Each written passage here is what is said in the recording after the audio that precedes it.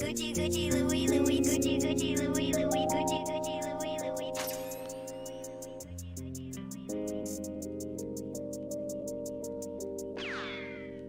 Gucci, Gucci, Louis, Louis, Gucci, Gucci, Louis, Louis, Gucci, Gucci, Louis, Louis. Fendi, Fendi, Prada, Fendi, Fendi, Prada, Fendi, Fendi, Prada, Fendi. Gucci, Gucci, Louis, Louis, Gucci, Gucci, Louis, Louis, Gucci, Gucci, Louis, Louis. Fendi, Fendi, Prada, Fendi, Fendi, Prada, Fendi, Fendi, Prada, Fendi. Gucci, Gucci, Louis, Louis, Fendi, Fendi, Prada. Them basic bitches wear that shit, so I don't even bother. Gucci, Gucci, Louis, Louis, Fendi, Fendi, Prada. Them basic bitches wear that shit, so I don't even bother. I put that on my partner, I put that on my family. Oakland City represent, address me as your majesty. Yeah, you can kiss a ring, but you can never touch the crown. I smoke a million Swisher blunts and I ain't never coming down. Bitch, you ain't no Barbie, I see you work at Arby's. Never too super silent, hurry up, I'm starving. Gnarly, radical, on the block I'm magical. See me at your college campus, baggy full of Adderalls. Call me if you need a fix, call me if you need a boost. See them other chicken heads, they don't ever leave the coop.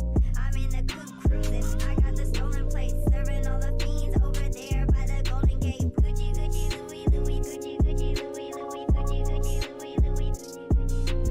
Fendi, Fendi, Prada, Fendi, Fendi, Prada, Fendi, Fendi, Prada, Fendi. Gucci, Gucci, Louis, Louis, Gucci, Gucci, Louis, Louis, Gucci, Gucci, Louis, Louis. Fendi, Fendi, Prada, Fendi, Fendi, Prada, Fendi, Fendi, Prada. Gucci, Gucci, Louis, Louis, Fendi, Fendi, Prada. Them basic bitches wear that shit, so I don't even bother. Gucci, Gucci, Louis, Louis, Fendi, Fendi, Prada. Them basic bitches wear that shit, so I don't even bother. I put that on my partner, I put that on my family. Oakland City represent, address me as your majesty. Yeah, you can kiss a ring, but you can never touch the crown. I smoke a million Swisher blunts and I ain't never coming down.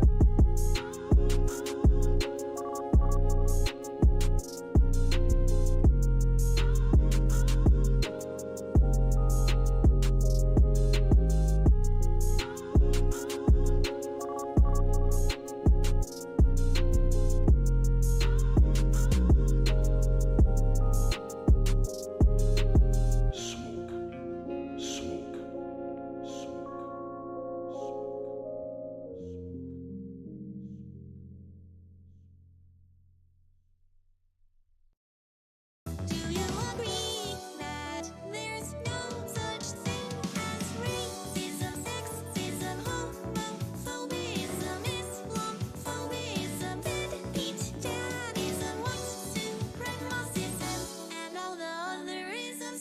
Destiny, that's a woman's name. You were raised by your daddy and mama. That makes you half man and half woman. You are a beta. You're not a real man, beta. I just have one question for ya, beta. There's just one thing I want to know. Destiny, do you love all people? Do you really love the black destiny? Do you love black people? Why can't you just answer the question, Destiny? Do you love all people?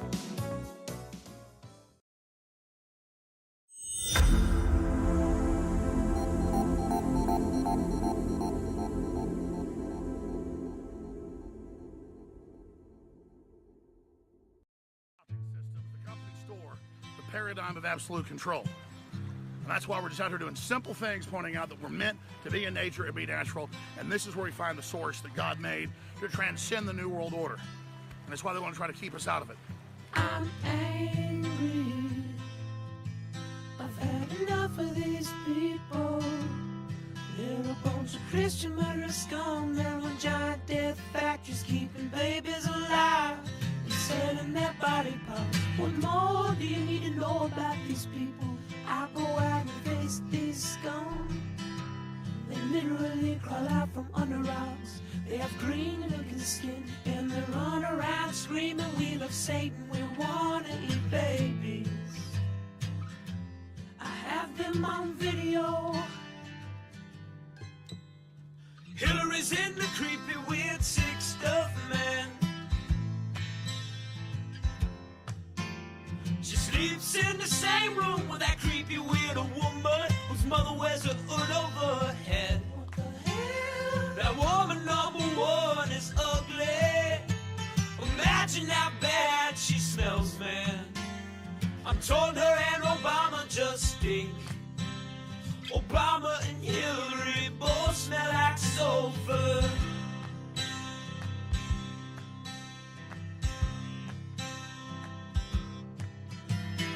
Literal vampire pot and the goblins are hobbling round coming after us. My spirit gets close to that evil and I feel it go.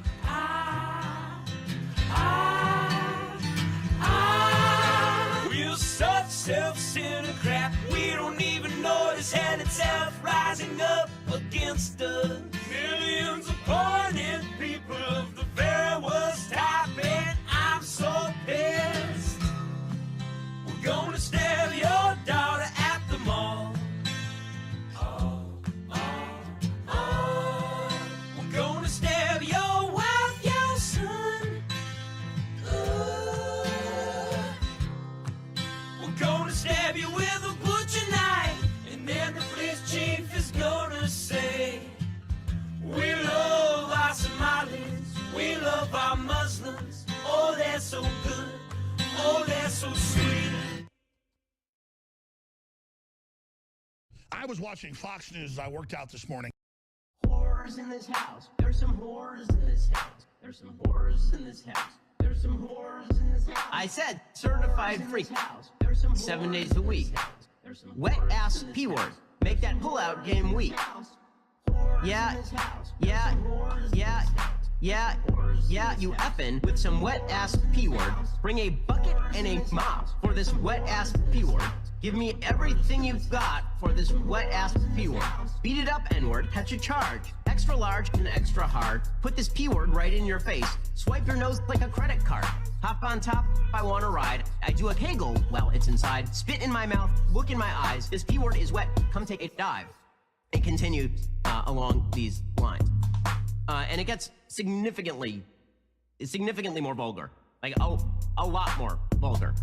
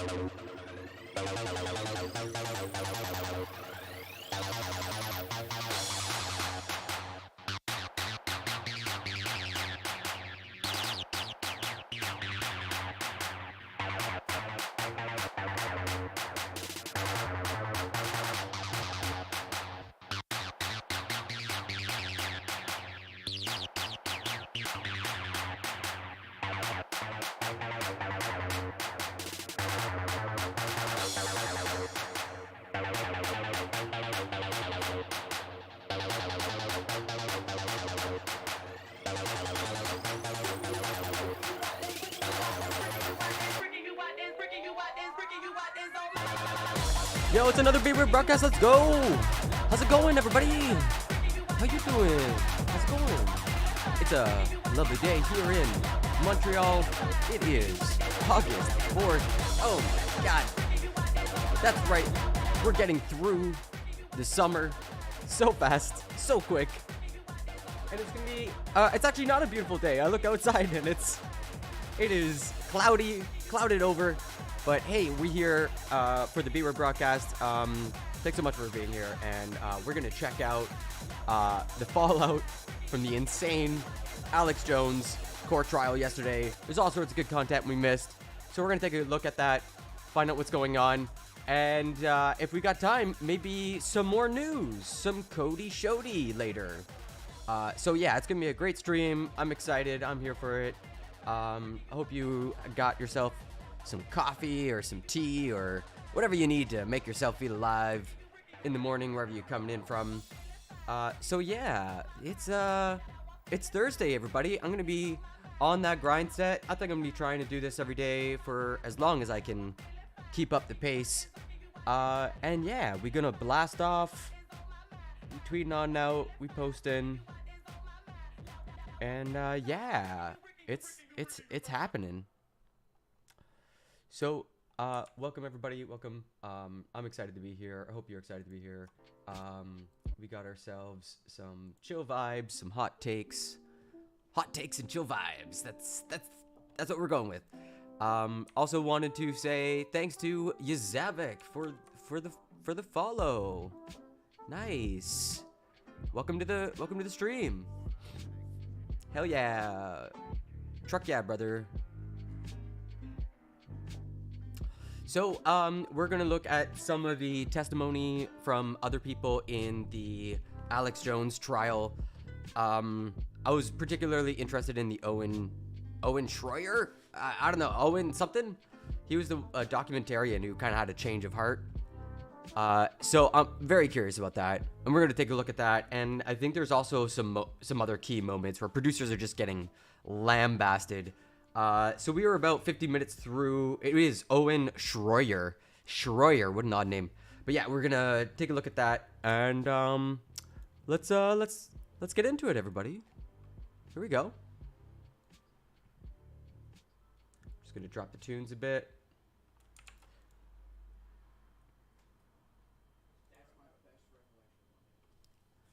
So I don't know where we are. But I remember this guy admitting to taking the pills that enlarge your penis.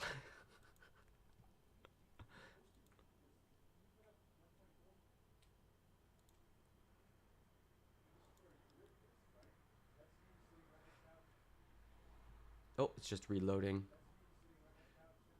Yeah, you can see the insta-hard pills. Oh no.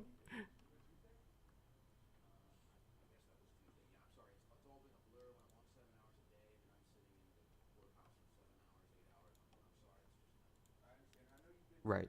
That's fair. Okay. I will never get over that this is public testimony being broadcast and there's just like dick pills getting great advertisement slots. So a bunch of people are like, maybe this is for me.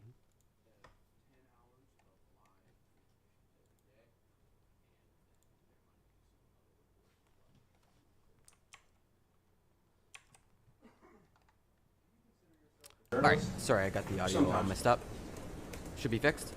That's an interesting answer. Can you give me a little bit of an explanation? Sure. When I go to cover a live event at the scene, Okay. I've covered sporting events, I've covered weather events, political events. I would consider that journalism when I'm live on the scene doing something. But when I'm hosting a talk show, not necessarily a journalist. Okay. Okay, that's an interesting distinction. Well, it's like saying whenever I go home and go to bed, I'm not a lawyer. I'm still Yeah. a lawyer, right? But do you consider yourself a journalist by trade? Sometimes. Sometimes. Oh, that's Okay. insane. Would you agree with me Wait, that what? it is not right for a journalist to edit video clips to fit an agenda? Yeah, that would be bad. Okay. Okay. It is not good practice for a journalist to take an edited video clip, not ask any questions about it, Right? not do any fact checking, Right. and air it. Agree with Right. that? Yes. Because when Okay. you do that, mistakes are made, right? Yeah. Yes. And when Inevitably. mistakes are made, people get hurt, right? Sometimes. Sometimes, Yep. right? That damage can be serious. right? Absolutely. Sometimes. Life-changing, right? Sometimes. Devastating. Yeah. Sometimes. Sometimes. Sometimes. You don't consider yourself a conspiracy theorist, fair? Sometimes. It's just where I'm going to hand you a notebook. Oh, it's such good content. I cannot get over this trial. I'm going to hand you notebooks that may make things easier. Front of it is your, under tab 1 is your deposition that you gave in this case. You recall to give a deposition? Yes. I'm just going to show you because sometimes people don't know exactly how these pages work. Okay. If you look, these are the page numbers. This is 14, 16, 15, 17, and the lines. And I'm going to orient you to a couple pages and lines, okay? Sure. This guy's like threading the needle between legit and not legit. Right now, if you go to page 151, He's a journalist, sometimes. A conspiracy theorist, sometimes. Amazing. You can't make this stuff up. It's so good. Line or page? I'm sorry, that's the wrong page anyway. Oh, yeah, page 151, line 14. And you were asked, this is December 2nd, 2021, you were asked, do you think you're a conspiracy theorist? Your answer. No. That's what you said under oath, December of last year, right? And now it's Are you sometimes? changing that to- Have you become a conspiracy theorist in the last 7 months? Oh, sorry. No. You gonna stick with no? Yes. Yes, you should stick with That's no. a little bit difficult. You try this again. Someone's phone going off? Everyone, please remember, put every device off or on silent before you walk in the courtroom. Oh my I'm gosh. gonna ask the question again. Or leave it somewhere else. That's what I do. Wow. I'll ask the question again from the start. Do you consider yourself a conspiracy theorist? No. You do, however, consider CNN a conspiracy theorist, right? Interesting. Sometimes. You go to page 164. I'm not going to read the question because it's long. But you can see the answer on 2425. You say, well, I would say CNN is a conspiracy theorist. How about that? That's what you Nice. said, right? Yep. Still agree with that? Yes. Okay. Oh, I forgot. I should, before we get into this, I actually got a bunch of clips from the stream yesterday. And they may be really good to watch. They were all like the juiciest moments that I could find. So let's take a look at those highlights, and then we'll get back to it. Did you know that 12 days ago,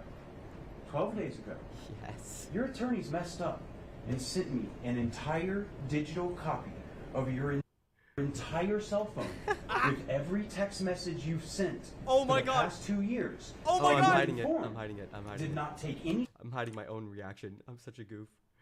This stuff is so funny.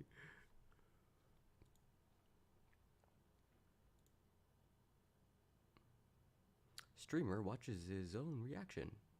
More at 11. All right. This is pure gold though. This is absolutely pure gold.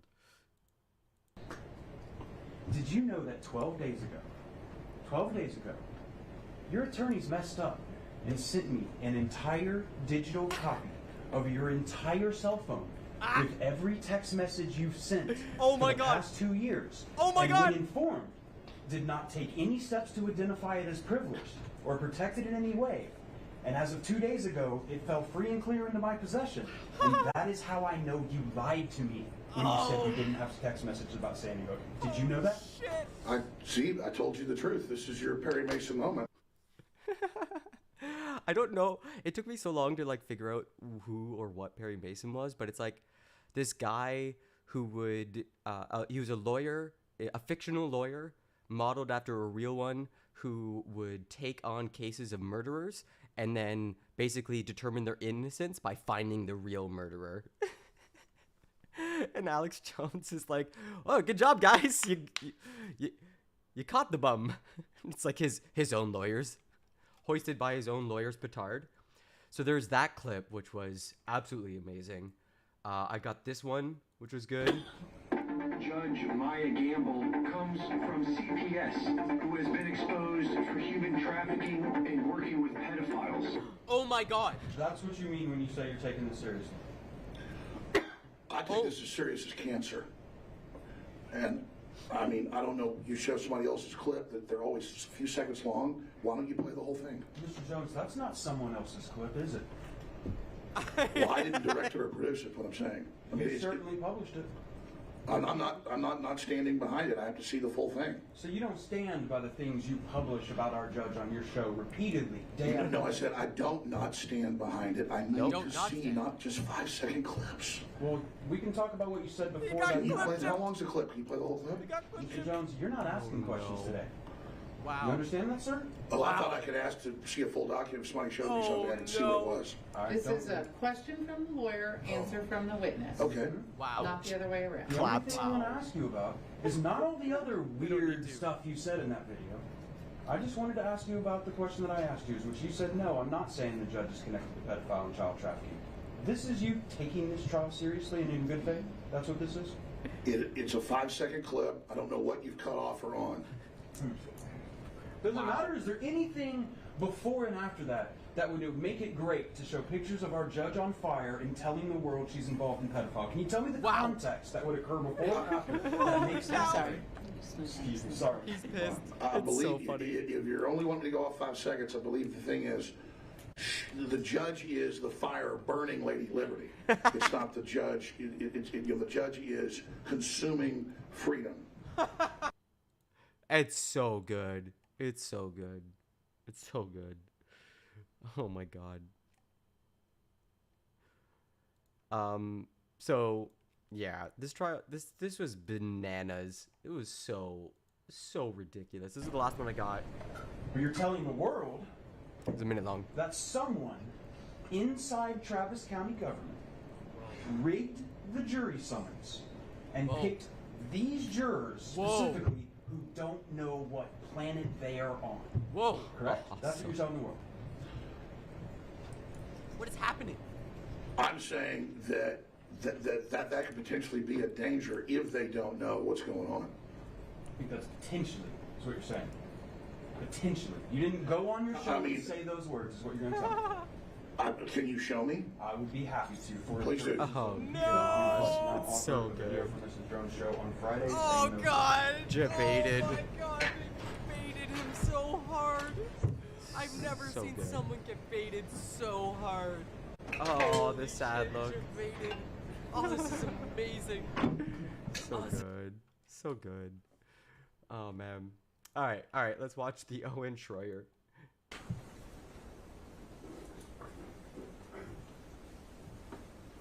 You did a show on June 25th, 2017, where you were the sole host. Do you remember that? Yes. Okay. That was a Sunday, correct?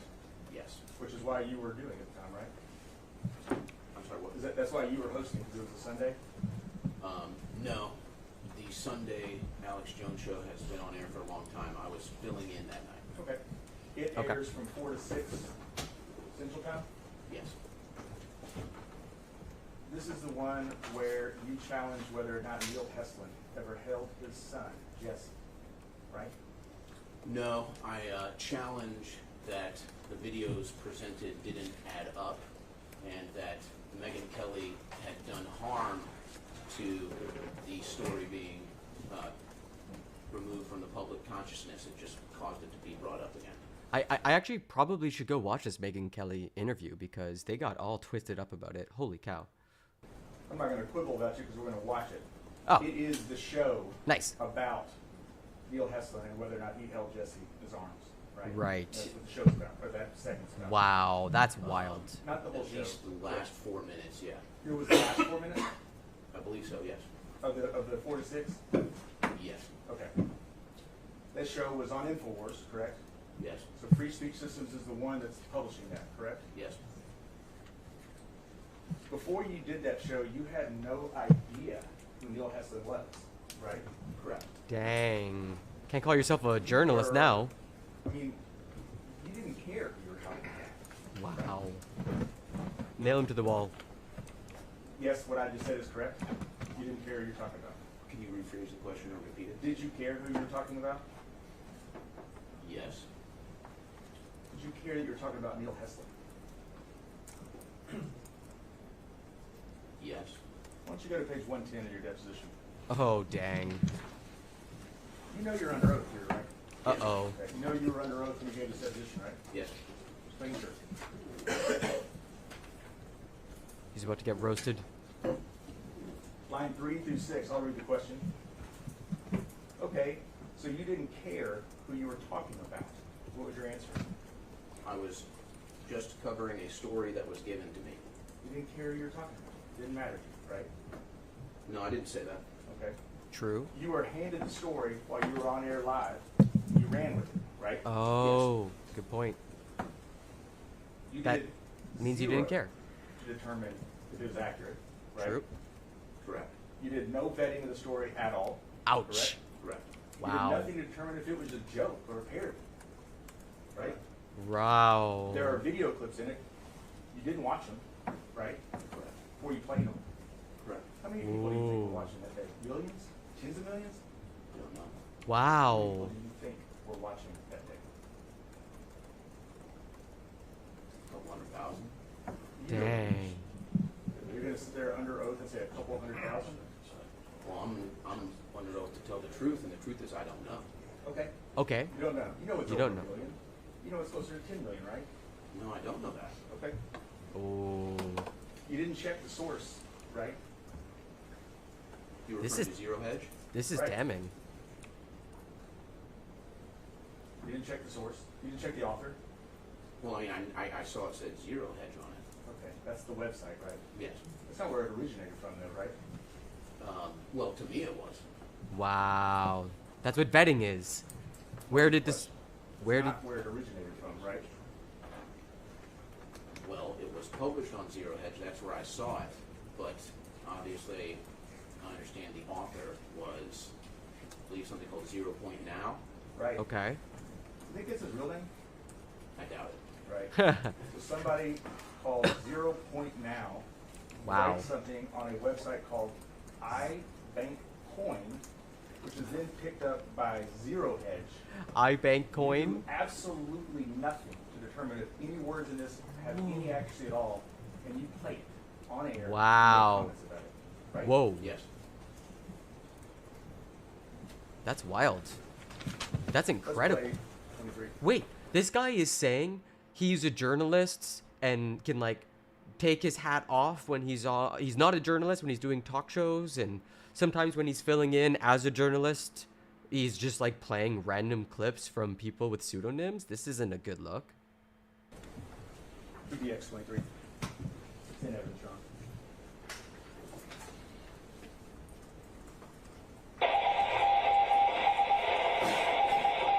Oh god, so irritating. So, folks, now here's another story. You know, I don't even know if Alex knows about this, to be honest with you. Alex, if you're listening and you want to, or if you just want to know what's going on, Zero Hedge has just published a story. Wow. Megyn Kelly fails to fact-check Sandy Hook father's contradictory claim in Alex Jones' hit piece. Interesting. Now again, this broke. I think it broke today. I don't know what time. It's got like 3 likes. But featured in Megyn Kelly's expose, Neil Heslin, a father of By 0 point now. Yeah, that's a red flag there, buddy. Most journalists use their real names. one of the victims, during the interview described what happened the day of the shooting, and basically what he said, the statement he made, fact checkers on this have said cannot be accurate. Bro, the first line is content originally published at ibankcoin.com. And this guy's sitting on the stand saying he thought Zero Hedge published it? I didn't realize. I thought like maybe the lawyer like did a bit of digging or something and like, but it's literally the first line. On this have said cannot be accurate. He's claiming that he held his son and saw the bullet hole in his head. That is his claim.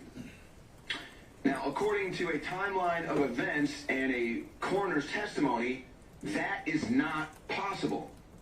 And so one must look at Megyn Kelly and say, Megyn, I think it's time for you to explain this contradiction in the narrative. Because this is only going to fuel the conspiracy theory that you're trying to put out.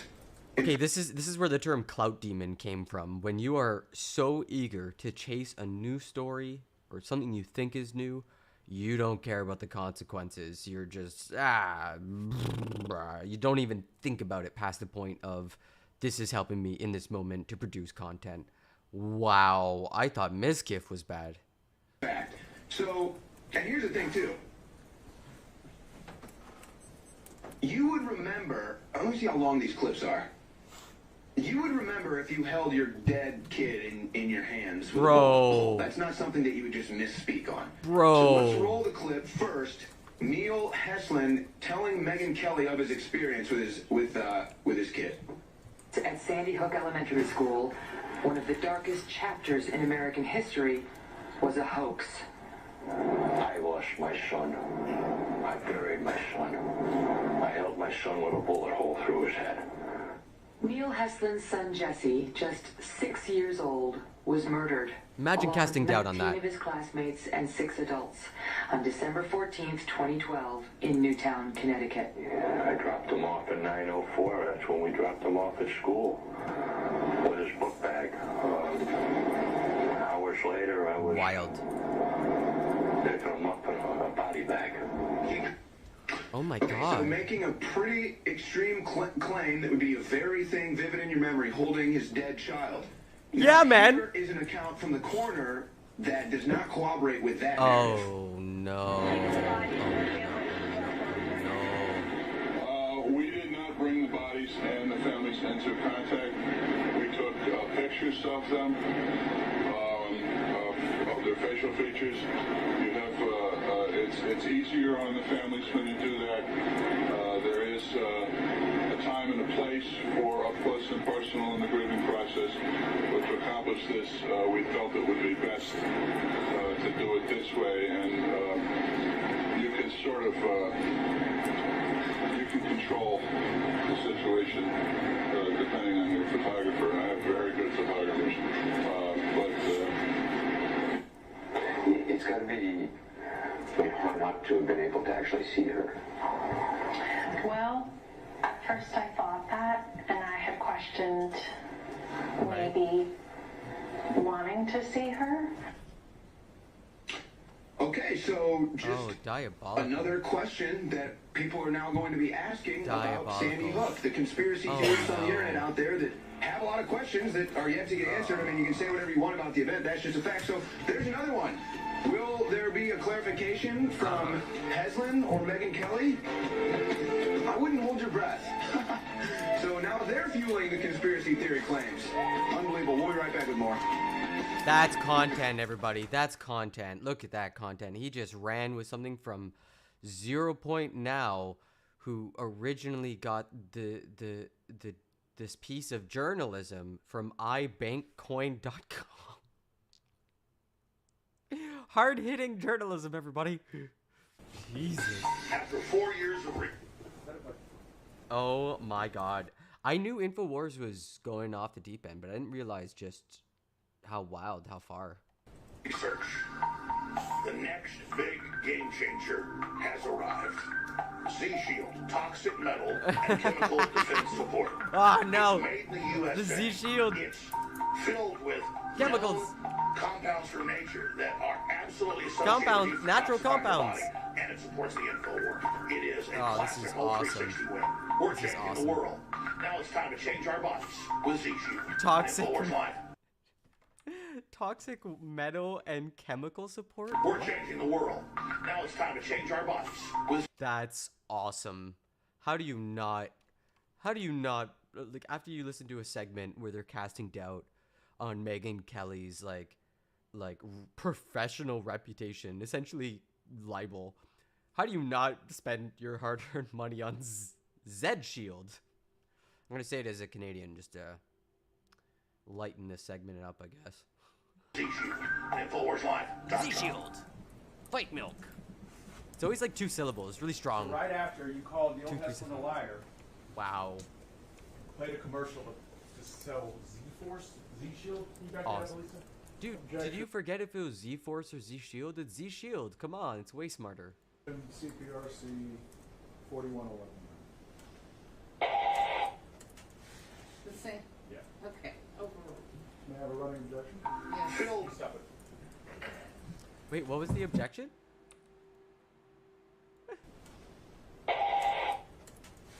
The same? Yeah. Okay, overruled. Oh, I missed it. Objection, CPRC 4111.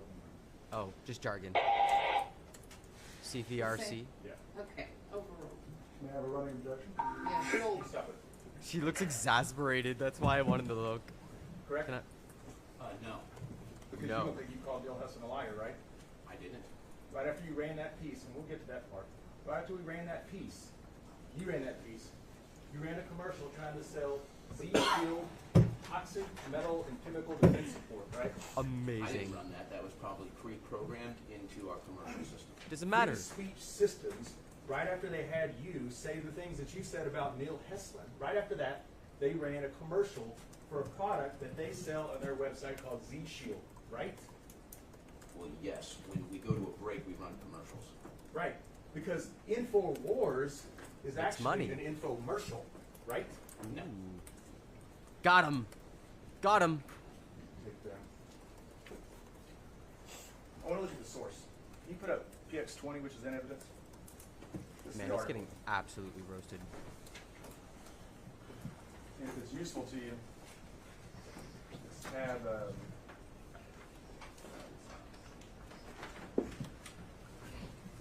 tab 4 in your notebook there. Elisa, can you blow up where it says, actually, yeah, can you blow up where it says content originally?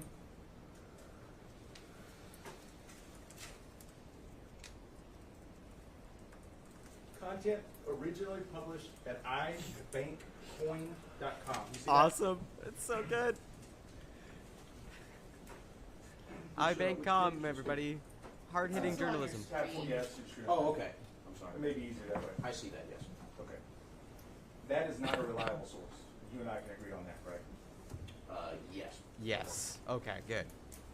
The author we've talked about before, and Melissa, it's up on the top. By 0 point now. 0 point now, everybody. You have no idea who that is, right? No. You have No no idea. idea if they're a reliable source or not, right? No. You never heard of that person before. Or I believe so, no. Pseudo name or whatever it may be, right? Yeah, it's just some You've definitely random. never run a story by 0 point now before, correct? I don't believe so. This was republished, as you said, by a website called Zero Hedge, right? Yes. Also, not a reliable source, correct? Sometimes it is. Yeah, I knew it. I knew it. Right? I knew it. He's gonna. He's. Perhaps. So let me ask you this: if you get something from a source and you look and say, you know, this source sometimes is reliable, sometimes they're way out there and unreliable. Isn't it incumbent on you to check it and do some sort of vetting before you put it on air? Yep. Yes, I could have done a better job. You could have done a Dude, you job, didn't do any job. right? You just did ran nothing. it. You could have done something. Yeah. Right? Well, I was live them on hard. at the time, so Exactly. it was given to me and I covered it. It was given. Is it an excuse to say I didn't have time? Is that an excuse to defamation, to defaming Mr. Heslin? Is that an excuse to you? I just didn't have time? Couldn't do my job. Can you repeat or rephrase the question? Is it an excuse to say I didn't have time? Is that a proper excuse to go defame somebody? No. No. Is it a proper excuse to devastate them? I just didn't have time. Oh, he's I in don't trouble agree that now. that's bad. He's in Which trouble. part? He's He in was trouble. devastated? Or that you defamed him. That even if I had the time, then I wouldn't have run the story. So it would never run. It comes to me, I'm on air. and Time is of the essence, is what you're saying. Got to get that news story going now, right? Wow. Got to get to the end to sell the metal ions, right? Whether I covered this story or not, that commercial was going to run. Got him. Well, the difference is whether you covered it or not is if we're sitting here today. That's the difference, right? Good point. Can you repeat the question? The difference is it doesn't destroy Wow. these people if you don't run the story, right? He's got a point. I don't know. Wouldn't have to be in court if you hadn't run that story that you didn't vet. And your only justification for vetting it was given to me. Which means I just trusted my producers. I just I think we can agree on some trust points them. that we agree on before you ran the story. You had one, never heard of Mr. Heslin. Correct? Yes. It's not gonna work this time. Never heard of Mr. Heslin, correct? Correct. You did nothing to fact check the accuracy of this report or story, correct? Correct. You didn't Ouch. watch the video clips, right? Not prior to the segment. Did InfoWars cut those clips? I do not know. So editors, InfoWars, as far as you know, could have been the one who cut those clips. 'Cause you know they were cut, right? Whoa. It's my understanding that they were cut by whoever published the story. Right. You know they were cut, right? Well, yeah, the video clips. Yeah. You know the interview, and we're going to get to it, with Dr. Carver, the medical examiner, that's 15 and a half minutes long, right? I don't know that. You know it's a lot longer than what was showed on that story, right? Yes. Okay. You know the family, the McDonald family, that lost their daughter Grace. Do you understand that? Okay. You believe that? Do I believe what? That they lost their daughter Grace? Yes. Okay. Okay. You know that was a long interview with Anderson Cooper, right? Again, I was not familiar with the interview prior. Do you, sitting on this seat right Wait, now, what? know that interview with Free Anderson Cooper was Alex? significantly long? Wait, Timothy, are you still Free Alex? Wait, what? No. Not after that debacle that we watched yesterday. There's no way Are there Alex stands out there in the world? No. Surely no. No, that's impossible. That's impossible. Sorry, I got chat up, so if Timothy on YouTube wants to explain why they want Alex freed when he's not in jail. His testimony was like optional too. He gave it optionally, which is interesting. Longer than what was played. I will take your word for it. Do you know that her answer, I can't believe I Ms. missed McDonald's that. answer is actually cut off mid-answer? There's a lot more to that answer that explains what she's saying. No. Did you know that what she's saying is she didn't want to open the casket at the funeral home to bring all the toys that she brought for Grace to put them in there because she wanted to remember the way she looked when she went to school that day. You know that? Yikes. No, I'm not aware. That's She intense. didn't do anything to find out, right? Yes. Oof. Got him. You may not have even actually read the article before you put it up, right? Started just kind of reading as you're going. Yep. I don't recall for sure, but yeah, could be the case. Wow. You've never heard of I Bank Point, right? Yes. And you've never heard of Wow. the author 0 Point Now, correct? Yes. Wow. That's Just wild. like that, you had no problem putting that on the air, right? And running with it hard. Yes. You have testified, I think you just tried to say it again earlier, you don't believe you called Neil Heslin a liar, right? Yes. I want to play a couple clips out of this. I want to, let's be clear. that piece and what you say in it is Neil Heslin did not hold his son, right? I don't believe I said that. That's what the message is. That's what the message Let's take the full message, whether it come from the article, the clips, or you. The message is Neil Heslin never held Jesse, right? Yeah. No. What's the Yes. message?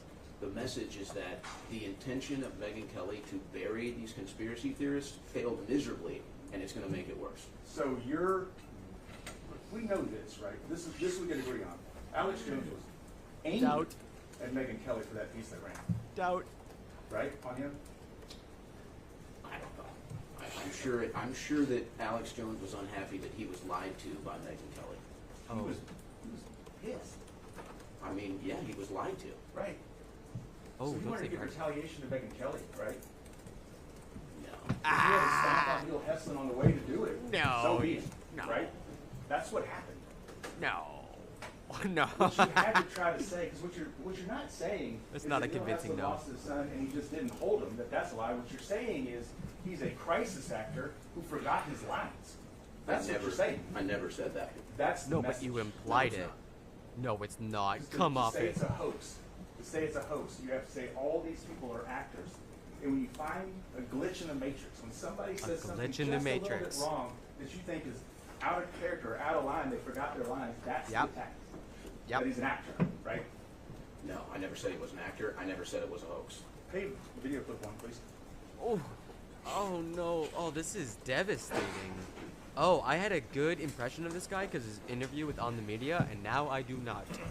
What? He's claiming that he held his son and saw the bullet hole in his head. That is his claim. Okay, so making a pretty extreme claim that would be a very thing vivid in your memory, holding his dead child. Claim. So those are He's two casting parts that are doubt. spliced together, but the point is, both times you say he's claiming, right? That means you don't believe him. That's like you're saying maybe it happened, maybe it didn't. That's his claim. Right. Not that it happened. He's claiming it happened, right? There's a difference there. Well, yeah, that's what he claimed. I'm not doubting that. I Yes, never you said are. that he was a liar. To be clear, I just want to make sure I understand this perfectly. When you 3 times say he's claiming it, and then show evidence that you say refutes it, you're saying you're not doubting. I didn't show evidence that refuted his claim. I showed evidence that was presented to me that says this doesn't add up. You don't think an edited clip of the coroner saying the parents were never united with the kids, and a clip of a mom saying I didn't get to see the child, is evidence to refute his claims that he held Jesse? That's what your testimony is. Under oath to these 14 folks. Oh no. This is getting worse and worse for him. Can you repeat the question? Oh no, Sure. buddy. You're saying that playing the coroner's clip saying that the parents and the children are never united, and also playing a mother's interview where she said she did not get to see her daughter Grace, right after you say he claims to help Jesse, you don't say that that's evidence that he's not being truthful? No. And what was in my head that day was never that. Oh. The only thing that was in my head Okay. that day was questioning Megyn Kelly because she lied to Alex about what she was doing there. And then here, the conspiracy theory that she was trying to bury is rearing its ugly head again. Oh. I could have done a much better job that day. Just asking Absolutely. questions. I probably should have known more about those videos and that story before I ran it. But I never called Mr. Heslin a liar. I never said Sandy Hook didn't happen. I never said that they were crisis actors. But you cast a lot of doubt. That's your response, Your Honor. Sustained. What did he say? What did he object to? You just said it was to get back at Megyn Kelly because Yeah. she lied to Alex Jones. That's what you just said, right? Yeah. Okay. Okay, don't That's say what okay to this that. was about, was to get back at Megyn Kelly, and if you stomp on some people on the way, who Oh, well. cares? You didn't even Who know cares? who he was. Yeah. I wasn't trying to stomp on anybody. But you did. It's not a matter of what you're trying to do. It's the result that matters, right? Yep. What's the consequences of your actions? Well, No. when do we begin? What's the result of what? You defamed him in front of Video, Kyle, video like too. almost 1 million people. It's pretty cut and dry. So, and here's the thing too. You would remember, let me see how long these clips are. You would remember if you held your dead kid in your hands with a bullet hole. That's not something that you would just misspeak on. Sounds like you're casting doubt. You say he misspoke. No, I said you wouldn't misspeak. This is So awesome. what you're saying is He's saying Neil it Hester was sarcastically, telling the but truth. it's funny how they sue Alex, but not the people who wrote or produced the videos and articles that Alex Jones reported on. Well, Nikki, this is what we're watching, actually. Part of what I thought was interesting was that there was testimony from other people. There's this guy, Owen, who's been making the rounds on the media circuits, sort of giving his side of things, and also a corporate representative whose testimony was sort of used against Alex Jones during his testimony. So that's why we're kind of watching this. It's like, oh yeah, but what about the other people on this network? And so yeah, whether you're for or against Alex, like, this is answering your question. Because he's going to try to say, and we saw Alex do it. I might even have a clip of him being like, well, geez, I don't know. Like, I didn't say that. And it's like, no, we're not saying you said it, but your company that you own says it. And that matters, right? Like, it's, if you get all the profits and you own it, like, why are you not responsible for the message your company puts out? It's its product. So, we're kind of watching this Owen get absolutely roasted. And there's another free Alex from Ecoms. This is awesome. This is great. This is so good. All right, chat is officially enabled. You be nice out there. The whole time. That's your position. That's what this whole piece, from start to finish, the message anybody should get is that Neil Hester is telling the truth. I am taking a neutral approach to this, and I'm simply saying that is a serious memory in your Just head. here for a that you bit. would That's not cool. Forget. Subscribe if you want to come around on a day when you have more time. I stream every day in the mornings. Challenge that it ever happened. Because you say the parents weren't allowed to see their kids, right? You put on evidence that the parents weren't allowed to see the kids, right? I played a clip of the coroner saying that the kids weren't released or that the bodies weren't released, so just as easily you can infer that the coroner was lying. And then you played a family, a grieving mother, who said that she wanted to see her child and decided not to, right? Yes, that clip follows. You cut it off whenever you explain what it was actually talking about, right? Restrictive context. Somebody did. You played. Somebody edited You don't it. know who edited it, right? I mean, no. It's kind of that's the rub. Could have been somebody else. He just ran with it. I don't know. Okay. I mean, I do more vetting than this guy. Can you go to the full one and just stop it at 43 seconds?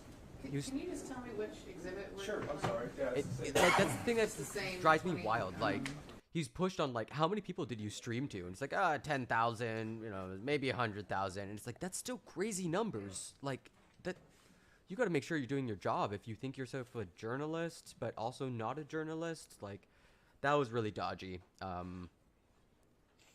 Yeah, he's sometimes a journalist. I've never heard of that. Like, have you ever heard of that? But featured in Megyn Kelly's expose. Two things I want to point out. You see this 3 shares? Okay, so Wolfgang Halbig wasn't sued. Who's Wolfgang Halbig? I have to look into that. You're wrong, bro. Good on you for streaming. You're fundamentally wrong. Okay, I support your right to speak your opinions, just like Alex Jones. That's called consistency. Well, I have a different perspective, right? Because I'm Canadian. We don't have the same obsession with the First Amendment, with free speech that Americans do. And in Canada, we recognize that some speech can be extraordinarily damaging. It was an opinion piece he was reporting on. Was it though? So the two words I would question you on there, Ecoms, is opinion and reporting. So was he reporting because he didn't know who wrote it? He didn't know the original source. He knew nothing about who actually was the human who produced the article. When asked, like, who wrote it, he's like, yeah, Zero Hedge. And it's like, no, the first line of the article is originally published on ibankcoin.com. And then in testimony, when asked if that's a reputable source, said no. So which is it? Wolfgang, how big is the person who did what you're claiming Alex did? Okay, let me educate myself. But he don't have no money. Wolfgang, how big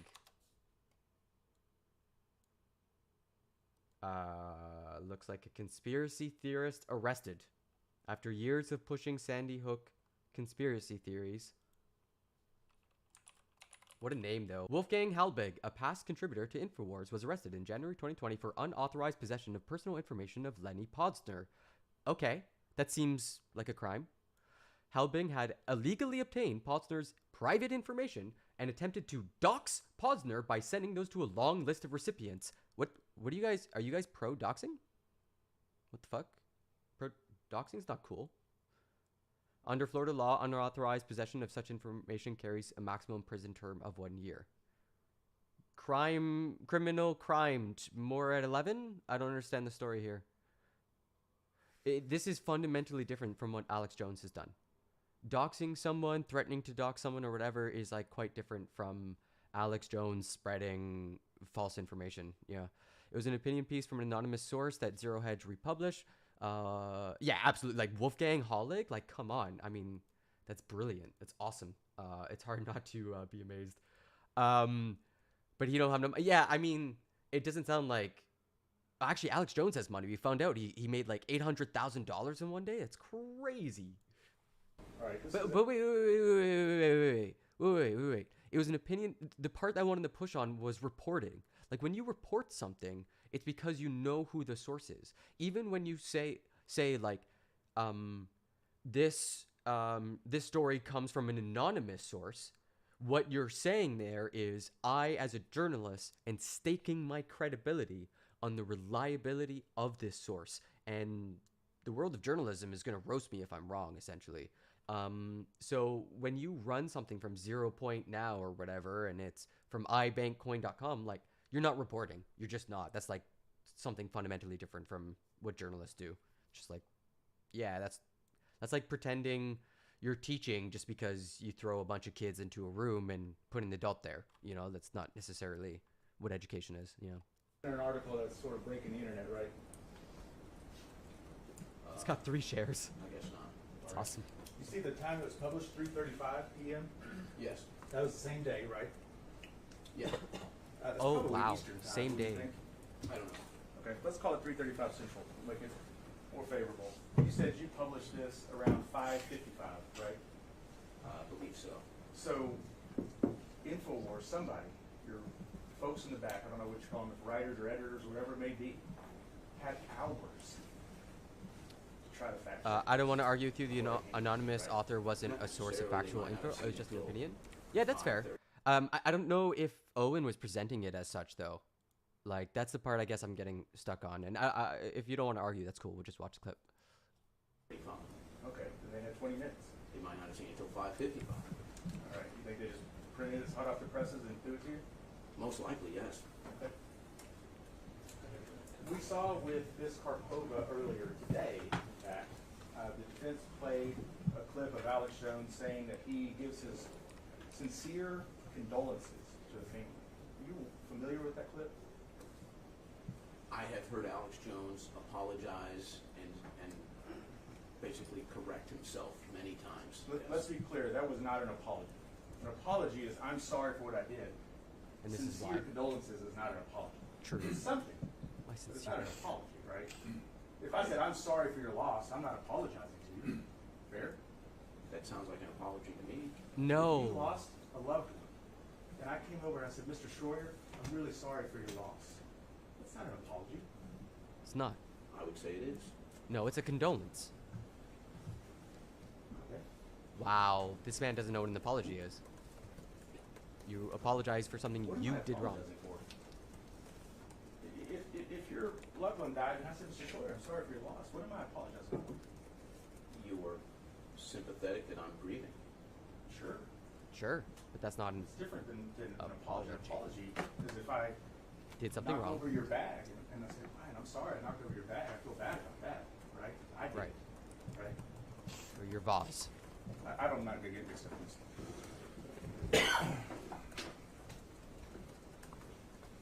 There is a video, and we can play it if we need. There's a video that was played where Alex Jones says, I am sincere condolences to the families of Sandy Hook. Are you familiar with that? Is Is this the same video that you had just asked me about? Same one, right. I'm just trying to figure out if you're familiar with this one particular video. It aired exactly, I think it was exactly 1 week before, not after. He's not going to be cooperative to a lawyer that's trying to take 150 million. I mean, that's obvious. Yeah. I mean, that's kind of the system, right? He gets his lawyer who is sympathetic to him, and you get a bunch of softball questions you're supposed to knock out of the park, convince the jury that, you know, you're credible, and then the opposing side goes and sort of tries to dismantle your reputation. And that's what we saw with Alex Jones, was just the lawyer going for the throat right at the beginning with a bunch of headshots, like over and over and over again. It was incredibly damning stuff. His reputation was in shatters. Alex Jones himself was in shambles at the time, just coughing and wheezing and red in the face, struggling to just stay within the rules of the court system, which is respond to the questions being given to you. Like, it's kind of how the court forces people to be, like, as close to honest as we can approximate. It's really hard to get people to be honest about shit, because in their head they did everything fine. He didn't defame someone, he didn't do anything wrong here, he just ran with the clip. Like, what's the problem here? But to the person who got hurt, who got damaged, which they're trying to figure out, it's like, no, you did something really psychotic and dangerous, and it hurt him severely and personally. And the court is trying to, like, figure out where those two realities meet. Always, Alex has always been like that. He has no filter. I mean, literally every single one, almost every one of my streams has the Alex Jones country song. Like, I am obsessed with that. I've been obsessed with him since he first cameoed in Waking Life, like forever ago, like 15 years ago. He's such a great character. This is why I'm, like, so obsessed with this trial. It's bonkers. You understand that? I'm not familiar with the exact video you're talking about. Okay. Well, it's DX67. We're not going to play it. But it was before this. Okay? Take my word for that? Sure. Will you play the fact checkers clip? This is still part of the saying. Fact checkers. Everybody's got their own fact checkers now. Basically, what he said, the statement he made, fact checkers on this have said cannot be accurate. The music video, Eat My Neighbors? Ooh. Okay. I'm not sure. It's tough to play music videos on right now. YouTube. It may have been, that text may have been in the story, that phrase fact checkers. Eat My Neighbors. Take a look. But, Mr. Troy, we got time. The article's not long. If you want to read it and find out, I'm happy for you to go, or I can point you to where I think you want to look. That's a bluff. They don't have time. Yeah, if you look at page 2, can you put this up, Melissa? This is PX20. Alex Jones will eat your leftist ass. Is that it? Is your water pitcher empty? Eat your ass and my neighbor. Miss Magic Steel, There's a can you couple bring here. another water pitcher out, please? Please don't eat your neighbor's ass. There's a bunch of these. I don't know which Page one. 2, Melissa. take this one. God, did Alex Jones say eat your What kind of ass? staff you were? It's original? Okay. Alright, let's see. We'll take a little pause. Your leftist ass like corn on the cob. I'm ready. I will. Oh yeah. Eat your ass. Let's go. Your leftist ass like corn on the cob. I'm ready. I will eat you. I will eat your ass. Let's go. My children aren't going hungry. I'll do it. I'll drink your blood. Yeah. And I'm starting to think about having to eat my neighbors. You think I like sizing up? I'm gonna haul him up by chain. Chop his ass up, size it up. I'm gonna haul him up by chain. Chop, chop, chop, chop. I will. Let's go. Your leftist ass like corn on the cob. I'm ready. I will. I will eat your ass. I will. Your leftist ass like corn on the cob. Come on. I'm ready. I will eat you. I will eat your ass. I'll barbecue your ass flat. I will cook your ass up so fast, and I'll tell them, "Oh, I killed a cow out back, baby." You think Christ would eat somebody? He would never do that. I Could will. recommend. I'm ready to hang them up, gut them, and skin them, and chop them up. You know what? I'm ready. Good chatter I alert. will eat your leftist ass like corn on the cob. I'm ready. I will. I will eat your ass. Don't force the funk. Your leftist ass like corn on the cob. I'm ready. I I will eat you. I will eat your ass. I will eat your leftist ass. Is this good enough for the intro? I will. I will eat your ass. This might make it into the intro. Your leftist ass. Like corn on the cob. I will eat you. I will eat your ass. That's why I want the globalists to know. I will eat your ass first. I swear to God, if it's the last thing I do, I'm going to get my hands around your throat. Awesome. Great recommend. Absolutely amazing. Yeah, I'll definitely play that in the mornings. I've been grokking on the Alex Jones rants as an indie folk song. I want to learn it on guitar. It's like a good thing. He actually played this in his intros for a while. Oh, that's great. That's awesome. That's hilarious. This is the stuff I love the internet for, right? Like it's the memes and the like the clip chimping. All right. Let's go back. Let's watch Owen fall apart. There's also, I think there was a clip that went viral just a little bit. Oh, and also this is the corn on cob. This is the corn on the cob that Alex Jones says he'll eat. It's a good corn on the cob, let me tell you.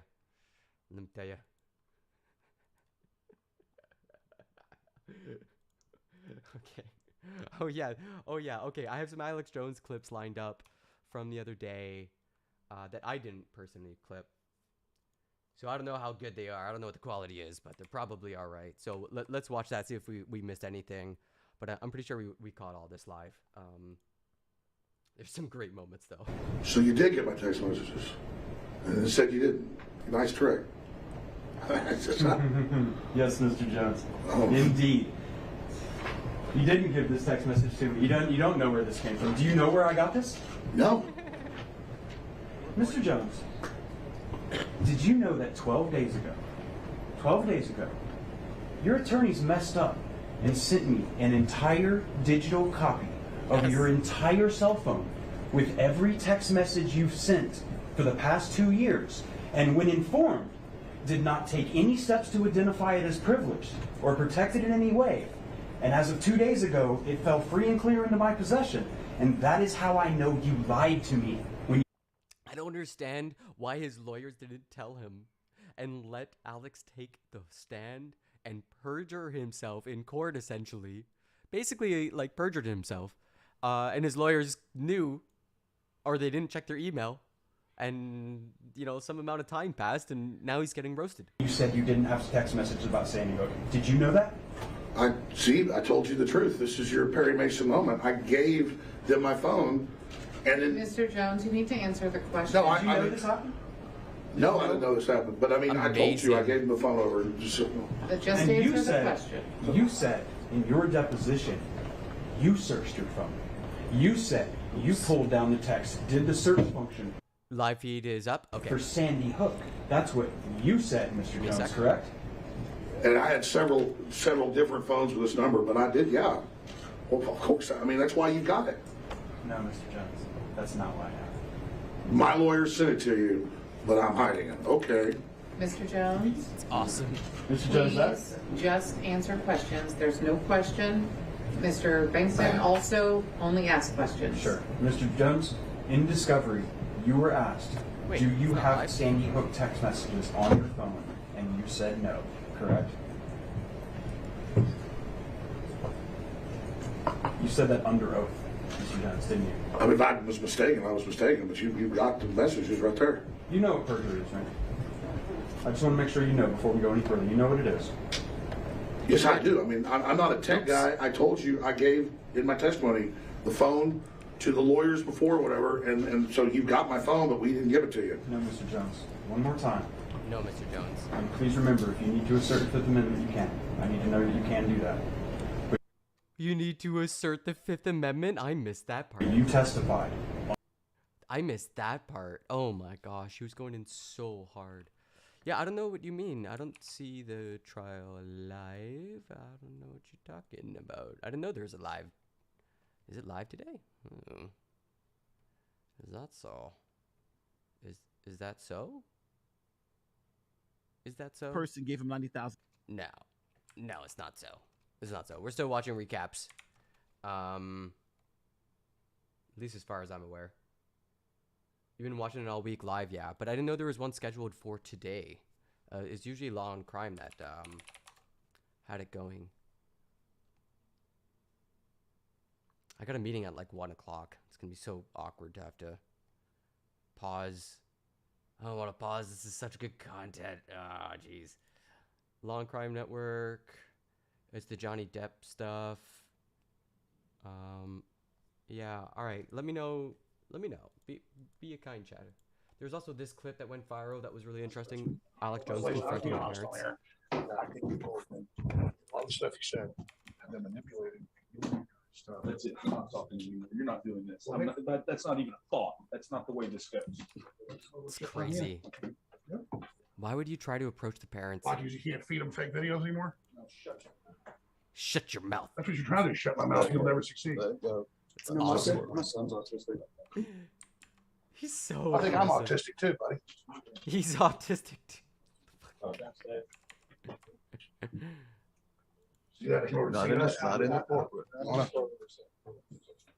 The parents approached him. Yeah, from what I understand, like she gave him water or something, and there's some talk about how like, you know, they know Alex Jones. Alex Jones is just gonna go off. You just have to let him make his own mistakes, but still, like, you never want that to happen in a courtroom where like the two people who are trying to beef it out in the legal system, in the court system, are then having a little aside. So the lawyer for the plaintiffs cut in pretty hard, like, so I don't know what happened there. We don't have enough context to decide. There's also this clip that went viral, or semi-viral. I mean, he's making an idiot out of himself in front of journalists during his own court case. Let's see if that's true. Let's see if that's a real take. Probably. So I'm almost done here. No, get the volume up. You pretend to be a journalist, and you want to look at people like me so you can say you're the good guy. I think you're on trial though, right? For not having. No, the corporate media is on trial, and so is the rigged judiciary. But you literally today the rigged are judiciary. on trial. You Just to clarify. You were on trial. No, you're on trial. You're on trial. Okay. This whole court's on trial. Soros propped up corporate media. Right. Wow. You're nothing but a pirate. He's so different out of All right, court. talk. We have similar questions. There was some confusion about what. Okay. Listen, whatever fantasy that was a cut. make up, go ahead and make it up. Do you know how discredited the Huffington Post is? Tell me about it. I mean, they're both. I don't care. They're both I debate literally bros. don't care. Okay. I'll talk to local news and stuff, but I mean, Yeah. you guys are a joke. I'm just asking how you think Karpova did. It's wild that like Alex Jones would be hard on independent media. Like, dude, that's literally how you started out, as an anti-government independent media outlet who was speaking truth to the people as a populist. Like, come on, how could you be hard up on just some rando with a camera asking you hard questions? That's the trade. That was how you cut your teeth. What the fuck? Sam. I think Daria is an awesome patriot. Okay. And worth 100 of you guys. So right. That's nice. So, yeah, this is very much about journalism, and it's kind of fun to watch this guy who said he's a journalist sometimes, and watching that kind of blow up in his face. This is the reason you're not a journalist sometimes. You're a journalist all the time, because once you let that standard slip, all of a sudden you're running stories from people you haven't heard before. It might be an opinion piece, but you're sending a message that is defamatory, and then you're in a massive court case that's going to destroy you. But this boy's rethinking his life choices, that's for sure. He's smoking with an FD larynx. That's right. I didn't even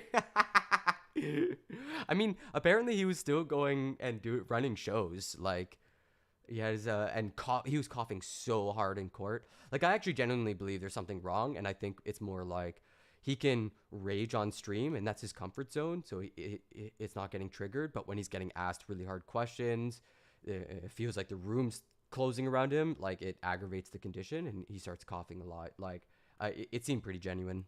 Story?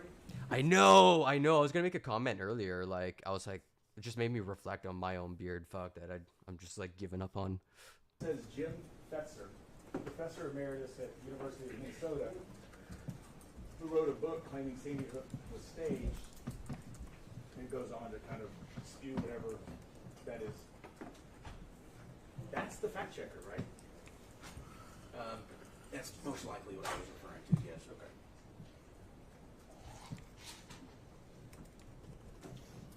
Fact checker at Fox News. Minnesota for this stuff on Sandy Hook, wasn't he? Or so I Infowars. did not know that at the time. I do understand that he no longer is employed at that university. Okay. The book Sandy Hook with this. I'm sorry. This book's not called Sandy Hook was staged. It's called Nobody Died in Sandy Hook. You know that. Wow. Right? Was it on? Wasn't it on the Infowars website as a PDF? I'm not sure. Okay. Thank you. So, just to orient the jury, this is June 25th, 2017. We ran the story, right? Yes. Okay. Lisa, you put up PX73. You blow up the whole email if you could. You know who Paul Watson is, right? Yes. Remember what his title was? Is Paul Watson gonna turn out to be the hero of the story? Like did Paul Watson like hand over texts or emails or something like? 2015 or 2016. What do you mean by title? What was his job? He worked for Infowars. What was his job? I believe he was the Content. editor-in-chief. Okay. Oh wow. Let's see what he says in an email on December 17, 2015. So about 6 months before you run that story. I'm going to read this along and see if I read it right. This Sandy Hook stuff is killing us. It's promoted by the most batshit crazy people like Rentz and Fetzer, who all hate us anyway. Wow. Plus, it makes us look really bad to align with people who harass the parents of dead kids. It's Yeah. not hurt us with Drudge. Does look bringing bad. Bigger names into the show. I'll like the channel when the stream's up. The best I can find in live chat. Good shit. Oh, I'll let you know the channel when the stream is up. The best I can find in live chat. Yeah, no, I really appreciate that, Ecoms. I'll be live until about 12:30, 12:45. It happened 3 years ago. Why even risk our reputation for it? I read that right? Yes. And you see up top there that said, send this to Alex, right? Yes. You understand that? Pretty clear. This is the message he sent to Alex, and he's now sending it to Buckley, Anthony at Infowars, right? Yes.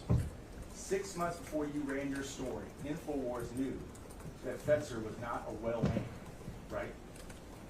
Sorry, can you repeat that? 6 months before you ran your story, who the fact checker in the story was Fetzer. 6 months before you did that, Infowars knew that he was not a well man, right? Oh, right. Because they had been. I looked at it wrong, my bad. So, I'm sorry. A year and a half. My fault, not 6 months. A year and a half Oh, okay. before. That's different. A year and a half before you ran your story. Infowars knew that Fetzer was not well. I guess that actually makes it worse. Yeah, I mean, clearly via this email, Paul Joseph Watson did not trust Fetzer and called him batshit crazy. And there was an email that went out that said, stop this. Let's stop with this interview stuff, right? Yes. But you Wow. didn't. Paul Watson, the voice of reason. I didn't say you saw this email. You clearly saw the one that said stop with the Sandy Hook stuff, right? No, I just told you I've never seen this email. Not this email. Was there a message, email, smoke signal, memo, whatever it may be, that said stop it at Infowars with the Sandy Hook stuff? I believe those memos may have gone around. I don't exactly recall. He didn't get the That memo. didn't happen, no. There was more videos, and then there was yours. It's 2017, right? Yes. Can you play the Carver video? The Carver? So, before you play it, this is the clip from Dr. Carver, the medical examiner. Oh, right. And you can hear his answer well. I'm going to turn this as loud as I can. I want you to try to hear the question that he's answering. Okay? Have you ever thought about that? Have you ever considered it? Interesting. Sure. You don't know if you've ever heard the question that he's actually answering? Bro. I don't recall. Oh, wow. So they took a clip, they clip-chimped it, and they didn't even know the proper context. And now he's really getting in trouble. It's not for me. I mean, it is for me, but it's for the record too. Right. So this So is this is- your video, Right. plaintiff's video 23. Yes. Right. PBX 23. And some news broke. And it's Objection, leading the witness. loud. It's going to be prepared. Turn it down right after the question. We may have listened to it a few times. I'll tell you what, I'm actually going to tell you what the question is, and then you can just, it'll help you hear it. Okay. You actually know what it is. Yeah. The question is, what shape were the bodies in when the families were brought forward to identify them? Okay? Oh. What shape were the bodies found when the parents were brought forward to see them? We did not bring the bodies. Oh and yeah. the family. Oh yeah. This is part of the story that I find fascinating. Ecoms is like it really tracks with the Amber Heard trial, where like there's just really incompetent lawyers. So incompetent, you start questioning their integrity. It's like, what is happening?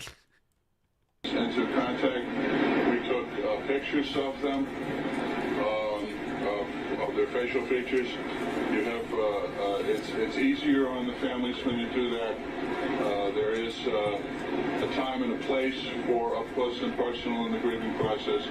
But to accomplish this, we felt it would be best to do it this way, and you can sort of, you can control the situation depending on your photographer. And I have very good photographers, but Does it sound like the question that I said?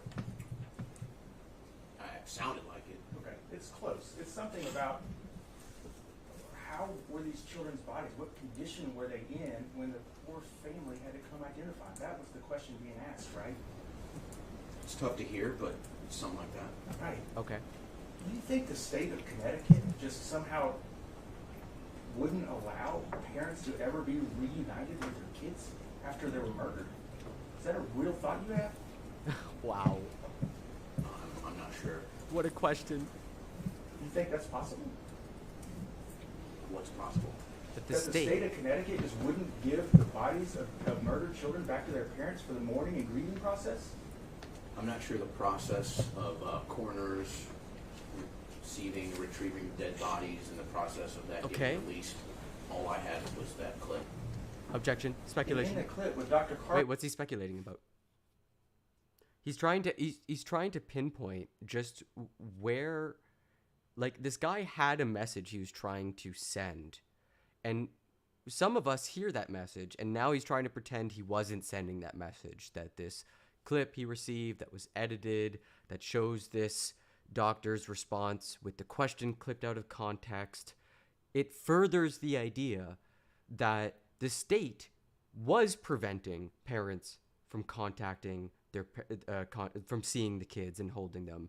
That's why that other clip of like the dad holding his kid and like, well, it's quite the big claim you're making. And he's trying to play around and say, no, I didn't go that far, I didn't go that hard. And the lawyer is just saying in absolute befuddlement, like, you're nuts. Like, what thoughts were you actually trying to convey here with this?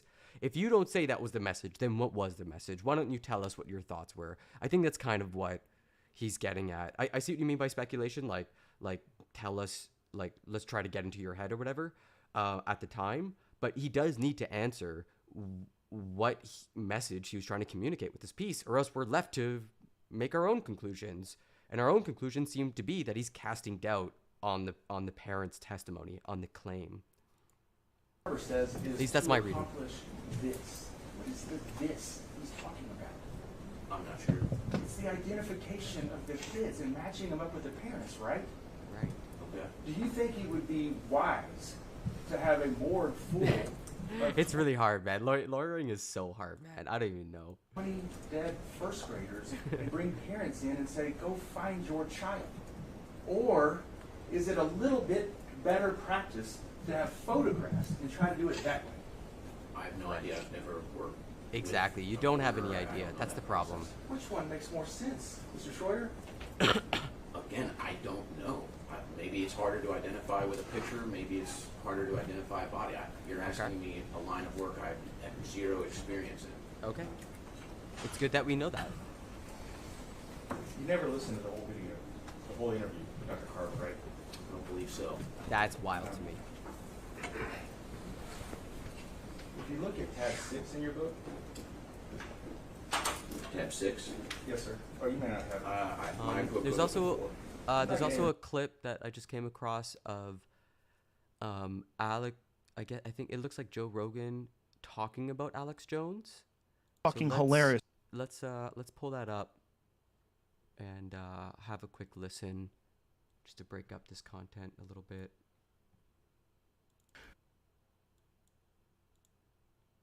It's kind of an art form. This is what I'm thinking. It's performance art. It is a kind of performance art, along with like a little bit of horse shit. And some people. Who is that crazy stand-up guy? Andy Kaufman? Yes. It's like everyone's Let me tell you become something. Andy Kaufman. Right. No. Alex Jones is funnier than Andy Kaufman's ever been.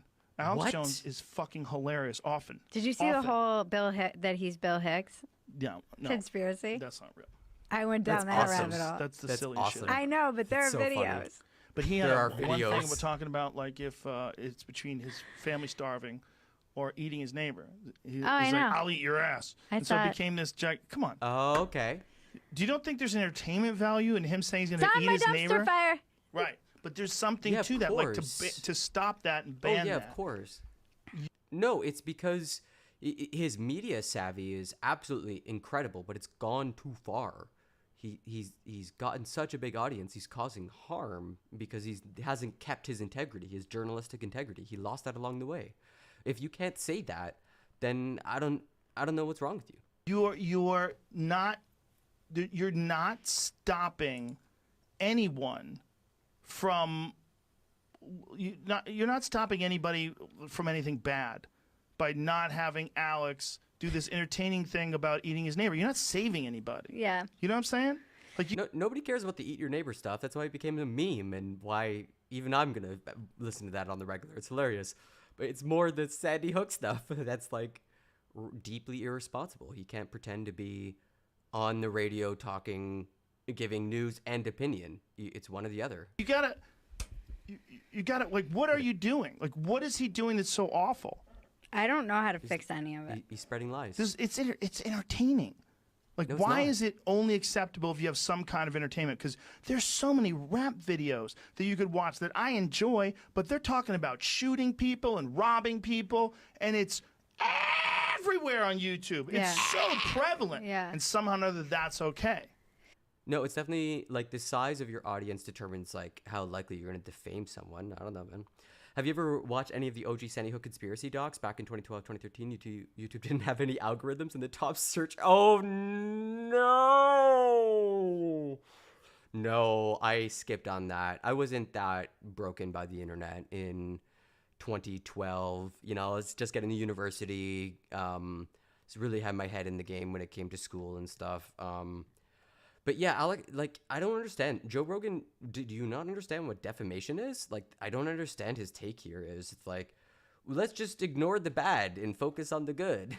Yeah, I definitely remember the alt-right pipeline. That was the thing that sort of was on my radar. YouTube was just like sending people to Paul Allen Watson and Alex Jones and shit. Alex Jones always represented like the tail end of the alt-right pipeline. Like, once you start listening to Alex Jones on the regular, like, that's it. You're a rightoid. You're not coming back from that unless something serious happens. All right, back to Owen Schroyer. I'm going to just show it to you to help see orient you to something.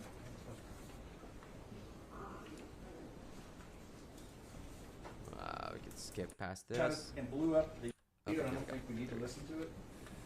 But what I did is just a screenshot it and blew up the little stamp at the end. It shows 1528. You see that? Yes. Does that help show you that the whole video is 15 minutes and 28 seconds? Megyn Kelly trapped Alex Jones into talking about, what's that? By Law and Crime. Okay, so they have a clip specifically on Megyn Kelly. Yeah, I think we watched that. But this would be good to rewatch how much money he made. Millions. Millions. Any objection? I'd like to make millions. Support your local streamer. You edited out what? in your piece, there was a part edited out of what, maybe 30 seconds, 45 seconds? Something around there, yes. Okay. You can take it down, listen.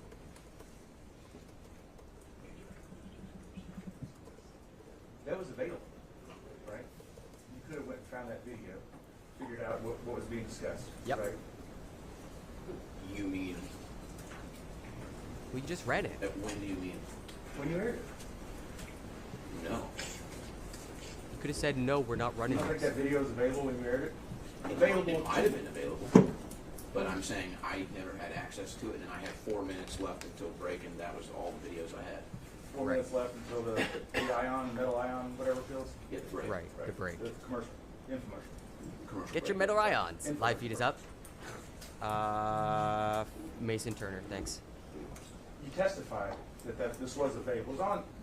You could have found it if you went and looked for it, right? You're not disputing that. The full interview with the coroner is available. Okay. You're agreeing with me, right? Well, again, I don't know that, but I'm taking your word for it. Okay. Well, if you could, look at your deposition on page 110, line 14.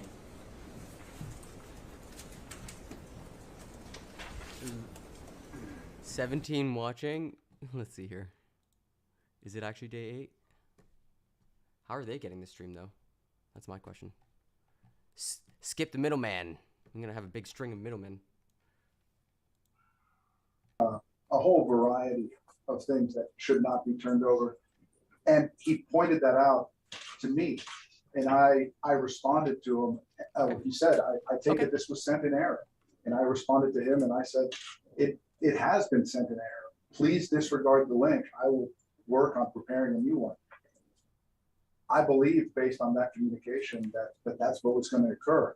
I mean, we have a situation here which is akin to me mistakenly giving him the key to a room, and he opens the door to the room, and instead of finding what he expected to find, he sees other doors. One door is marked confidential medical records. Another door is marked attorney-client privilege. Another door is marked attorney work product. Another door is marked confidential communications. And he recognized that and told me, "I don't think you meant to give me this key." And I said, "Please throw it away." And apparently, at some point thereafter, he said, "You know what? I'd kind of really like to see what's behind those doors." And so he took that key and he went back in, and he unlocked and went into each one of those doors. And that's why we're here seeking protection under the Texas Rules of Civil Procedure, as well as the court's confidentiality order. We are very concerned about the records that have been disclosed, particularly the medical records. It's very, very concerning for us. And that's why we are asking for the relief that they return all the documents, that they destroy any copies that they have. Wow. Another thing that's concerning, and I have to. Is he big mad because he sent all the hate texts? to be put into this position by the conduct of plaintiff's counsel. Is that what's happening? It appears that they want to have a mistrial in this case. Wow. At any time, they could have come to the court and asked for a ruling. Instead, they rooted through attorney-client privilege materials, work product materials, and then put them before the jury. This is awesome. And said to Mr. Jones on the stand, "That's how I know you lied to me. That's big mad. Your attorneys screwed up Wow. and sent this to me." Wow. He's big mad. That is grounds for a mistrial, Your Honor. Is it? And that's why, in addition to the request that they delete the information from their servers and delete the link. That's how you know they messed up. At this point, unfortunately, a mistrial. Oh, this is gold. Good job. All of that, Your Honor. Good job, Becomes. First, let me just go through the facts that they were said. This link of materials was sent to me. It was sent to Mr. Ogden. It was sent by Mr. Reynolds' legal assistant, also to Mr. Reynolds, also to Mr. Magliola. Okay. As I informed Mr. Reynolds, we started downloading those materials. I was busy on top of that. I told my paralegal, get these on our server, download everything there. All right. A little bit after gets this stuff downloading, it's like, wait a second, this file that we now have on our server has clogged up our entire server. It's like 300 gigs. What's going on? So at that point, recognized game. Materials in my possession at that moment. At that point, I notified Mr. Reno, and under Rule 193.3 about inadvertent production. All right. It's funny to me that in this motion, Mr. Reno actually block quotes 193.3 to you. So I know he knows how to read it. But he still hasn't done it. At the moment he is up here requesting a mistrial. Wow. Because he hasn't followed the rule. Even today, Late has not followed the rule. The rule requires that production is any privilege is waived. Any privilege is waived if within 10 days, or if you order a shorter time, but within 10 days, the producing party of when they actually discovered, so 10 days from the moment I told them, that they identify specifically the material or information produced and state the privilege asserted. I have not heard any privilege. I've never heard a privilege He let him asserted time over out. any document. I certainly have not had specific documents identified and what their privilege is. Never interrupt your enemy If when that they're making a happens, mistake. and he does identify specific material or information, we must return the specified material information while the court rules on the privilege. None of that has happened. Wow. What's interesting to me is this is not the first time that materials like this have been inadvertently produced in this case. As you may remember from prior hearings, Mr. Barnes inadvertently produced materials. Now, in that case, some of that information ended up coming out. They ended up letting me keep some of it, and we ended up talking about it. Okay. But there were attorney-client communications in there, which you don't know about, which I do, which they did follow 193.3. And they did identify those by Bates number, said, here is the privilege. And when that happened, I promptly returned them and destroyed all my copies. Mr. Reynal is right now using a fig leaf of this motion, say I violate, to put a fig leaf over his own malpractice, over his own absolute breach of his duties to his own client. And he's attempting to put that on me and doing it in front of a televised audience. That's what he's trying to do. Dang. So we have that first issue, which is the privilege. That privilege is waived. And at 10 days, I was not required to get a ruling on it. The only time I'm required to get a ruling is when privilege is asserted. And it has never been asserted. This trial is over. The jury isn't considering this. So why do the defense lawyers want it? It would have even been asserted this morning. He might have come in here and said, Your Honor, I know I'm 3 days late, but can you please still hear me? And maybe we'd even be hearing it. But right now, it's so frivolous that we haven't even returned the privilege. And he wants to get a The second mistrial part I want to declared. talk about is that Mr. Reynolds says in his email, please disregard. Please disregard creates no legal duty on me whatsoever. None. Please Mr. disregard? Reynolds should know this if he's going to come in and try to protect his client's information. And he does know this because, again, he quotes the course. Yeah, He says that I will work on preparing you a new link. In other words, the idea here, Your Honor, because I don't think this is true, but the idea was that what he was wanting to provide to me was actually some maybe, I guess, last minute supplemental production, right, before this trial, days before this trial. I don't think that's what would happen. And the reason I don't think that was happening is because Mr. Reynolds never worked on preparing me a new link. He never ended up sitting me and going, here is the correct materials. Instead, he went to trial and waited until after his client got off the stand and now says, oh, well, I meant to send him more materials. So what we're basically hearing is that Mr. Reynolds, at that point, if his story is true, knew that he was supposed to supplement his discovery, knew he was supposed to provide those materials to me. And when I alerted him that he failed to do that and provided me something else, he just ignored it. And I'm not going to supplement the discovery. So if that's true, if that story is true, we have a willful violation of discovery by Mr. Reynolds to allow this case to go to trial with documents that he says he needed to provide to me. That in and of itself is essential. That's not the real story of what happened. It's just not. We know what happened here. Norm Pattis up in Connecticut was passing his file along to Mr. Reynolds. And I know that because the directories contain like SharePoint OneDrive backups of Norm Pattis' computer. He's providing it to Mr. Reynolds. And that, Your Honor, is also independently very troubling. Because Mr. Reynolds talks about these medical records. That's what he's concerned about, is these medical records. Well, one thing I can tell you right now, Your Honor, is when I figured out that I had confidential psychiatric records of all 9 Lafferty plaintiffs and their confidential depositions, I immediately destroyed them. And I told Chris Maddy, What? For the plaintiff's lawyer up there that I've done that. He is on notice that those materials are not in my possession. Wow. But I told him, look, I trust my staff. They're good people. Wait, what? And I trust that those materials will never leak. But nonetheless, that is a significant data breach against his clients. And what's most concerning is that Mr. Reynal has not yet made an appearance in the Lafferty case. Mr. Reynal is not allowed to have those documents. Mr. Magliolo is sure not allowed to have the documents of the psychiatric medical records of those documents. What is happening? Second is confidentiality.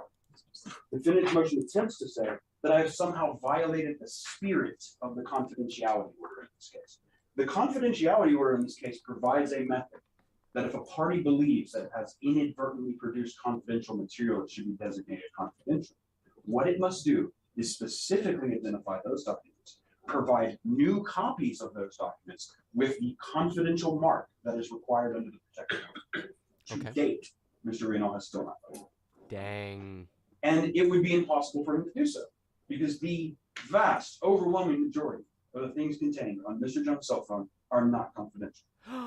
Mr. Jones it probably would have behooved Mr. Reynal to know that if he had produced me those text messages about the financial, he probably should have designated those as confidential. Not doing so was probably a serious and actionable breach against his client's duties. Oh my God.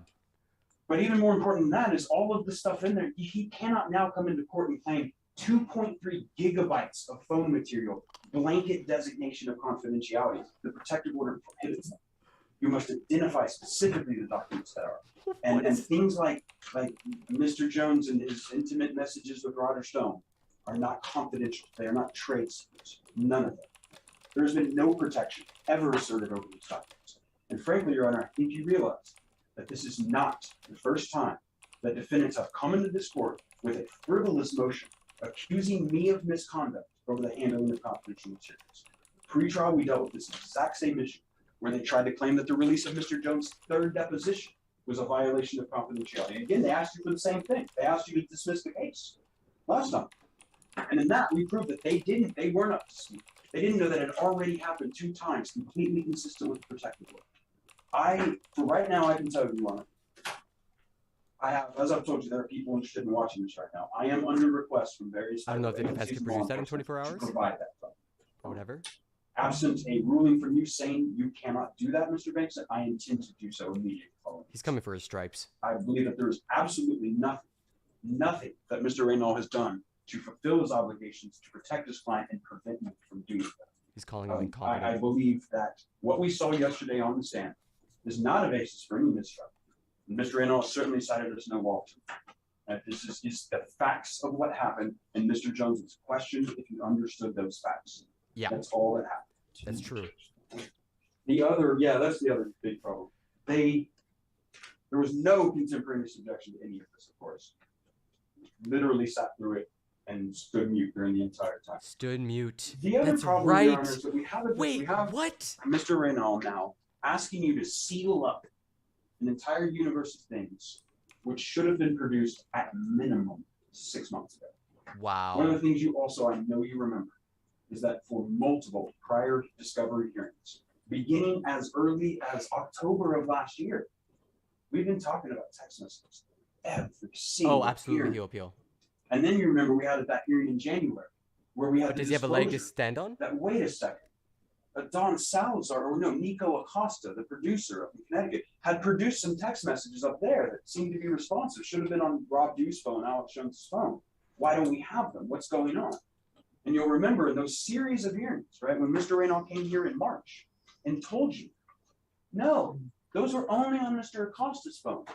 Mr. Jones, we've searched his phone. He doesn't have text messages that are responsive. So again, not only is this a fig leaf to cover up the things he has broken with his client, this is a fig leaf to cover up the fact that he had been misrepresenting to you for months. Wow. Telling you that these things did not exist.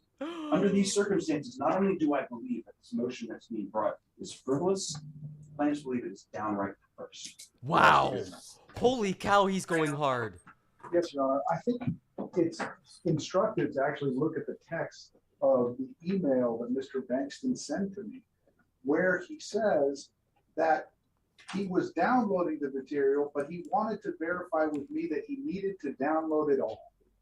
right? That is immediately contrary to what Mr. Bankston is saying now, which is that all the materials have been downloaded by the time he sent me that text. Beyond that, it also appears that Mr. Bankston once more is performing for a national audience.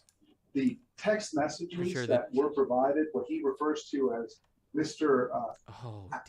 Jones's phone, based on my review of what was produced, I gotta it's work not at some in point there, today. okay? And what was in there was a review copy of text messages from a 6-month period between, August of 2019 and the first quarter of 2020. So this really allegations about law enforcement interest and stuff like that is just absolutely calculated to create more press around this issue. It's about the press, this everybody. Never should have gotten this far. When I told him, please disregard the link, that I'm just joking. I'm just memeing. Enough. I always closely read every word. What's she gonna say? Lawyers get accused of relying on technicalities, but your concluding argument essentially asks me to rely on the technicalities of Mr. Bankston's language in his email. His counter argument asks me to rely on the technicalities of your language in your responsive email and in the orders. I think that's the safest way to go. Interesting. So I don't think that you have complied with the protective order. I will let you do so now. Wow. If there are documents and you would like to mark them as confidential, and we can go through the process and I can review them and make a decision, but I'm not going to seal the entire quantity of information without knowing what's in it when the rules weren't followed properly. Dang. Oh no. Medical information, I think I heard you tell me it's already been destroyed.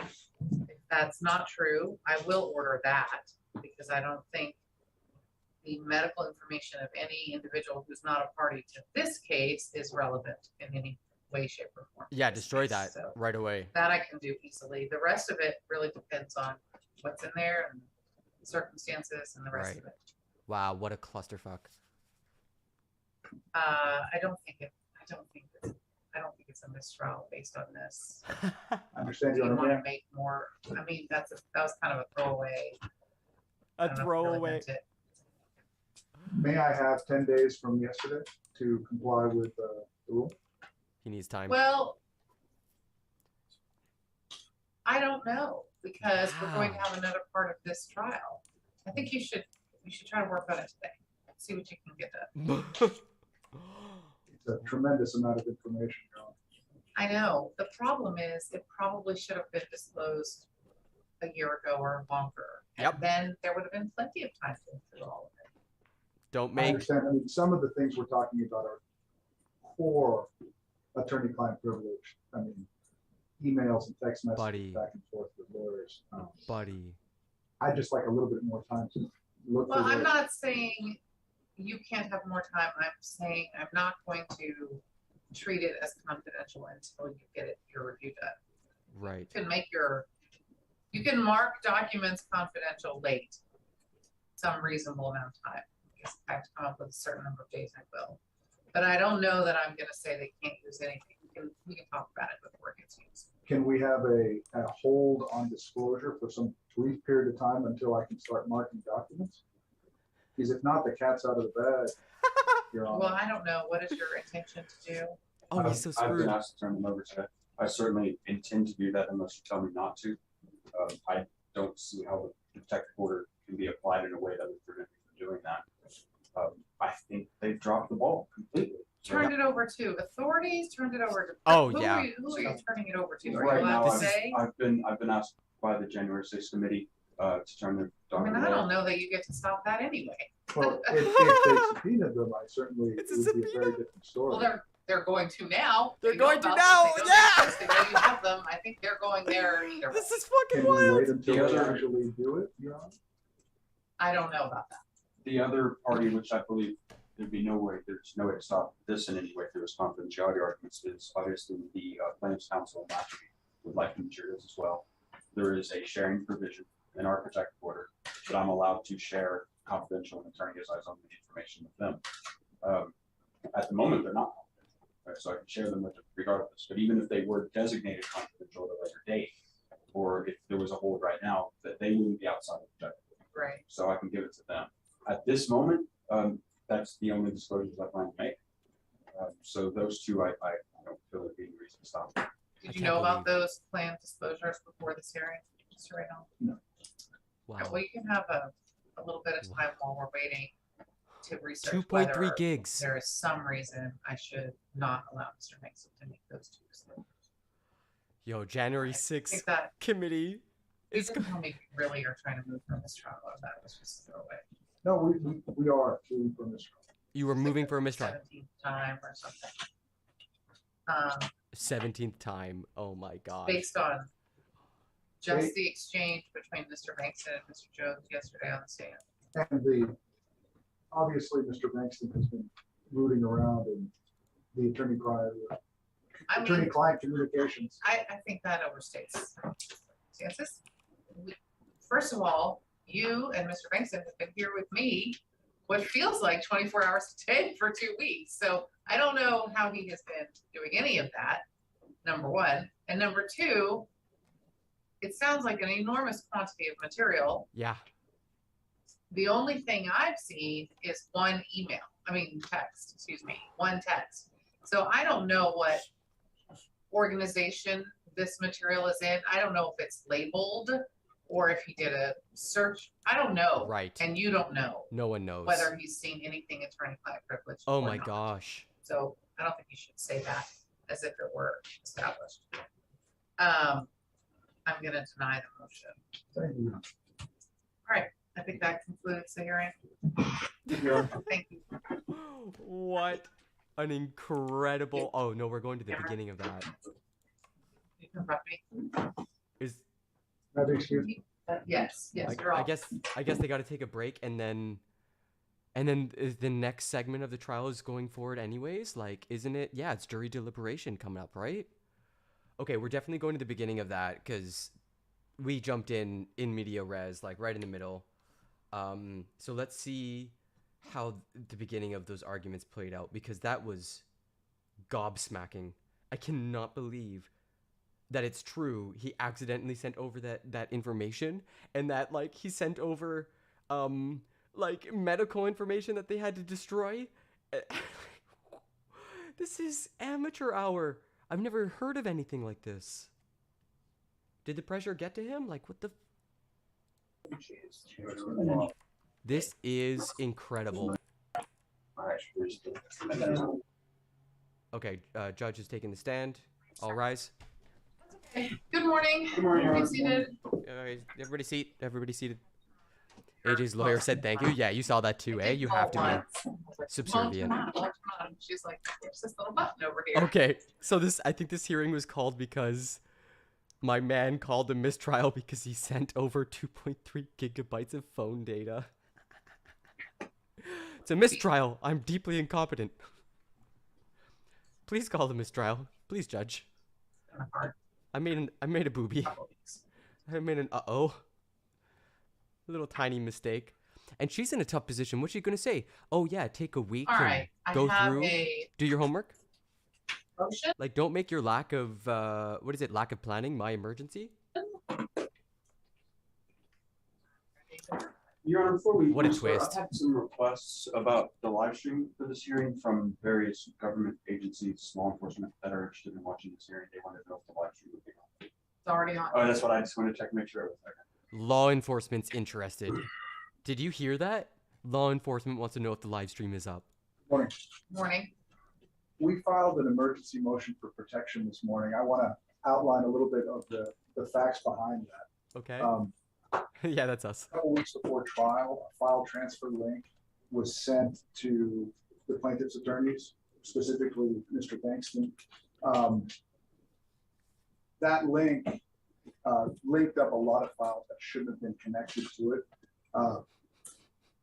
Mr. Bankston immediately recognized that the files contained therein were confidential, attorney-client privilege, and contained medical records of people, a whole variety of things that should not be turned over. And he pointed that out to me, and I responded to him. He said, I take it this was sent in error. And I responded to him and I said, it has been sent in error. Please disregard the link. I will work on it. Please disregard. Don't look. Don't click that link. Give me my email back, please. It was, oh my gosh. So Hanlon's razor is true again.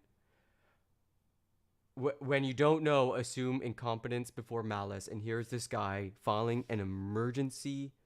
Was it an emergency injunction? An emergency request? To be like, yeah, we definitely fucked it. We definitely messed up. Preparing a new one. I believe, based on that communication, that's what was going to occur. I mean, we have a situation here which is akin to me mistakenly giving him the key to a room, and he opens the door to the room, and instead of finding what he expected to find, he sees other doors. One door is marked confidential medical records. Another door is marked attorney-client privilege. Another door is marked attorney work product. Another door is marked confidential communications. Oh my gosh. He recognized that and told me, I don't think you meant to give me this key. And I said, please throw it away. And no, apparently at some point thereafter, throw it away. He said, we caught the stream pretty early. Yeah, for sure. Good job. You know what? I kind of really like to see what's behind those doors. And so he took that key and he went back in and he unlocked and went into each one of those doors. That's awesome. That's why we're here seeking protection under the Texas Rules of Civil Procedure, as well as the court's confidentiality order. We are very concerned about the records that have been disclosed. I bet you are. Particularly the medical records. Especially the medical stuff. This very guy concerning. is legit going on the stand with an emergency, requesting an emergency order, being like, yo, it's really concerning, this massive mistake we made. Can you declare a mistrial? And that's why we are asking for the relief that they return all the documents, that they destroy any copies that they have. Another thing that's concerning, destroy it all. Have to. Why would they do that? Yeah, I hate to be put into this position by the conduct of plaintiff's counsel. It appears that they want to have a mistrial in this case.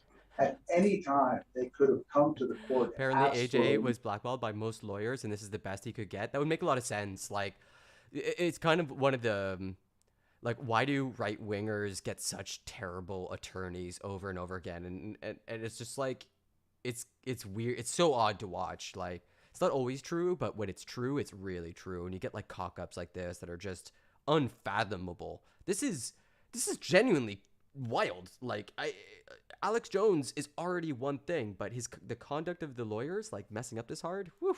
Ruling.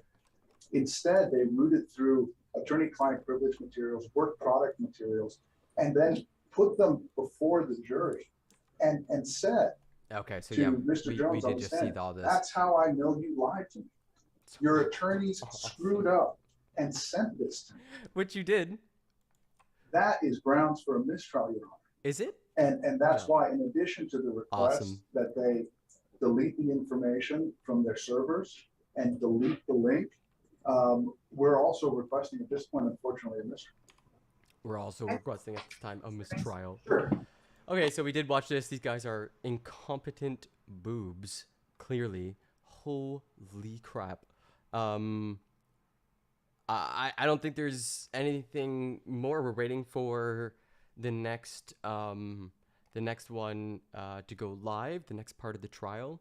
I'll see if I can maybe push my meeting back to 2 o'clock just to make the stream a bit longer. But let's finish off the Owen Schroyer testimony because that was still pretty beefy stuff.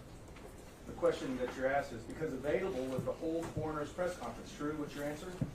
Where's 110, line 14. He's a libertarian, not right-wing, honestly. I mean, generally, libertarians are described as embarrassed right-wingers. They're people who are actually right-wing. They're just embarrassed of saying so. I don't know if libertarian's an actual an act. But you can make that correction. You're not wrong. I'm not saying you're wrong. You definitely would say libertarian before right wing, but I don't know what the distinction is anymore.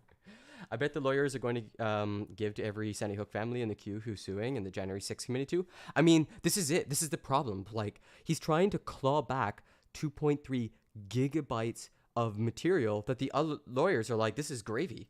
You're making the case. Not only did you fail to give us this information, which you're supposed to during discovery, and Alex Jones is taking the stand like, I don't have any text messages or emails about Sandy Hook from that period. And then you send him all you send all those, you just gave them all the ammunition they need. So I don't know what's going to happen. He's got less than a week to sort of go through with the red pen and say confidential, confidential, confidential. Then they're going to argue over it probably in another hearing, and then that'll be it. And then it's going to be open season. And Alex Jones, I think this might be what does him in. It's not this court case, it's that leak. It's already been sent to everyone, even if they delete it. Lol. I don't know if I think the lawyers would be pretty judicious because you can get into a lot of trouble for like. That's why he immediately deleted the medical records, because there's no world in which it makes sense for him to have that. But there's some ways, and he's trying to like game the system, stick to the legalese, stick to the technicalities to try to like push his ball further down the court. Great job, honestly. I'll read my question again. Because available was the whole coroner's press conference. True? My answer was not to me, but it was out there. It was available if somebody just looked, right? Yes.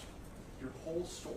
This whole story is wrong because you didn't know the clip from the interview with the coroner was edited. That's fair, right? Yeah, the Zero Hedge story, I had that clipped out. Let me ask you that question again, and that's not responsive. Sustained. The whole story you ran, the free speech system put out on the air to however many people would watch it, and then probably loaded it up somewhere. That whole story was wrong because you did not know the clip from the interview of the coroner was edited. Right. Right? Right.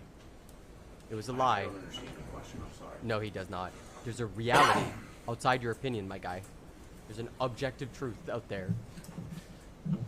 What you aired is wrong. It's wrong, right? It's not a correct statement. The whole piece was wrong. Can you be more specific for me? The thrust of the this bit. timeline of events and fact checkers is all wrong. Yeah. Not true. Not true. Actually inaccurate. Incorrect. Fair? X. Yeah, I'd say that it's my recollection that the timeline presented in that story was inaccurate now. And the story was wrong because you didn't know that the interview with the coroner was edited, right? Correct. Right.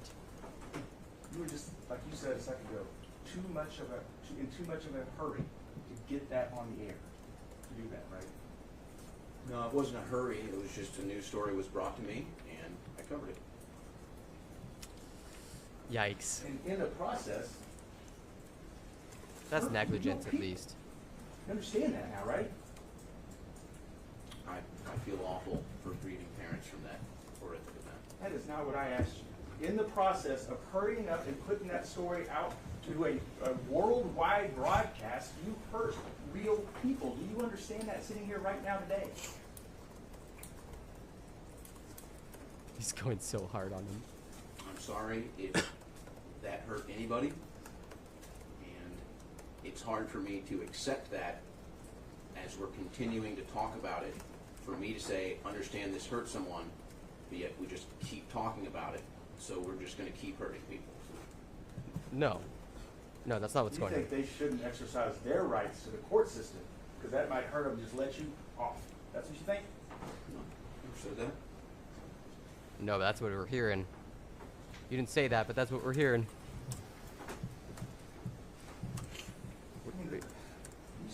The victim is causing harm by telling me that they got victimized. These folks were hurt by what you did. I'm very upset if I caused any further grievance. I'm very upset that this continues, and I hope that their grieving can end sometime. Oh, yeah? If, use the word if in there, didn't you? Well, I would imagine going through this process has to still hurt. Okay. That's fair. You signed an affidavit in this case. Do you remember that? Yes. You pull up PX 14, and before you do, Your Honor, I believe it is an evidence that I want to confirm. I couldn't hear the number. PX 14, sorry. 14 is in evidence. It's tab 2 in your book. Lisa, let's pull up to the. Oh, I'm sorry. You asked me about y'all's numbering system, not a video. Let me double check. I looked at the wrong thing. Okay, 14 is in evidence, yes. Okay. Got it. If you look a couple pages in where your signature line is. Oh, it's the affidavit, right? They're like, you said this before. Now you're saying this now. Which one is true? You see that part that says sworn to? Absolutely cool as a cucumber. That's what I was actually gonna make a mention that. He hadn't turned like a tomato or anything. That's sworn testimony, right? Yes. Okay. But it's Alex Jones. Right. I want to look at. He can't be cool. This whole brand is hot takes. This guy was like idolized Alex Jones and sent in, you know, like he entered a contest. The broadcast and what you did. And you say, I then played the referenced, unaltered, widely distributed video clip of a news conference with the medical examiner. Unaltered. Cited in which he told reporters that parents were not given access to their children. Whoa. Unaltered? Unaltered. Yes. That is inaccurate. No, there's nothing altered about that clip. I just showed you the clip. 15 minutes and change, right? That's a different clip. Okay. What you're saying is you just took whatever 0 Point Now did and did whatever he wanted to do, right? Basically, you ran with 0 Point Now story. The clip that you I put in bank the corner coin. was not altered. It may have been cut out of a larger clip, but that clip itself was not altered. When you cut out the context, that's altering the clip. If I take a clip and take a piece out of it, haven't I altered the clip? Yeah. No, you just made a new clip. If I unaltered, what you mean is you didn't like dub over it or something like that? Yes. Okay. There we go. All right. Difference of terms. Take that down, Yeah. Lisa. But he did clip chimp Play it. one more. Or at least played a clip chimp. From PDX 23. We're going to play that McDonald family clip, if you would. Can't be a journalist. Pretend you're a journalist and like be playing It's got to be hard not to have been able to actually see her. Well, at first I thought that, and I had questioned maybe wanting to see her. Watch the plaintiff use clips the Early same way on, here. I asked you the question. It is not right to edit a clip to fit an agenda. You agree? Well, the evidence was entered in, right? And the evidence gets entered in with everybody allowed to say objection. And if the opposing counsel does not say objection, then it's entered in as evidence, and that lawyer can use it. So if this is evidence as to what he did on that day and how he might have damaged them, then yeah, it's fair game. You got to use whatever's within those lines. Right? Yes. You know that clip was edited to fit an agenda, right? Not at the time. Not at the time. That's what he's trying to go I in. still don't know that. You don't? Still don't know that. You've never seen the full transcript? No. Oh, that's incredible. Buddy. Plaintiff's Exhibit 19 is under tab 3. This is the transcript of the So oral. like he's like using ignorance as a defense. Like, I never did any due diligence. I never made any effort whatsoever to determine if the clip was from a larger clip or if it properly represented what actually happened. And because I didn't do that homework, I did no wrong. And it's like, I don't think things work that way. I don't know. With Anderson. You know, we'd move Plaintiff's Exhibit 19 in evidence. Any objection? Watch the plaintiffs don't have the larger clip. I think they did play the larger clip though, right? Did they? Like the at least the doctor one. We got to hear that important question that qualified the answer. Our coach from the CNN website, we're obviously not offering the truth of the matter, sir. Obviously, we're just showing him that he edited a clip. Right, so You've seen this before? he Okay. has This objection is Like- authentication, not Like the other counsel's gonna come up and be like, aha, they clip chimp too. hearsay. So do you have something to show Who's me the where real it came clip from? chipper? I don't believe it with her. Okay. Can I read the rest of that answer? Or have her read the rest of the answer to that question then? Who read the rest of the answer to what question? I'm sorry, Miss McDonald's answer that was cut off in the clip that he played, we have the rest of the answer. to that Do you question. have the video? You only have a transcript. Oh, I see what you're saying. Unable to ever find the video. And, okay, and you got the transcript from the CNN website? And that other stream went down. Okay. If we need to wait for him. I think we might need to wait for the expert and then bring it back up. Sure.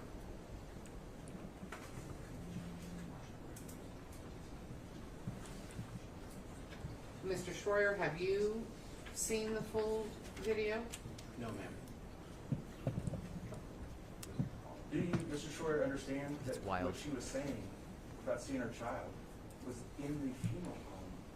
That the McDonald family, what they did is they brought Grace's things that she loved, seashells. They brought sunglasses. They brought a Taylor Swift album, a Christmas album that she loved, a frying pan that she loved to cook. And they were going to put it in the casket with Grace. But they didn't, because they didn't want to see her body like that. So they gave it to the funeral director to do. You understand that's what she's saying right there? I was unaware of that. That would be an important thing to know, right? Not in that Before you video. run a piece like that? Yes. Obviously she saw her child, right? I don't know. I think that's. Obviously she was I think he's pulling from the affidavit that the parents gave. That's a bad question. Obviously she was allowed to see her child, right? I don't know. It is your position that you do not know, as a general proposition, whether or not parents of murdered children are ever allowed to see the child's body. I have Dang. to make an assumption, but I mean, I would assume yes. Right.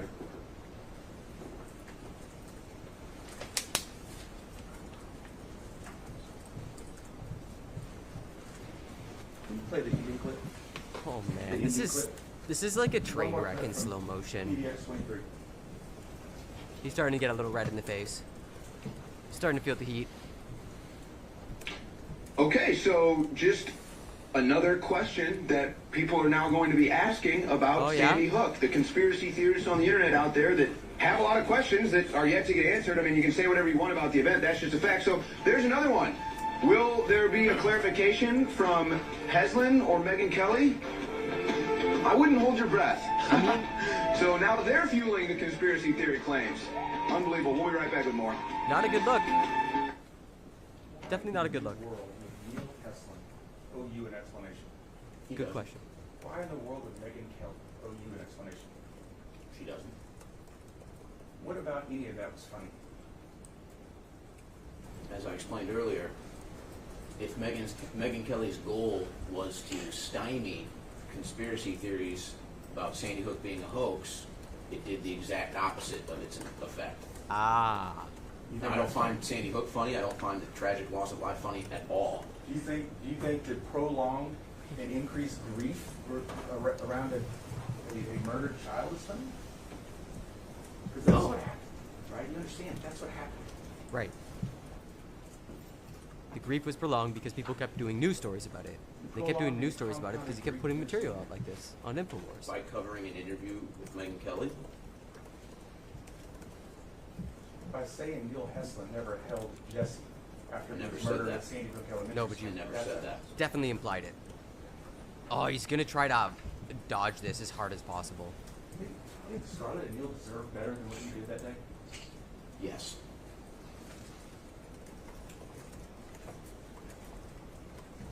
Police too? Okay, cool, thanks. 2016 is when you started at InfoWars, or Free Speech Systems. You knew and know that really the only people that were spreading this lie about Sandy Hook was you and Wolfgang Hall, right? No. Turn to page 191, your deposition.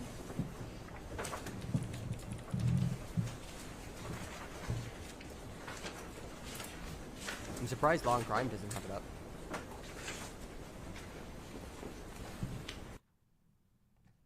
Oh, what's going on?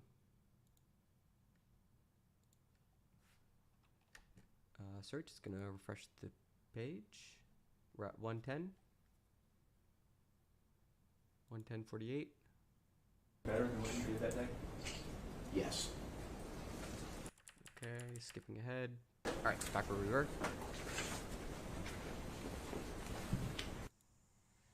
Okay. Oh! 24, the question is... It's the original feed, that's why. Why were they so important to you in this video? You mentioned them twice, and you answered, I think it was more a matter of... Okay, I got the... Alex Jones was catching all this flack. I got the live stream in the background.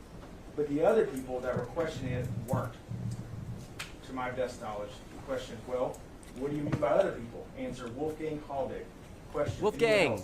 Answer, not that I'm aware of. You could be my producer. Yeah, I mean, we'll get there one day. We'll get there. I usually spend probably about an hour arranging all my clips, but when things are like happening live, I'm just kind of, I gotta do it in the background, so it's always nice. We normally just call those people mods, but I don't know if I'm there yet. I gotta get my numbers up, everybody. Under oath, what, 8 months ago, right? Yes. Have you learned something different now?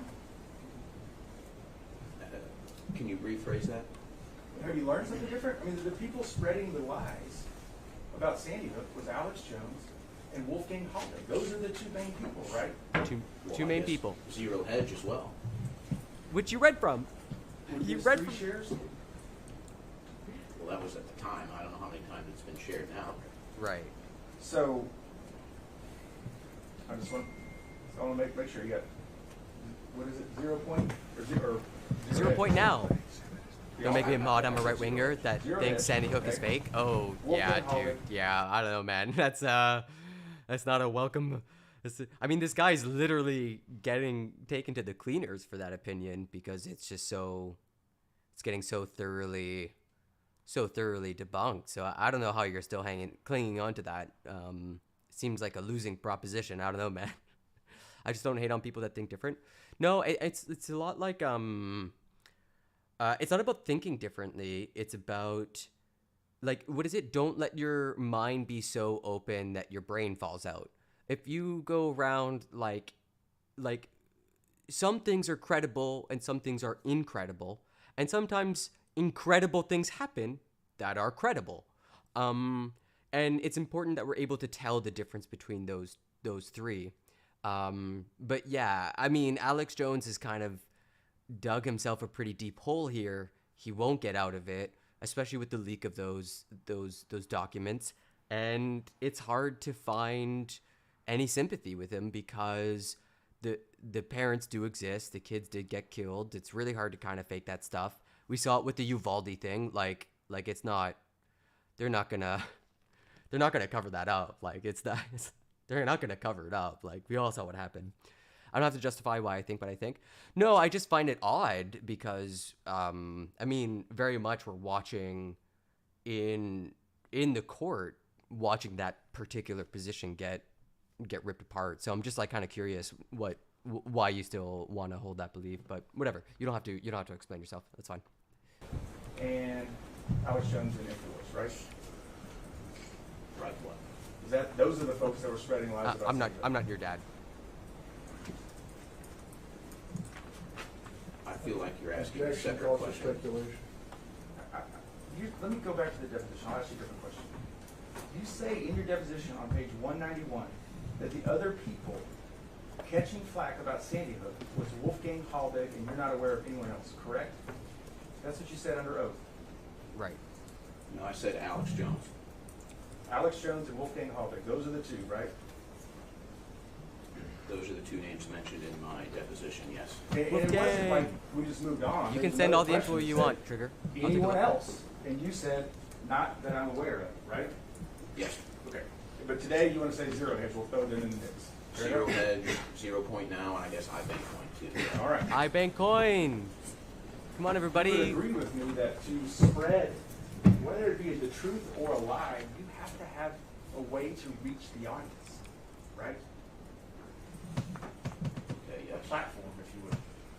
Yes. Sure. Wolfgang Haldig InfoWars was his voice. Yes. Oh, you were his megaphone. Absolutely. What do you mean, though? Show, right? You don't need a TV show to have a voice. I'm going to go through some other items too. So I'll ask that question again. Buddy. He doesn't have a TV show, right?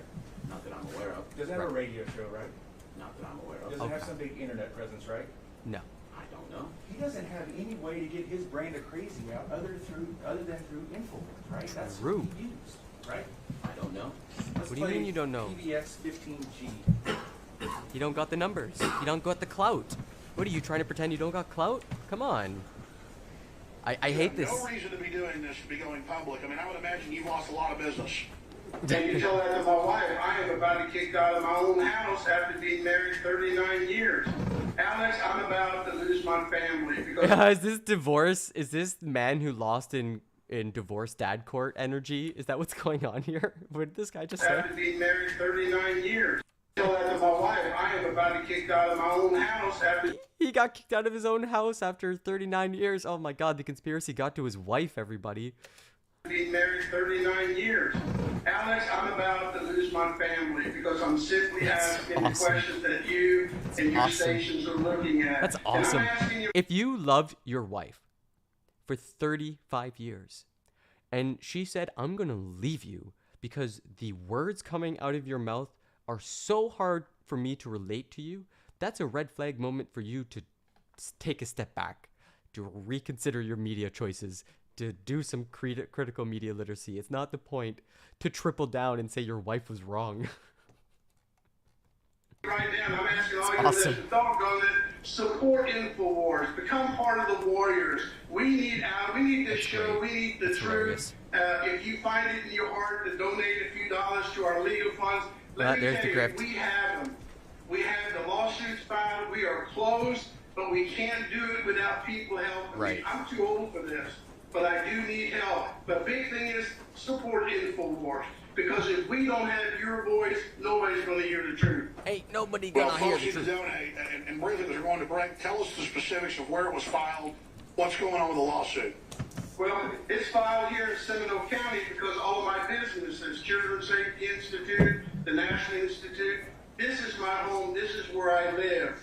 And so instead of going to Connecticut where everything is crooked, we're going to come in the back door. And therefore, we filed it. It's in the Seminole County court system. The judge, the female judge, she saw what we're talking about, and she did not hesitate issuing those 10 subpoenas across the country. Oh, no. And they've been served. And So we're- questioning extreme events that happen in societies are problems because the families might not like it. After Columbine, it was nonstop on the news for years. The media about those families, crickets from Tesla. And I don't know, man, if my wife said something like, shut your mouth or I'm leaving you, I'd leave. No, it's not shut your mouth. It's I'm not convinced that what you're saying is true. And it's cool to ask questions, but not all questions are created equally. So you can't say, I'm just asking questions because I have doubts. And then when someone sort of gives you really convincing evidence, you hand wave away the evidence. That's kind of the crux of the matter. If society as a whole looks at an event that happens and they come to one particular conclusion, you better have good evidence, good reasons to try to push things. As a Canadian, Sandy Hook was not suspicious. We just watched the same thing happen with Uvalde. What are you talking about? It's like almost a very similar situation, almost one-to-one. A crazy person with a gun killed a bunch of kids. Like, what do you need? What more information? Like if you got a bunch of different theories about what happened, usually go with the one that's got the least amount of evidence, the simplest set of evidence, because there can be all sorts of like stuff going around, but you kind of go with like, there's bodies and caskets. Like, what more do you need? Like, it's hard. I'd still leave though. I'm talking about a personal relationship, not the media landscape. No, I think in a personal relationship, the point I was making was like, if you've invested in someone for 30 years, you trust their opinion. And so if your opinions are starting to clash, that might be like a signal that you've strayed. She might have strayed or he might have strayed as well, but like until you figure that out, like there's a problem going on. That's all I'm saying. They still haven't provided any evidence it's real. I mean, Dan Brown, you're about to watch a man lose over $100 million because he's trying to make that claim. Do you wanna be next in line? Like, what are you saying here? Like, if someone is going to go into a courtroom, which is how society determines truth, I'm sorry, that's just kind of how it works. It's how we do it in this world. And the court decides one way. Who are you to say differently? I don't understand that. That case has a lot of mysterious questions too, but how dare you question? No, it's just kind of like, not all questions are created equal. If I go around and say to you, hey, it's kind of curious that when I walk around on the planet, everything is flat, but oh, all of the scientists are telling us that the world is round. It's kind of curious, don't you think? I'm just asking questions, and people who think I'm asking a really dumb question, they're the real bad guys. Like, no, come on. If you're asking a dumb question, people are going to tell you that's a dumb question. You're a silly person. No one takes you seriously. Look at all of this evidence that has convinced the serious people in the room, the adults or whatever. I think this case is a good thing because it's in the public view again. All the parents are Swedish actors. Yeah, okay, all right. Well, then I think America is kind of finding the limits of First Amendment. Like, First Amendment protections in America are really, really, really, really strong. And Alex Jones has basically pushed the letter of he sort of pushed like the letter of First Amendment to its breaking point. He's pushed it so far that years later, almost a decade later, parents who lost their kids have to hire security because people are so convinced of the lie, they're approaching them in the street and threatening them. If you don't see a problem with that, I don't understand, because it seems very problematic to like allow someone to be saying stuff so obviously untrue that it's like the crazies are coming out for it kind of thing, right? That town was known for being full of feds. Wow. Okay, great. What does that have to do with anything? What does that have to do with anything, Dan? Like, okay. The school was run down piece of shit that didn't look like school at all. Convincing evidence, Dan. That is some fire stuff. You should get that to the New York Times. I'm sorry, but I don't think y'all see, you haven't even done your homework, and you streaming. I mean, Trigger, watching a court case is some of the best evidence you can possibly get. What better homework is there than watching a court case? I mean, that's quite literally some of the driest, most boring content, because you're going through the evidence piece by piece, determining if it's legit or not, yada, yada, yada. Let's see what the jury delivers for damages. What is your prediction? Mine is either $1 or $1 million. I think it's going to be over 100 million. It might be something like 75 and up. There was one question from the juror that was like, do you believe that there are 12 smart, intelligent jurors here who are listening to your arguments rationally, or something to that effect? And to me, the thrust of that comment from the juror was like, do you think we're playing here? Do you think you're going to convince us with this talk that the jury pool has been rigged? Because I'm about to argue real hard in deliberations against you.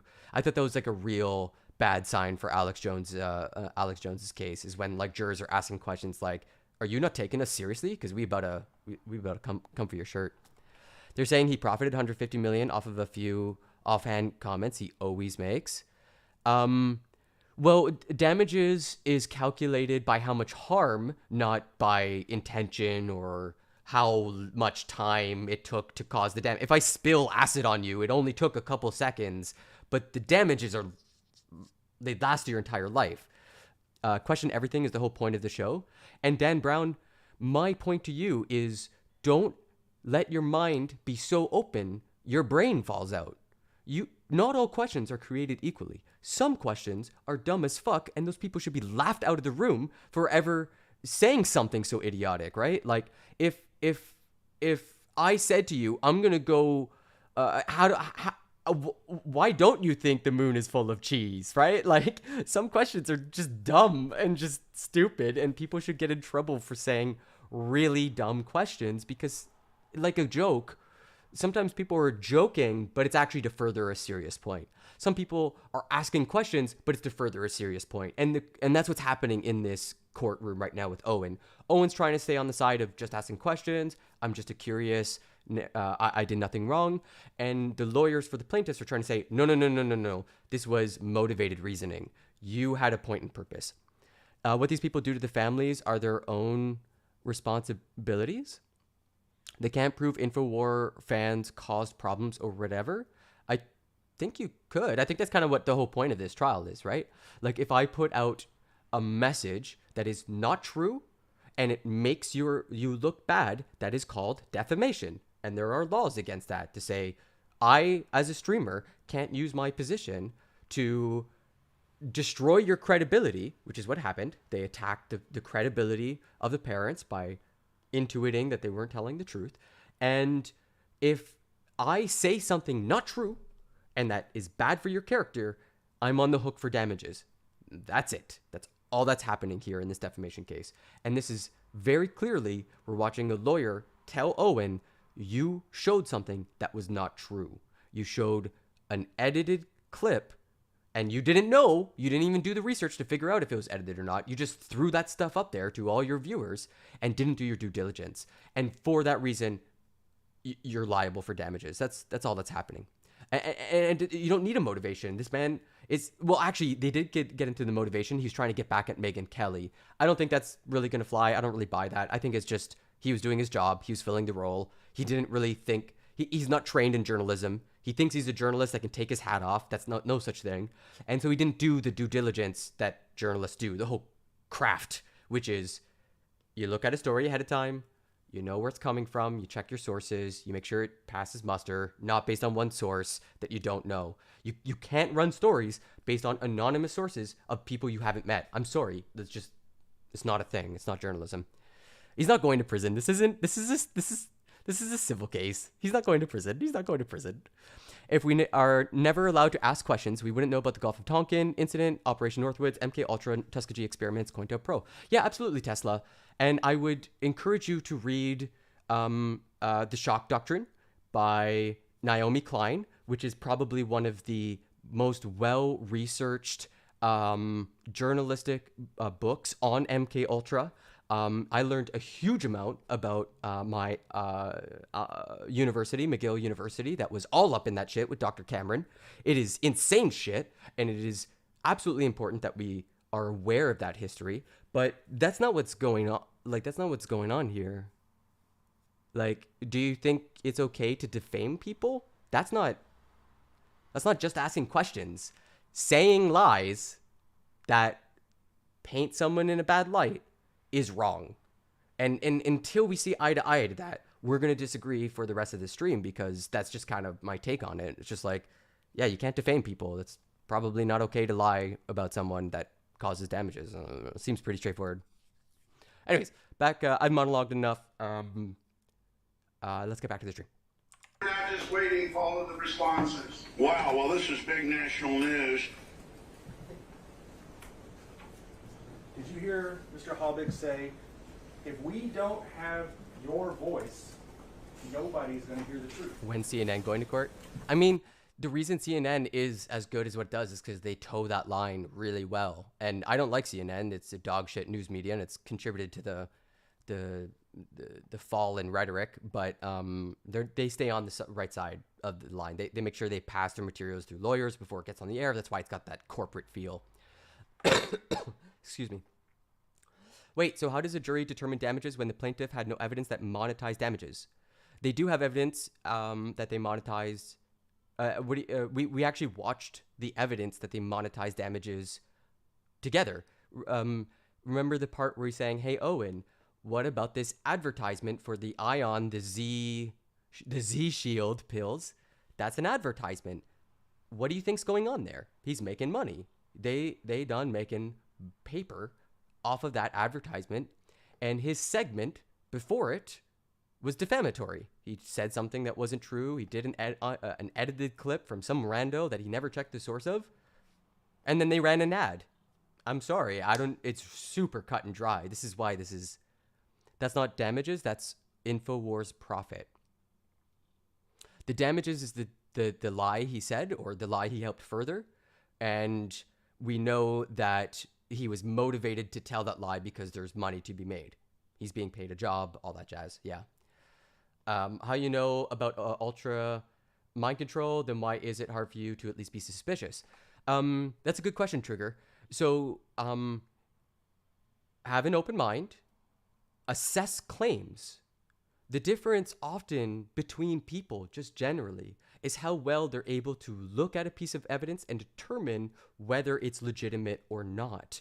And oftentimes what people get confused about is that it takes sometimes an expertise to even analyze a piece of evidence. Let's say we were all talking about, I don't know, vaccines. None of us know shit about epidemiology. So we won't be able to assess evidence. It would be very hard for us to be making claims, making choices. So we kind of defer to the experts who are able to do that job.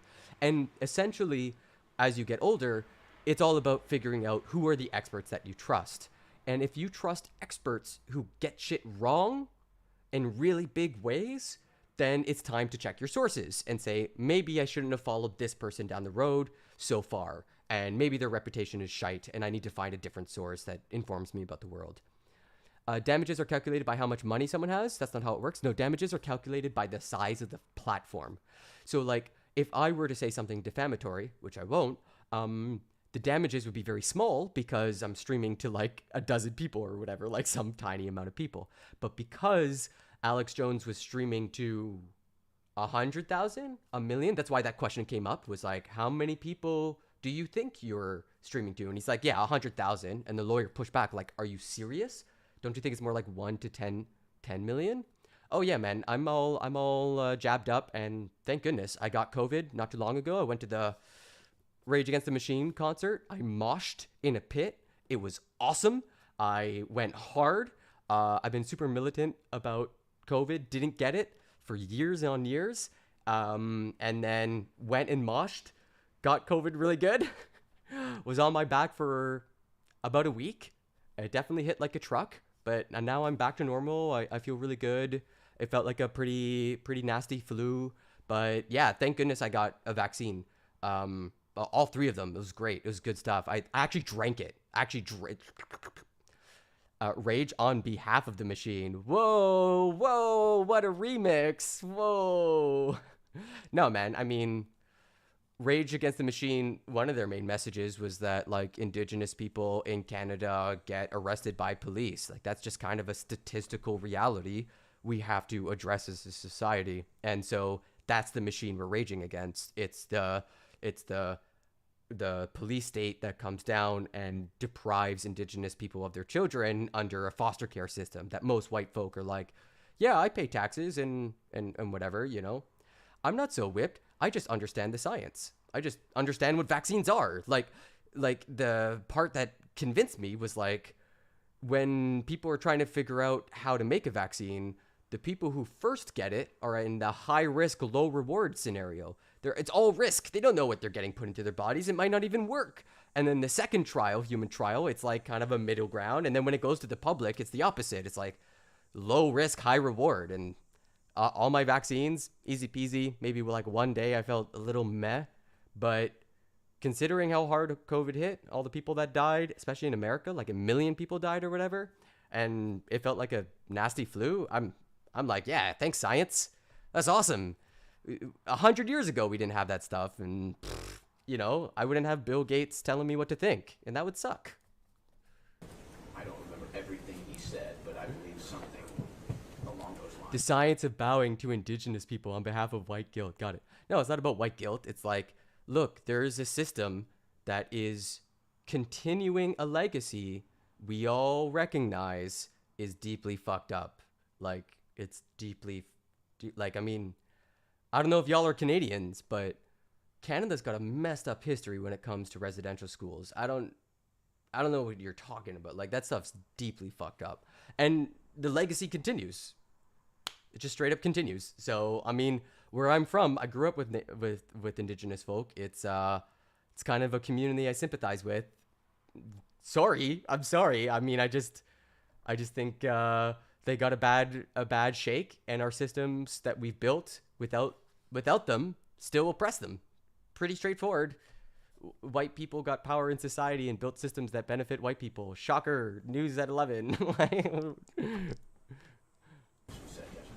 Trust me, that's close enough, right? That was the message you just said. Rather than play it again, I'll trust it. Fair enough. The your in your voice is Infowars or Alex Jones, right? Or the audience, yeah. Progressives call brown people folks instead of people. I mean, whatever, man. Yeah, you got me. You got me. There's a real headshot. Let's make sure. I mean, I thought it was lefties who came up with people of color. Like, wasn't that a lefty term? Folks of color. You have no reason to be doing this, to be going public. I mean, I would imagine you've lost a lot of business. And you tell that to my wife. I am about to get kicked out of my own house after being kicked out of my own married for house. 39 years. It's awesome. Alex, I'm about to lose my family because I'm simply asking the questions that you and your stations are looking at. And I'm asking you right now, and I'm asking all your listeners, doggone it, support InfoWars. Become part of the warriors. We need this show. We need the truth. If you find it in your heart to donate a few dollars to our legal funds, let me tell you, we have them. We have the lawsuits filed. We are closed, but we can't do it. Oh my God, without Zaddy people thinks he has helping privilege? me. I'm too old for this, but Yeah, I white do privilege? need help. But White privilege is not a hard concept to wrap your head around. I mean, you know, it's my favorite example of white privilege, that white people don't have to talk about race. Like, you know you've experienced this. You know you've been in a room where it's been all white folk, and never once has the concept of race been raised as something you would talk about. Like, come on, it's a massive amount of privilege. This is a huge, huge, huge difference. It's optional. It's an optional conversation. If we don't have your voice, nobody's going to hear the truth. Support InfoWars, because if we don't have your voice, nobody's going to hear. He needs Instaheart. It's a shame, man. I mean, the product was right there, and according to Owen, it works. I mean, he said he tried it. It said it works for him. Mr. Halbig knows he needs InfoWars to get his message out, right? I don't know that. That's what he just said. That's what he just said. What do you mean you don't know that? Necessarily. Tell me what other interpretation that we all just heard of we need InfoWars. If we don't have, right, say it perfectly, if we don't have your voice, nobody's going to hear the truth. What other interpretation is it than he needs InfoWars to get his message out? He addressed before that, he said something along the lines of, I need your listeners, or I need all your listeners. Yeah, same thing. So that could be viewed as, we're all in this together, we need your voice, like you out there in the audience. The plaintiff's already said he's crazy. Just say he's crazy. Yeah, I mean, they've all had to sort of toe that line, and say that Wolfgang is kind of off the grid. And there's a bunch of testimony from before, like the memo that went around. Oh hell yeah! Oh hell yeah, Trigger. Right. That fucking beard. Support InfoWars. If we don't have your voice, nobody's going to hear the truth. Honestly, he looks credible, but he's not talking credible.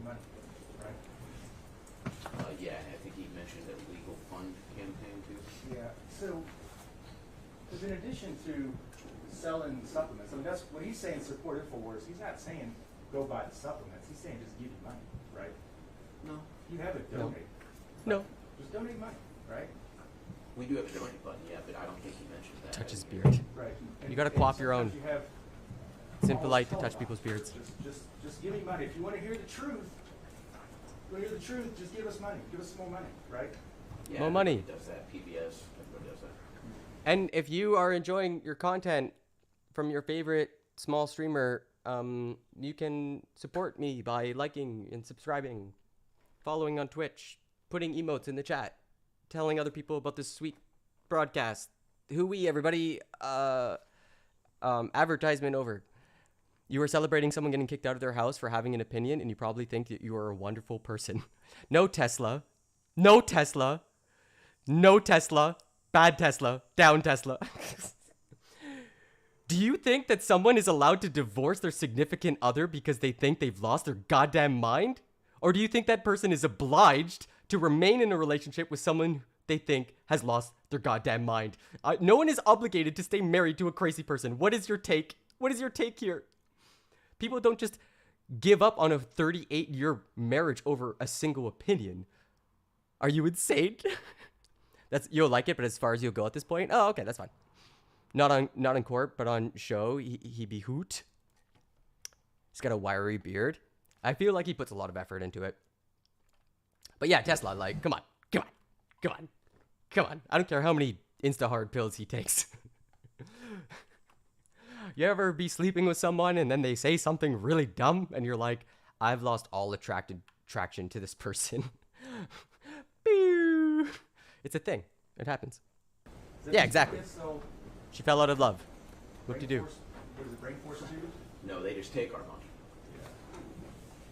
Brain force. Is that the brain force 2 pills? That's the pill, right? Brain Force Plus is a pill. Yes. Brain Force Plus. Yeah. Sorry. Yeah, PBS doesn't have to sell anything to get funding. They just get it for free. You know PBS is nonprofit, right? Nonprofit? Yeah. Oh my gosh, he didn't know PBS was nonprofit? Are you for real? No. That's not possible. That's not possible. Oh, thanks, Kinsinklos. How's it going? But people are getting paid. People are getting paid, but it's non-profit. This man does not understand. He does not understand the difference between private and non-for-profit businesses. That's astounding. This is a grown-ass man. This is a whole-ass person. He is over the age of 20. That's how nonprofits work. It's not non-profit. It's government-funded. I don't know what distinction you're trying to make there. He comes. Those two can coexist. That's no problem. A lot of nonprofits get their funding from federal or provincial governments, but yeah, all that matters is at the end of the day, there's not like one guy like Alex raking in hundreds of thousands of dollars a day. Like, you know what I mean? It matters. It definitely matters. It speaks to motivation.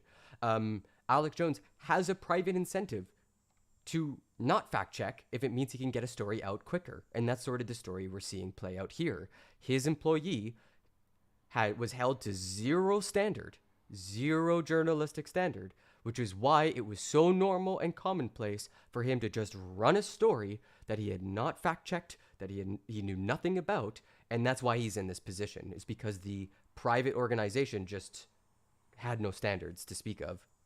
And they were making money off of that. It's not that she left him, it's that you are celebrating it, 38-year marriage loss, and you think it's funny? Of course it's absolutely hilarious. What are you talking about, Tesla? I think that's amazing.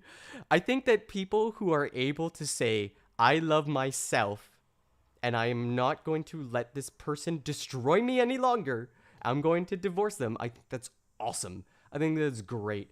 And if you think that people should not be held, like, if you think it's a character flaw to laugh that someone ate shit because they were saying dumb shit, like, what's the flaw? The person who rides the motorbike without a helmet and falls over and gets themselves injured, like, some people are going to go before they rush off to help, okay? Because everyone around them probably said, ride a motorcycle with a helmet. And then the person faces the consequences of their actions. The human brain goes, wow, big surprise, you know? You do know that YouTube requires a disclaimer on all news organizations that are government funded to disclose it on all videos. Non-profits don't have to do that. Okay, so? Just because I get money from the government doesn't actually mean they have any sway over my opinion. Just means that I get money from the government. Like, it's pretty rare, especially in liberal democracies, for governments to be like, have their fingers all up in your editorial process. Like, it's way too much bureaucracy. There's just not enough manpower for that kind of stuff. You are not a good person. You don't know anything about the marriage, yet you feel free to speculate. Better hope you don't get sued. What is that, a threat, Tesla? Like, what are you talking about? Come off it. Get off your high horse. Why don't you come down with the normal plebs and realize that people make content by clowning on fools. If you're gonna go act the fool and put it on TV, you think I look bad? It's a circus show. There's fucking clowns. It's such a circus show. They're getting sued $150 million. That's hilarious. These are people who have caused irreparable harm to otherwise normal folk, just everyday parents. You think I'm not gonna enjoy my Schadenfreude? Oh, this has been a long time coming. Woo! Feels so good. It's your hypocrisy, what I'm being hypocritical about. How's it going, Punch Drunk? Just sipping my tea, enjoying the stream. I agree with a lot of what you're saying. Oh, look at that. It's the silent majority. Speak it up. This guy lives under a rock. Actually, I live in Montreal, and I'm tapped into the internet in a way that's destroying my brain. Clearly. No, I just don't think, like, it's the consequences of your own actions. I don't know what's funnier than that, than someone having to grow up really quickly, really fast, because they refused to grow up before. They refused to have adult conversations or whatever, and now they're eating shit. I'm just like, yeah, your wife divorced you because you were unable to have a healthy relationship. That's on you, man. That's like absolutely on you, and you're admitting it. So that's hilarious. That's amazing. You're doing... No, I'm not. I'm not doing the exact same thing. I haven't made any false claims. Have I made any false claims, Tesla? Any false claims here? Am I lying? Am I saying anything untrue, or am I just pointing and laughing at the stuff in court that is true?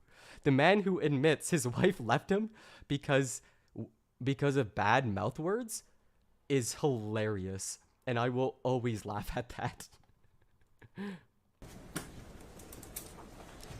Yeah, exactly. Ecom's got it right. Like left wing, right wing, whatever. Like, I mean, a lot of content production is laughing at the stuff you find odd or weird or outrageous or whatever. Of course, I'm coming from a lefty perspective, so I'm going to be clowning on rightoids who I think are making silly life choices. You don't have to read into it more than that. You don't have to take it as like a grand moral statement or try to correct my character or it's not going to happen. I'm sorry. I'm sorry, Tesla. That's just not how things work. Mr.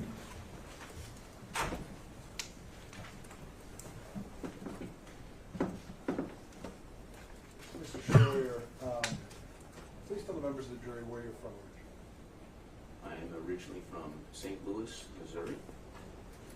St. Louis. Did you go to college? I did go to college. And what did you get? These aren't the truth. I studied... Yeah, I think my favorite thing, honestly, when I cover like really viral stuff, is I get a lot of right-wingers who come in, who tell me that I hate free speech, and then they promptly leave because I have opinions they disagree with. It's awesome. It's like, it's so like, I can bet on it. Just like, another lefty who doesn't believe in free speech. I'm leaving now. It's great. Psychology and media studies. What? This isn't the echo circle I'm looking for. First get involved with broadcasting. In high school, when I wasn't starting on the varsity teams, I realized I was not going to be a professional athlete, so I began writing for our school newspaper and doing reporting from our high school sporting events. Seems humble.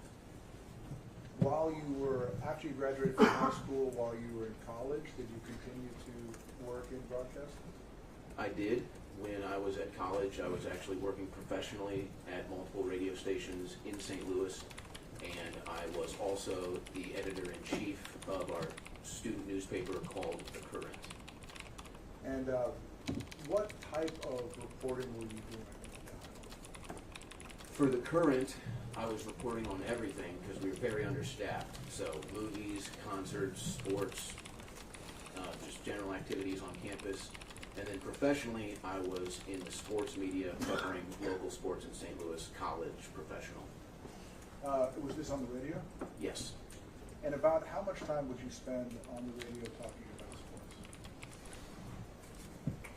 Sports. At one point in time, I... What's wrong? Nothing wrong with being a right winger.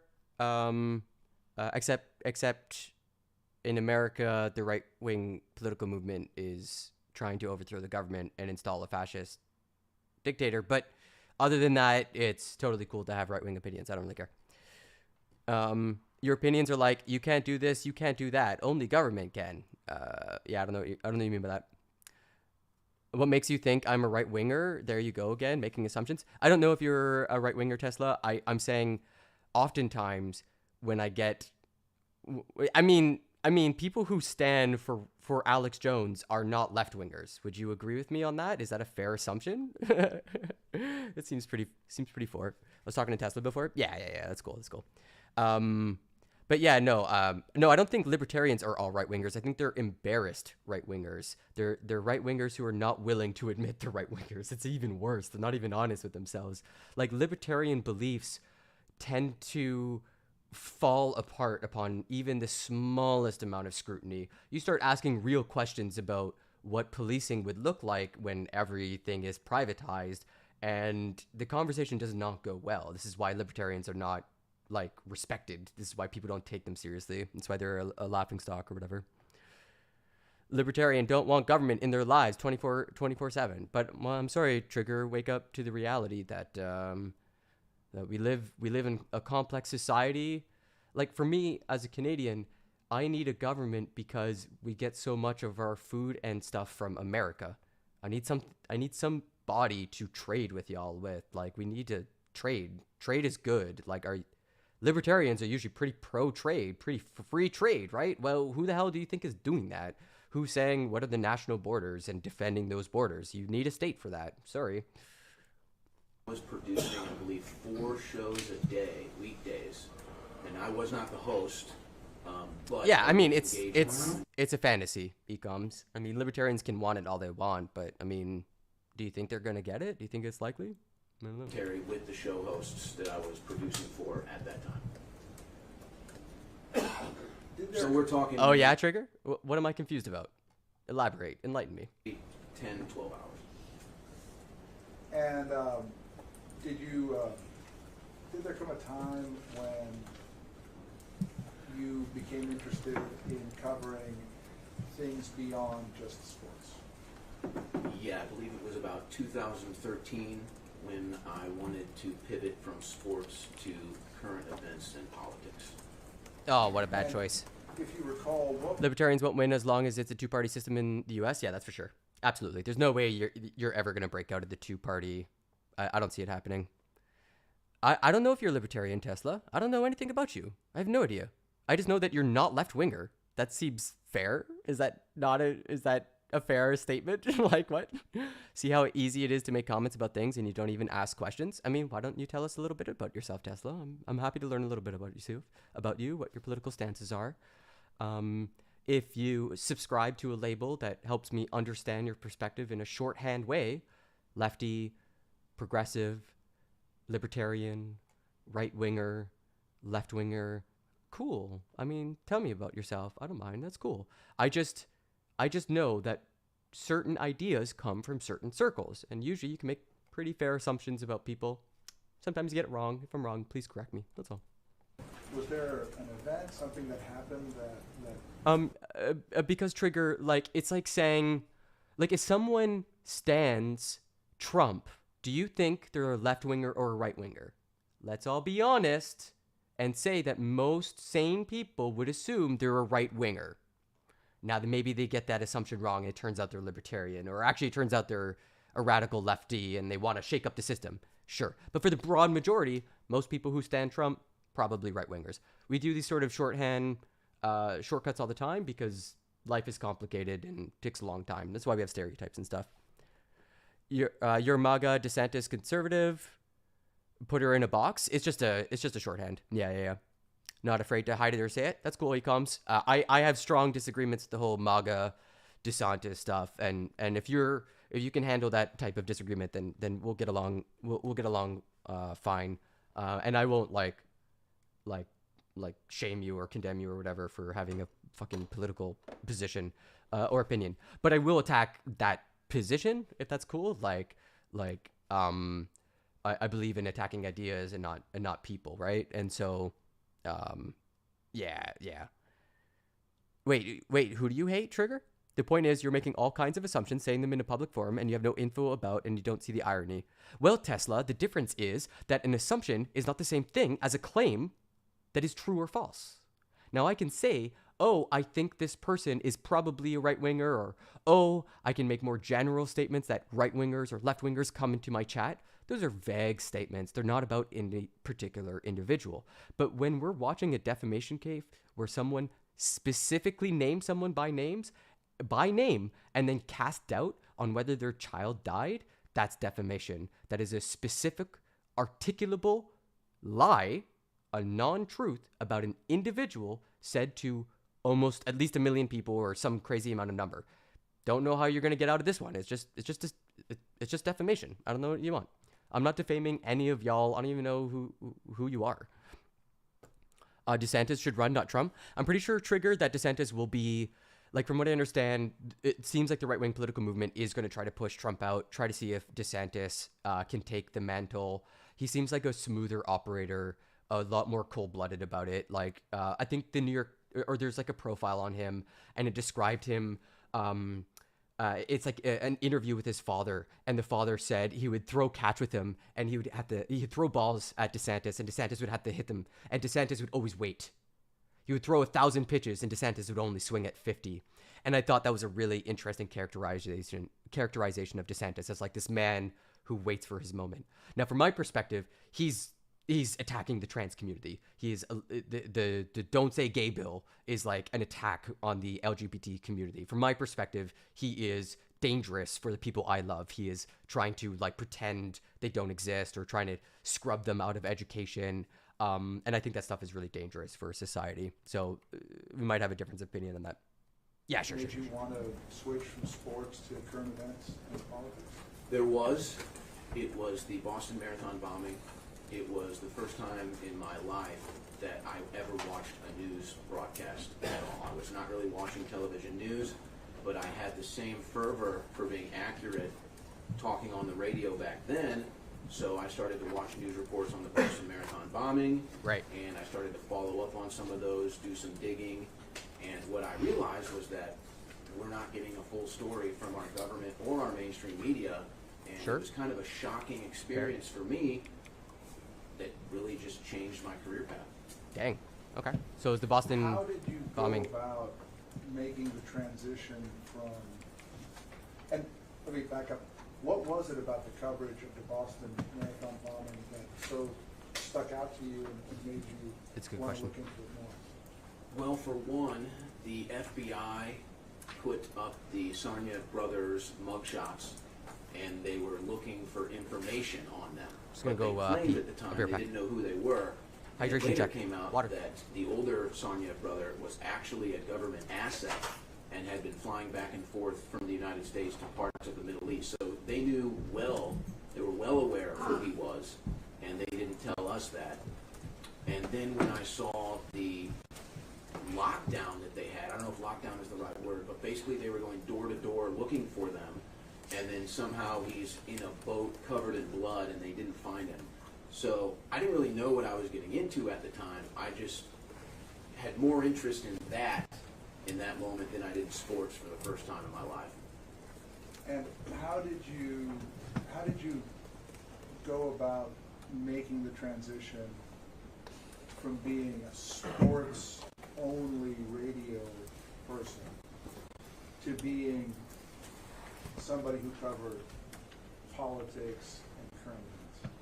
I was extremely embedded in the sports industry in St. Louis, so it really wasn't even a transition. I continued to work all the jobs that I had in sports, but I started doing some political stuff on the side, doing some YouTube live videos, starting to interject some political stuff on the radio shows. So it was really just more of an add on top than it was a transition at the time.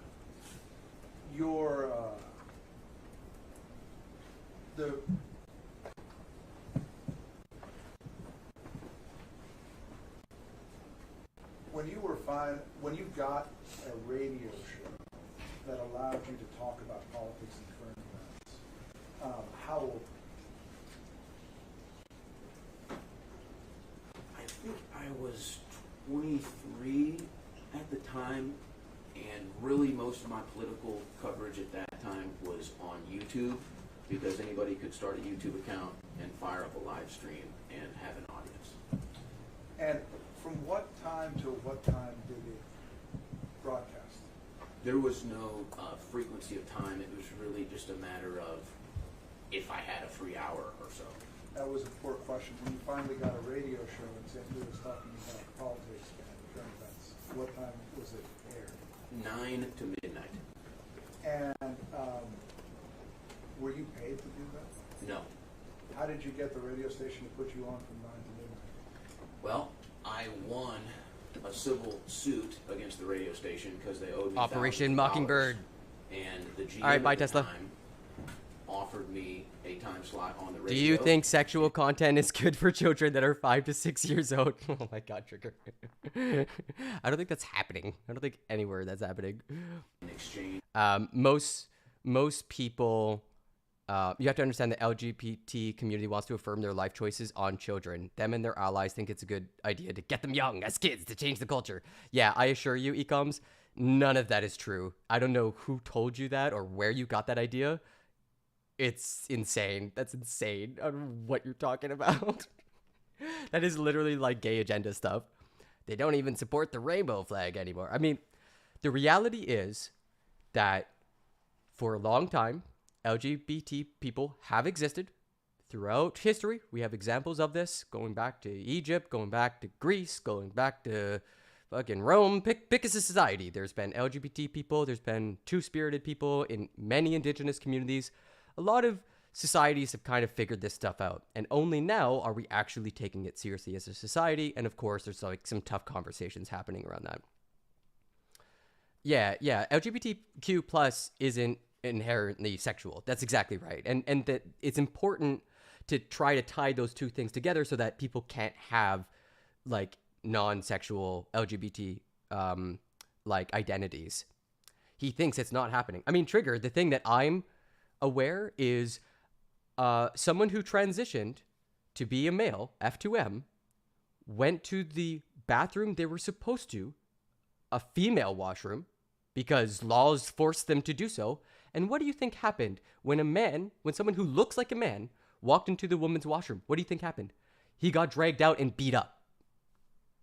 So that's the end result of this line of thinking, of trying to pretend that you can force people to be the gender that they were assigned at birth, that is part of their sexual biology or whatever. Sometimes those things don't match up, and we have to be free as a society so that we can allow these people to exist. Otherwise, you're going to end up with these insane scenarios where someone is a man going into the female washroom because the law requires them, and everybody's freaking out. And it's like, well, which is it? What do you want? What do you even want anymore? You know, it is here in California. I've seen the books with my own eyes. All right, you want to enlighten us? Those books aren't being shown to the classroom. Kids can check out those books, but it's not forced. Okay, yeah. Having a library with information relevant to students' interests at an age-appropriate level, it's the key part, at an age-appropriate level, is good. Unless you want to go back to the days of, don't have sex until you're married. Like, is that what we're going with? I thought y'all were libertarians. Where's the freedom? Freedom goes out the window when it comes to LGBT people all of a sudden. No one cares about passable trans women in the women's bathroom. Ecoms, they passed a whole law over this shit. Like, people absolutely care. They're losing their goddamn minds over it. For me not being paid yeah, funds. Women need safe spaces. I knew I wasn't going to get trans paid. folk need safe I wanted spaces. the airtime, so I don't know, man. the deal. Seems cut and dry. All right, it's 5 o'clock. We're going to break. What about family bathrooms? Yeah, that's a good example too. I mean, we don't really need gendered bathrooms whatsoever. It's just a construct that we're attached to. You can just have stalls that are private, and then people use them as they see fit. Everyone needs to feel safe, not just gay people. Do you honestly believe, Trigger, that heterosexual people are threatened by a gay teacher? Like, what are you talking about? Like, these folk aren't able to, like, have pictures of their husbands and shit in the classroom. Like, it's wild. The woman wouldn't know if the trans woman was passable. But who cares? But what does it matter? Who cares? I don't understand. I thought this was America. What happened to the freedom? Why can't a trans woman be free to go to the washroom of her choice? I don't understand. Nobody is turning trans to hurt women. That would be crazy. Yeah, imagine, like, you see your therapist, you get into like a 4-year hormonal program, and it's all like this big plot to like get into women's washrooms. Yeah, okay, all right. Okay. I don't want my daughter seeing a penis. I mean, Trigger, have you ever spoken? Have you ever talked with a trans person before? What is your image of these people? Just fucking whipping their dicks. I'm in the bathroom now. They're not safe. Like, what is your image of this? This is like very bizarre. I don't know why a trans person would be whipping out their dick in a bathroom. And honestly, it's probably a good idea if kids have some understanding of what sexual biology is before they go and engage in it. It seems pretty legit. What about this odd edge case? I don't care. I don't care what edge case is. I talk in rules. Okay, so we're going to look at how much money InfoWars stores generated. And then I think after that, there was the corporate representative who gave testimony. And I thought that would be really spicy as well. Health class would say otherwise. Yeah, exactly. I mean, like, can you imagine trying to have sex and you don't know what pregnancy is? Or you don't know, like, that dudes do all the raping? Okay. Because they're passing laws that make women uncomfortable. Are they? Do we really care about women being slightly uncomfortable? White women losing opportunity. Who cares? I mean, no one gives a shit. No one gives a shit. No one gives a shit. You didn't care about women's sports 5 years ago. You didn't. You didn't watch it. I hate this argument so much. None of y'all gave a shit about women's sports until the transition came up. It's so obvious. It's ridiculous. I hate hearing it. Just like, yeah, come on, guys. Let's be a little honest here. Came about Sandy Hook, and that's what I said. I'm going to show you right now a document I know you and I have looked at before. You recognize what this is, don't you? Yeah, it's honestly hilarious. I've actually had this argument out with someone, and they legit said to me, I do watch women's sports, and I'm like, okay, buddy, okay. Okay, what are their names? Entire societies are based on what women want. Can you name one society that is not patriarchal? What society in the world right now is matriarchal, where women have most of the power, where women have most of the positions in government and private business? What country would you hang your hat on that is matriarchal, not patriarchal? I'm very curious. Could you remind me, please? Yeah. You know, see these dates right here? You know, see it has totals. Racist. Racist against who? Invoice, refund, sales tax, shipping, sales discount. Now do you I don't think women are a race. I'm not sure this doesn't have a title. England was matriarchal for a while. Because of the Queen of England? I mean... And France? Nice, Trigger. There you go. Yeah, I'm thinking of starting Yo Llama jokes as a replacement for Yo Mama jokes. Just Yo Llama, so hairy. You know, insert joke here. Why you hate women? Objection, leading the witness. On it as to what it's referring to. Didn't you testify to me? Was England matriarchal? Wasn't England the place where it's like feudal lords and stuff? Kings and queens? Like, I know they had a queen. Jeanne d'Arc, wasn't she burned at the stake? That's like the worst example you could give. That was a woman who got a little bit of power and she was burned at the stake for it. You know how we know that we don't live in a matriarchal society, or that we don't have matriarchies? Because they just overturned Roe v. Wade in America. What are you talking about? Sales revenue of the InfoWars store? Remember we went through all through this chart, right?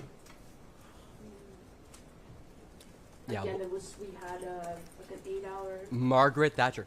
I think these examples actually prove my point, because Margaret Thatcher, Queen Elizabeth, these are women who played by the rules of men. Like they were only successful because they emulated male characteristics and did the things that were lauded by a patriarchal society. Margaret Thatcher, the Iron Lady, she's literally called the Iron Lady. Like, come on. It's all about how she was able to do the force projection of a man. She was able to be stern, stoic, iron. These are not the qualities in a patriarchal society that are associated with women. And that's why she broke the mold. She was a different lady. She was something special and different because she wasn't soft and feminine, right? Like those are the values of a patriarchal society. You're not getting anyone pregnant. Why do you care?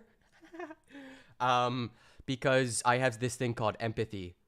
It is this thing where it allows me to care about people who are not me, who I am not related to, and I know it's wild to think about, but I do kind of care about people I'm not directly blood related to. It was like friends and associates and colleagues and stuff like that, you know?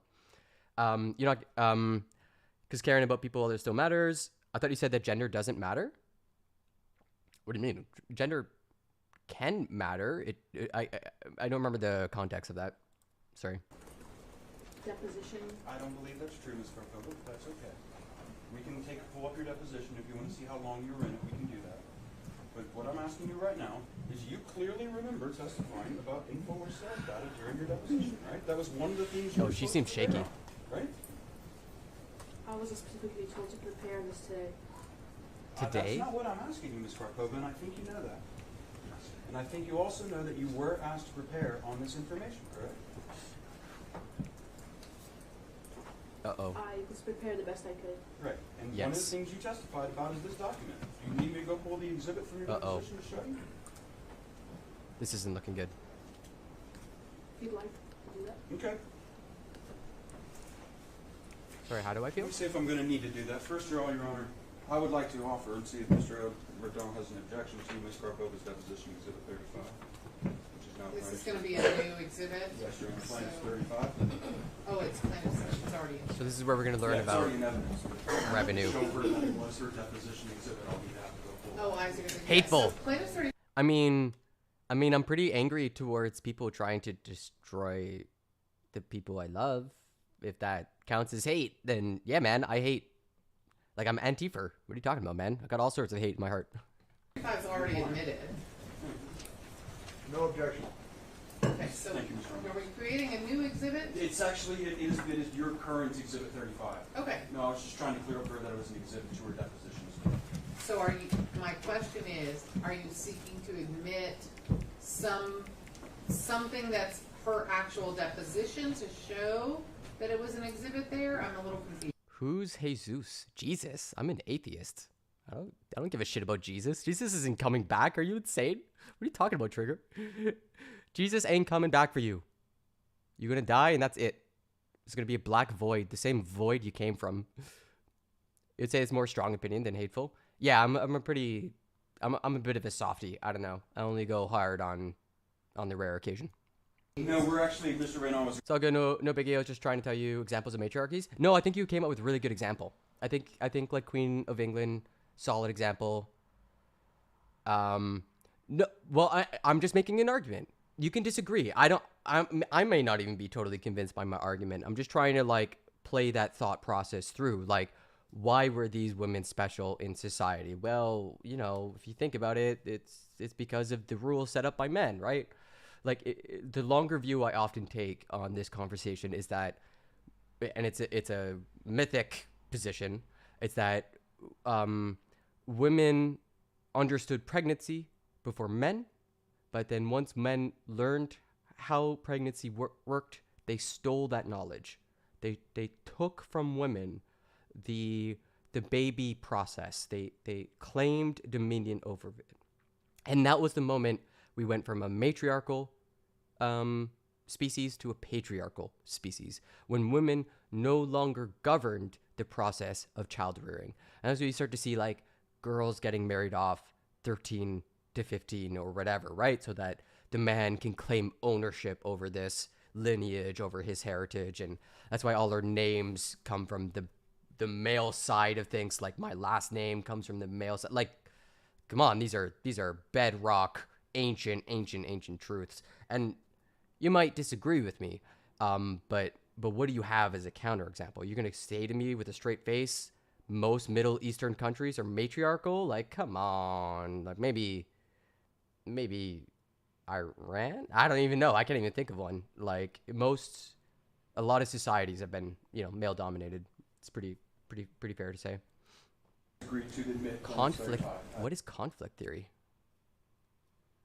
Okay, that's fair. Yeah, I generally do appreciate looking I try to take on a systems thinking perspective. What are the systems at play?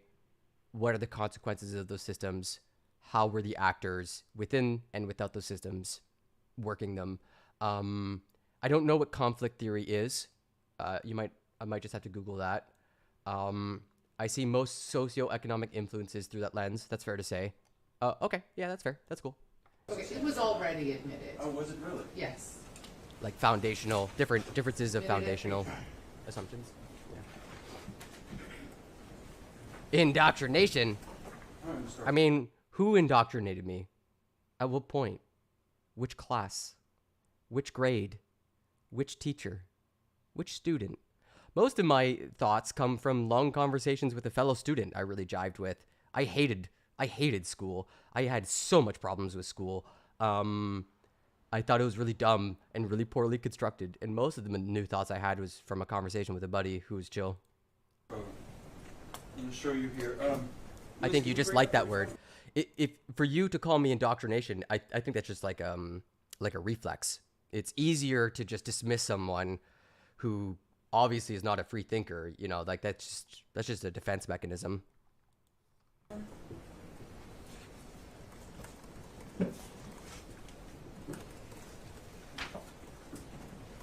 going to leave that in front of you, okay? You have a screen there as well. I want you to have all pages. But can you tell me, Ms. Karpova, what is the first date on this document? September 18th, 20. Okay. Can you flip to the last page? And if Melissa, you can do the same, and you can tell me what the last date on that document is. December 31st. Okay. 18. So you would agree with me that this chart includes a couple of months in 2015, and then 2016 through 2018, right? Correct. Okay. Okay. Can you see that there are totals at the bottom of the page? So far, correct? so good. Yes. Okay. And one of the things that you testified to me, isn't it true, is that over that period of time, InfoWars generated $165 million in revenue from the InfoWars store. That's what you testified to? That's insane. That's what Conflict theory is just there are warring groups of people struggling for power and justice. Sometimes people are oppressed and their voices aren't heard until they are, and then the pendulum swings. Yeah, ecoms. I think that's a fair description. I think that's a fair way to think about the world. If you don't think that's a fair way to think about the world, that's cool too. Yeah. I once heard this opinion from a colleague who was like, all history is just boils down to ethnic conflict, and I have a hard time arguing with it. Like, you know what I mean? document says. I have no more questions for you, Ms. Karpova. Thank you.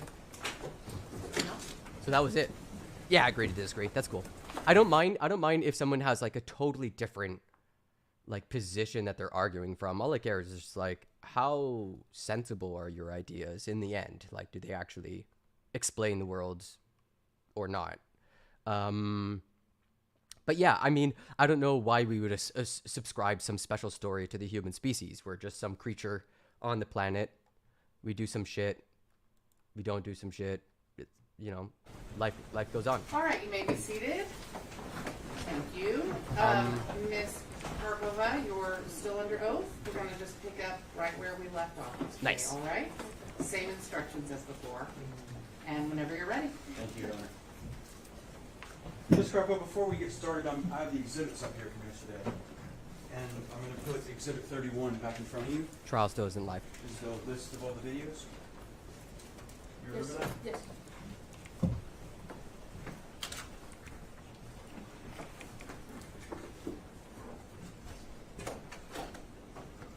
Yeah, my dad would usually tell me like the pendulum would just swing back. I want to recap where we were at. Not that I totally agree with that. So I want to remind the jury. Yesterday we talked about some videos. We started talking about them, right? Yes. Okay. And you remember the first one of those was on the day of Sandy Hook. You remember that? Yes. And that video on December 14th, 2012 was called Connecticut School Massacre. Looks like false flags, says witnesses. Correct? Correct. We also looked at a video that was done 5 days after Sandy Hook on December 17th, 2012. You remember that? Yes. And that video is called Creepy Illuminati Message in Batman Movie Inside Sandy Hook School. That's right? That's awesome. That's hilarious. And we also looked at another video that was just a couple days. I wish later, I would find the 7 Lord. days. I know it sounds dumb, but it's better if you do. Nah, I disagree, Ecoms. I went down. The part you may not know about me is that I used to be extremely spiritual. I went to school mostly to study religion, and that's pretty much the reason I became an atheist. Like, the more I dug into it, the more I just saw people telling stories, and the stories were similar in some ways, different in others, and what really mattered was, what are the stories that are going to help me navigate this world? Christianity has a lot of like awesome parables. Jesus is based and super cool, but at the end of the day, like, Buddhism spoke more to me. The stories from Buddhist circles did a way better job at explaining how I felt about the world, how I experienced the world. But then when it came to like Buddhist theology, it's batshit insane. It's like absolutely ridiculous. And if you look at Christianity from that lens, from one of its stories, you start to ask yourself which stories are real and which ones are not, you know? And it's just a different opinion. I also think like that retreat that Christians often do, like, I'll pray for you, or I hope you find the Lord, or, you know, Jesus. I think like you intend it to be very polite and like you're caring about my soul and its eternal salvation. But generally when people receive that comment, they think that the person has dismissed them, that you're speaking from a position of like, wow, I've heard enough from you, essentially, and I hope one day Jesus is going to come fix you. You broken, Jesus is going to hopefully one day fix you. I think that's often how it's received. I don't think it's the statement you think it is. Most times when people hear like, I hope you find the Lord, it's a statement of dismissal. It's a statement of, I no longer respect you. I will never say that to you. I respect you as a person. I may not respect your ideas though. And I think like that's kind of where we might come from different backgrounds. As a Christian, I know all people are children of God, and what happens here doesn't end here. It goes on and on and on.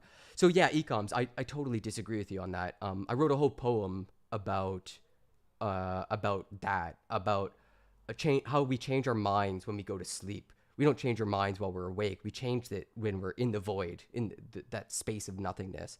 And I would put it to you, how can someone from India, from Pakistan, who believes in Allah, be a child of God, who believes in Shiva, who believes in Brahman?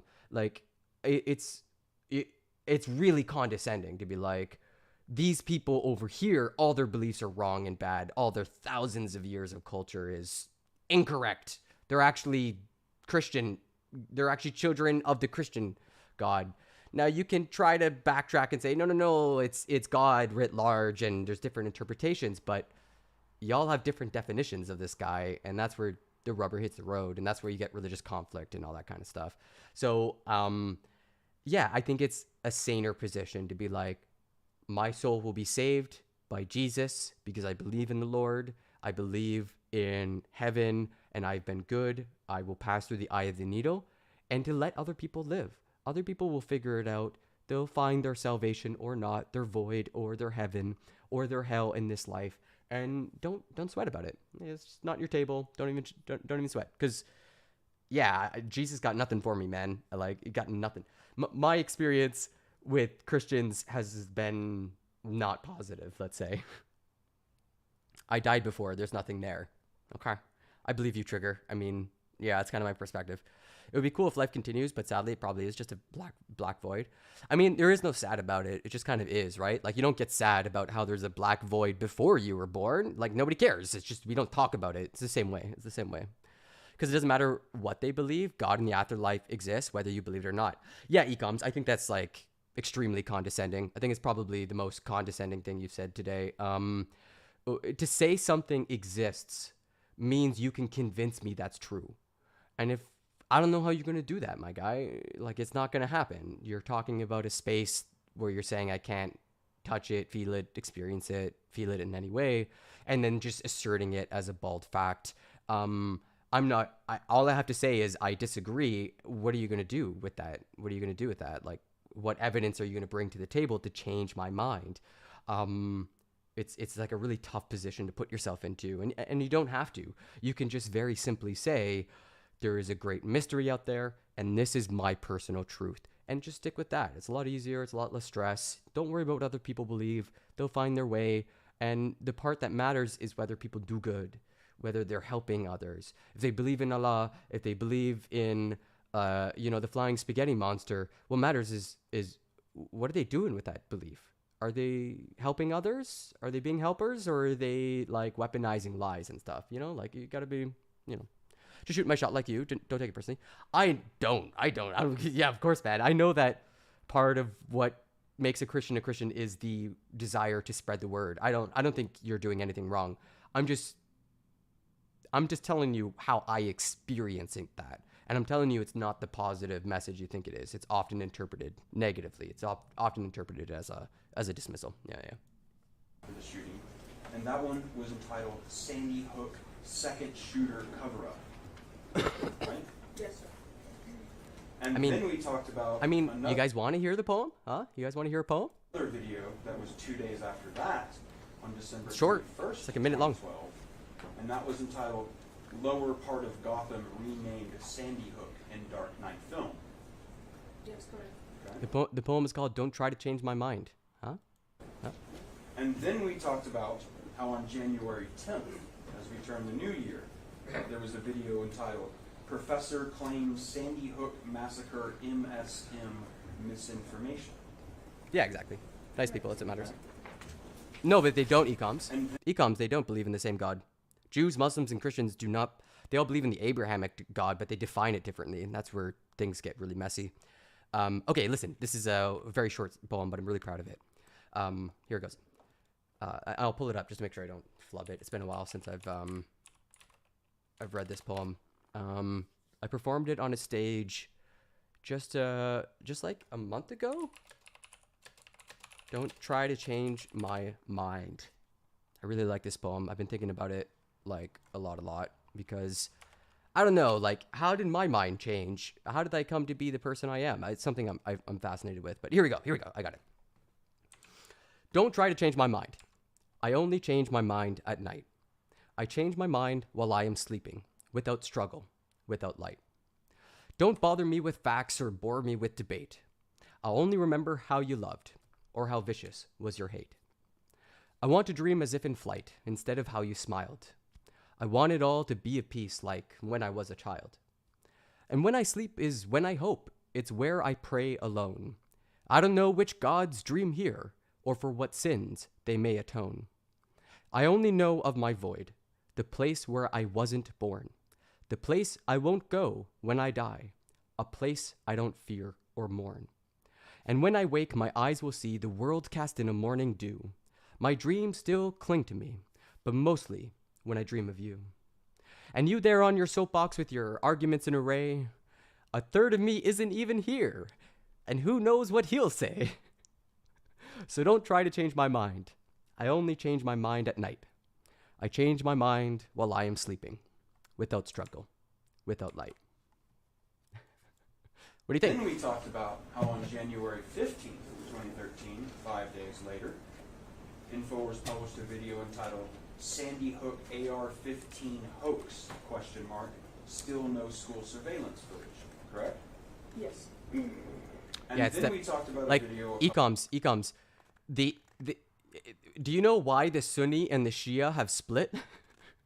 The Sunni and the Shia have split since time immemorial because they couldn't agree on like what the chain of succession was from like the word of God and down. Was it like the brother who becomes the next speaker, or is it the brother-in-law or whatever, or the son or whatever? Oh yeah, of course you can ask a question. This is why I'm here. I love interacting with chat. It's the best part of streaming.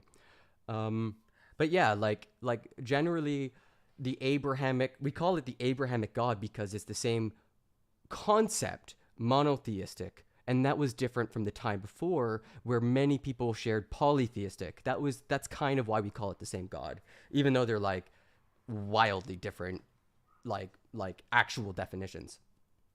Yeah, because of Ali, that's it, right? There's that whole schism. And isn't the Son of God different in both religions? I don't know about that. I'm pretty sure both Islam and Christianity talk about Jesus in the same way. Like, they both describe him as a prophet.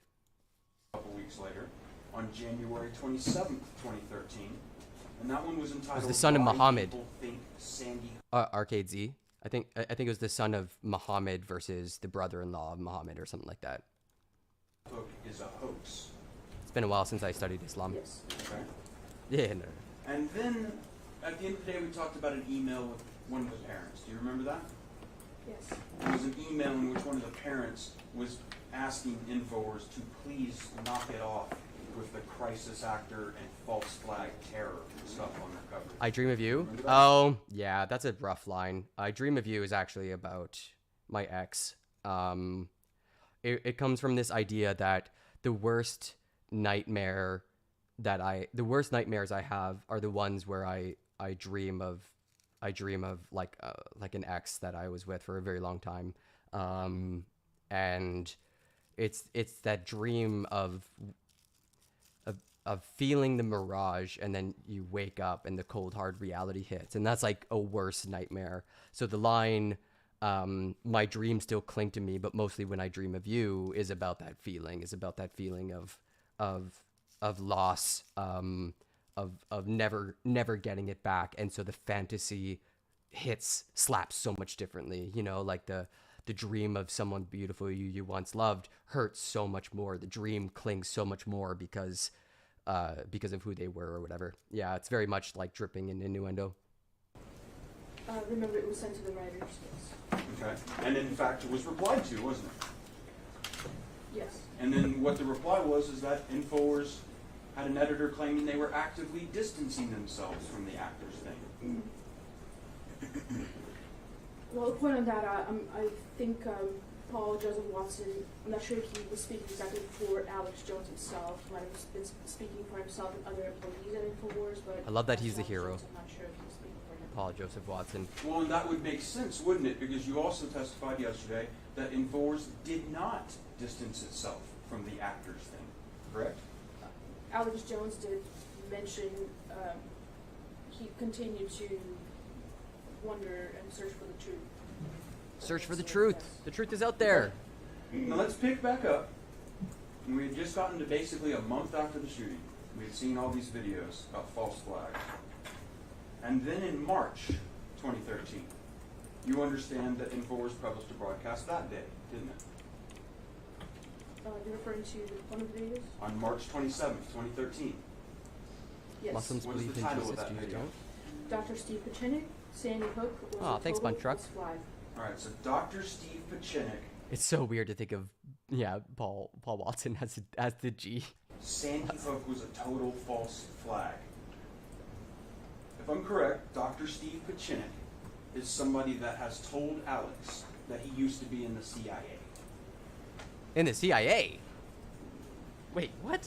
I don't have the details of his bio, but he has a pretty extensive bio that has to do with psychological operations, working for the government, being involved in overthrowing governments, things like that. Spicy. Does he have those credentials, or did he just tell InfoWars he has those credentials? He's reported to have those credentials. He's reported. That's what he claims. Reported by Mr. Pijnik, right? Or Pachinik, right? Yes. Okay.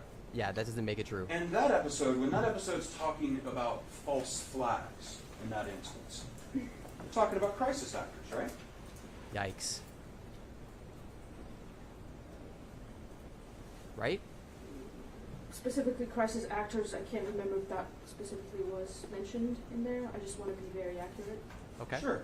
Fair. Okay, well, let's talk 4 days later. Can you flip the page for me? Yes.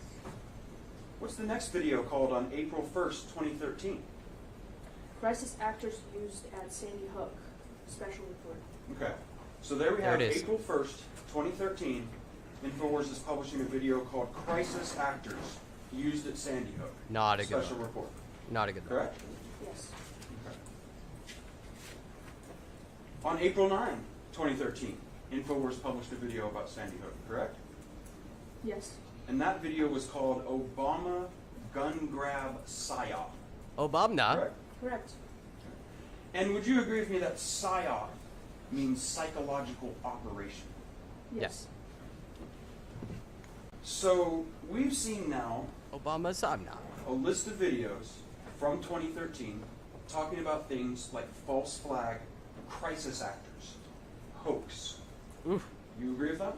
Yes. And so if somebody was to say in this courtroom that Mr. Jones in 2013 was not saying this was fake, was not saying it was a hoax, right, was not saying that there were crisis actors pretending to be these victims, that would not be true, is it? I think it would be true because again, Alex Jones was still researching things, and with the contradictions in the media that was thrown in that time in the mainstream media, he thought that it was his duty to investigate, especially when it involves something as tragic as the deaths of children. He was doing it for them. That shouldn't be used in. Yeah, what a noble pursuit. Can you look at the title of that April 1st video? Yeah, it's like she's been led into a corner, and then the lawyer is like, you have been backed into a corner, now answer the next question that I backed you in. And then she's got to try to like do some gymnastics and be like, no, but technically maybe he was doing the journalism. Just like, no. Video for me. You see it on the page? Yes. Okay. Post your poem. I know I'm a bit older than you, but you'd love the song Red Summer Sun. Third Eye Blind. Yeah, I'll check it out. I know Third Eye Blind. That raise questions about what happened at Sandy Hook. The title of that video, if I'm right, is Crisis Actors Used at Sandy Hook. Is that right? Correct. But oftentimes titles just are meant to grab audience's attention, and then later in the video they get into details. Isn't that just Christian like rock all band? All the mainstream media does. Flip on any newspaper right now, website, it's going to be full of clickbait articles. And I'm not even saying that this is clickbait, but I'm saying it's meant to grab. My recommendations are on point. I just know if I can't listen to like big labels on YouTube, the stream just gets like dropped. You like literally YouTube just claps you and just like, oh, it seems you're watching a video we don't like. End stream now. So I gotta be pretty careful about what music videos I throw up. Video and see the details. It sure does grab attention, right? There are crisis actors used at Sandy Hook. That's pretty shocking. That would be pretty shocking. Oh, cool. Yo, thanks for the follow, Xbox Ambassador. Yo, I appreciate it. Welcome to the stream. You will agree with me that it was known that the not Christian, right? reports Oh, of really? Sandy Hook that were released by yeah, the YouTube Connecticut copyright is State dog Attorney's shit. Office, those were available to InfoWars. And Maybe I'm thinking of like 3 Doors Down or something. knew Yeah, I'll listen to it later. I'm a music head. By December 2013. I don't believe that's true. Okay. I'm going to approach you now and show you the company's the company's May 20, 2019 request for admissions. We're going to look at those together, okay? Uh-oh. Oh, wait, I am right? It is We're going to read this together, okay? Can you see 245 here? Okay, I'm going to read it for you. The report of the state's attorney for the Judicial District of Danbury on the shootings at Sandy Hook Elementary School and 36 Uganda Street, Newtown, Connecticut on December 14th, 2012 was released to the public on November 25th, 2013. Can you read what the company's answer to that is? Submit. Then on 246, it states, this report and the appendix to the report can be accessed and downloaded from the following website. And then do you see the website here? Yes. And then what is the company's answer? Admit. And then the company was asked, you were aware that this report was publicly available on or about December 1st, 2013. What is the company's answer? Admit. Thank you, Ms. Ruh-roh. Not a good look. I think it's important to make a little instruction for the jury at this time. So the Final verdict? I'm guessing over 100 million. I think they got absolutely roasted. I think the final verdict is going to matter less than whatever the hell is going on with the text messages, the data from the cell phone that got turned over. From what we saw this morning from the emergency hearing, a mistrial wasn't called, and it sounds like people like the January 6th Commission will be able to have access, and that's when criminal charges might start cropping up. The lawyer for the plaintiff mentioned that law enforcement was watching and wanted to make sure that the live stream was running before they got going. So that's a really bad sign. Those questions and answers are part of the process that leads up to trial. And similar to how Ms. Karpova is under oath today, as she gives her answers. Nah, I think 100 mil. The representative for the company 100 answered million. those questions in We're taking writing. bets now. It was a sworn answer. What do you think, chat? What do you think, chat? Your range is from $1 to $150 million, and you must pick one number to hang your hat on. I'm going with 100 million. I think that's where I'm hanging my hat. What do y'all think? And speaking of that process that happened pre-trial to answer these questions, that's something that you were involved with in the company, helping to answer these things and provide testimony. Yes. In fact, not only was the company aware of the report, but it had the report. You agree with that?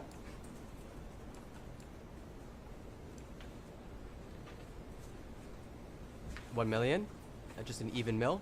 Probably 101 million? Oh my god, Arcades, how could you? Yes. They must have punched the report. Wait, are we playing the rule where you can't go over?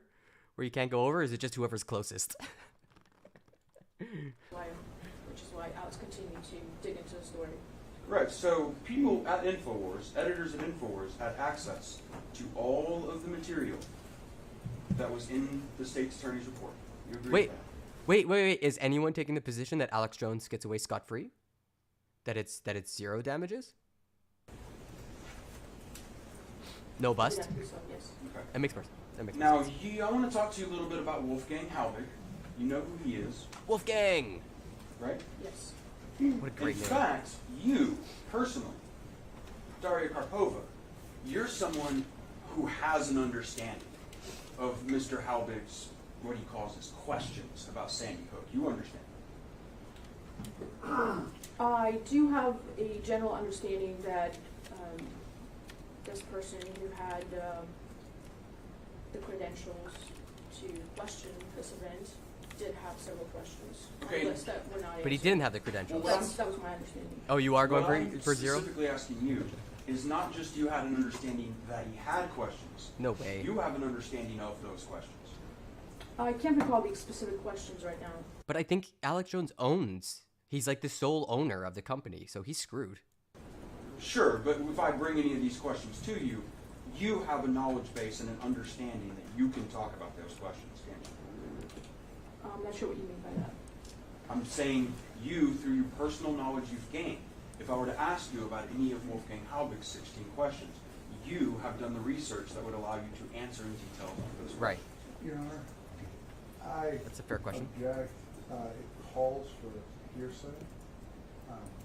As to, so you understand his questions and you've done the research and then you're going to tell me about the research that you've done? No. You have an understanding, Mr. Carpone?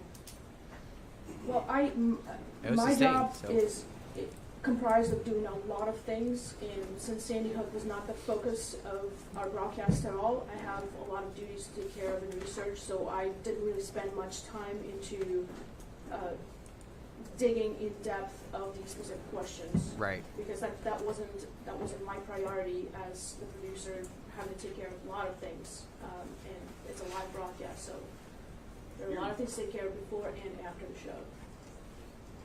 You remember giving a deposition with me, right? I know that feeling. Yes. On December 3rd, 2021. Yes, sir. You were under oath. Yes. Do you remember telling me in that deposition when I asked you, do you have an understanding of Mr. Wolfgang Halbig's 16 questions about Sandy Hook? And you telling me yes.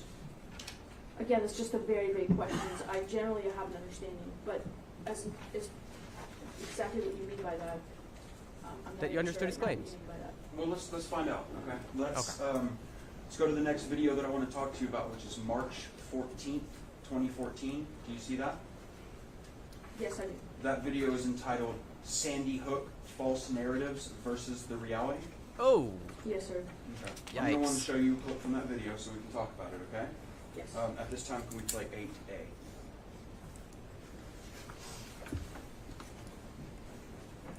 8A? major universities he's consulted for. I mean, he's a top consultant, long career as a state police officer in Miami, Florida.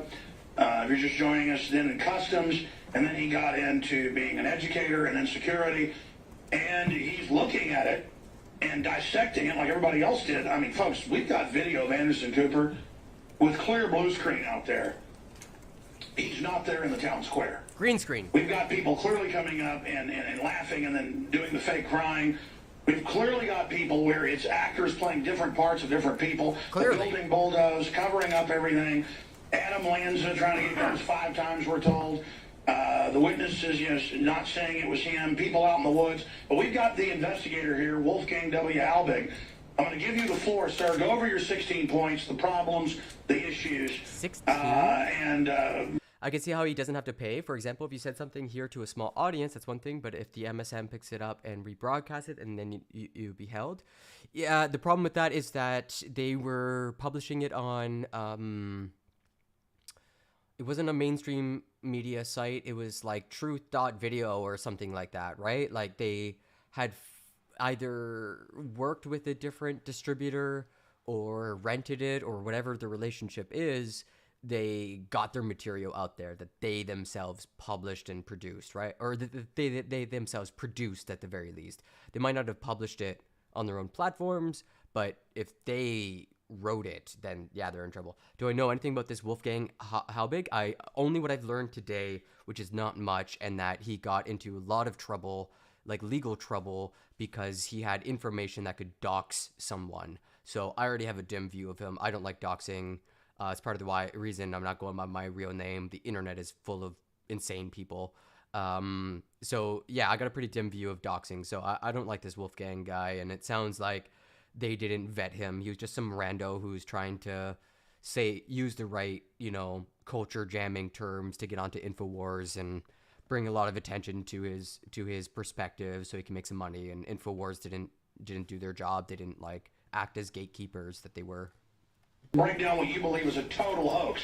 I've looked at it, and undoubtedly there's a cover-up, there's actors, they're manipulating, they're caught lying, and they were pre-planning before it and enrolled out with it. So oh shit. It clearly, looks like I agree with you. The Police Tube live stream that we were hoping would show the trial live just ended, so that bridge is burnt. That something's rotten under the floorboards, but is it a possum or is it a human? Well, regardless, they're not letting a good crisis go to waste. But you're the expert. Break it down for us. You heard Mr. Jones in that video refer to Mr. Halbig as a top consultant, correct? Yes, that's what Halbig claims to be. Right, but you said damages are based on your reach and platform. So if MSM platforms your speech, would then be held liable and not the media that platformed you. If MSM platforms your speech, they're publishing it, absolutely on the hook. Absolutely on the hook.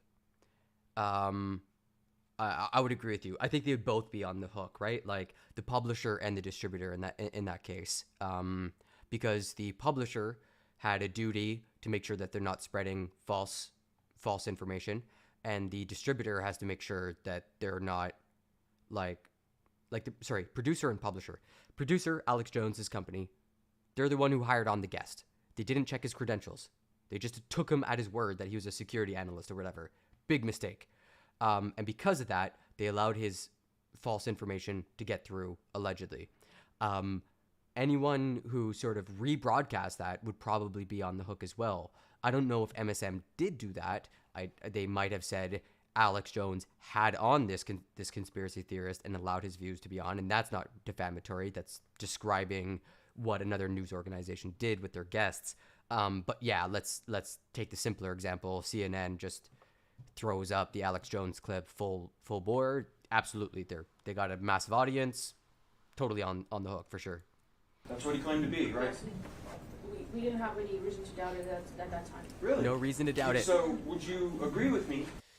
MSN can rebroadcast while saying he's lying, still does the same thing. Well, they can put their spin on it. And if their spin on it is that this person had someone on their show whose credentials don't match up, we did our own investigation and we found out that he never actually was in the military, let's say, or he never worked for DOD or FBI. He doesn't have any credentials whatsoever in law enforcement, but he's making all these claims about being a law enforcement. That's a story.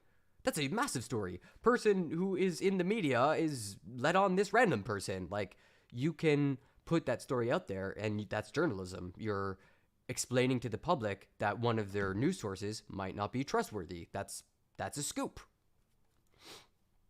That people were explicitly warning the company that Wolfgang Halbig's credentials were not real. People were warning the company. Emails that we get, it's impossible to go through every email. And That's like right here. This is a perfect moment to just pause and be like, her answer is devastating. He's saying, you guys were getting explicit information. The guest you were having on was not who he says he was. And her answer is, we got so much information, we didn't do our job. We just ignored that email. That's a massive failure. That's absolutely, you're in trouble. Warning the company that Wolfgang Halbig's credentials were not real. Again, there's so many emails that we get, it's impossible to go through. Admitting to laziness, yeah. And it might have, if it went to writers. Yeah, for sure, e-coms. Exactly I mean, it's kind of like the whole paparazzi. They push that gray area so hard. But if it didn't get to Alex, or even if he was warned, perhaps, I'm just, I can't speak for Alex. But again, a lot of people were questioning, and not just Wolfgang Halbig and Alex Phillips' duty to address those concerns of the people the callers who were calling into the show. And again, it didn't even happen that often. Okay, but what I want to make sure you don't dispute with me is that people definitely were. Oatmeal Joey Arnold says, B-word is fake news. Woof, that's some hard-hitting journalism from Oatmeal Joey, everybody. You heard it here first on the Be Weird broadcast. Warning the company in explicit terms that Wolfgang Halbig's credentials were fake. You agree with that? So good. Would you tell me exactly what you're referring to? I'm just asking if you agree with it. I can't remember right now. Okay, thank you. The truth is, though, it doesn't matter whether people were warning you at InfoWars, because according to you, as an InfoWars producer, you do not believe you're responsible for verifying all the claims of your guests. That's true? It just would not be possible to verify everything. We have, yes, it's a talk radio show. If Be Weird is fake news, does that mean the hoax is real? It's an opinion driven. It's a real Uno reverse card you just played there, Arcade. Show. Okay, so social commentary. And is it Arcade Z or Arcade Z? So before Wolfgang Halbig comes on the show, your testimony is it is impossible to check or verify his credentials. That's awful. I wasn't the producer at that time, and I'm sure the producer at that time did the best they could to verify his credentials. And to him, it might have checked out. That's the standard practice. We do a basic look into the guest, and if they seem okay, if they've been on other shows, then we give them a platform and let the audience decide if they should listen to them, believe them, or turn them off. Okay, but what I really want to get into, Ms. Karpova, is you believe, as an InfoWars producer, it is not your responsibility to verify your guest's claims, correct? I would say it's in part my responsibility. Okay. Do you remember? And I do that as in my job. Do you remember to the best of my ability. Sorry. Oh, it's okay. I'll give you some time. Do you remember giving this deposition on December 3rd, 2021? Yes. Okay. And you were under oath at that time? Yes. Okay. Do you remember in that deposition when I asked you if you think Wolfgang Halbig's credentials are true or reliable, that you told me that I'm not responsible for making sure the claims of our guests are my God. accurate? Oh no. Yes. Oh no. That conforms to what I'm saying right now.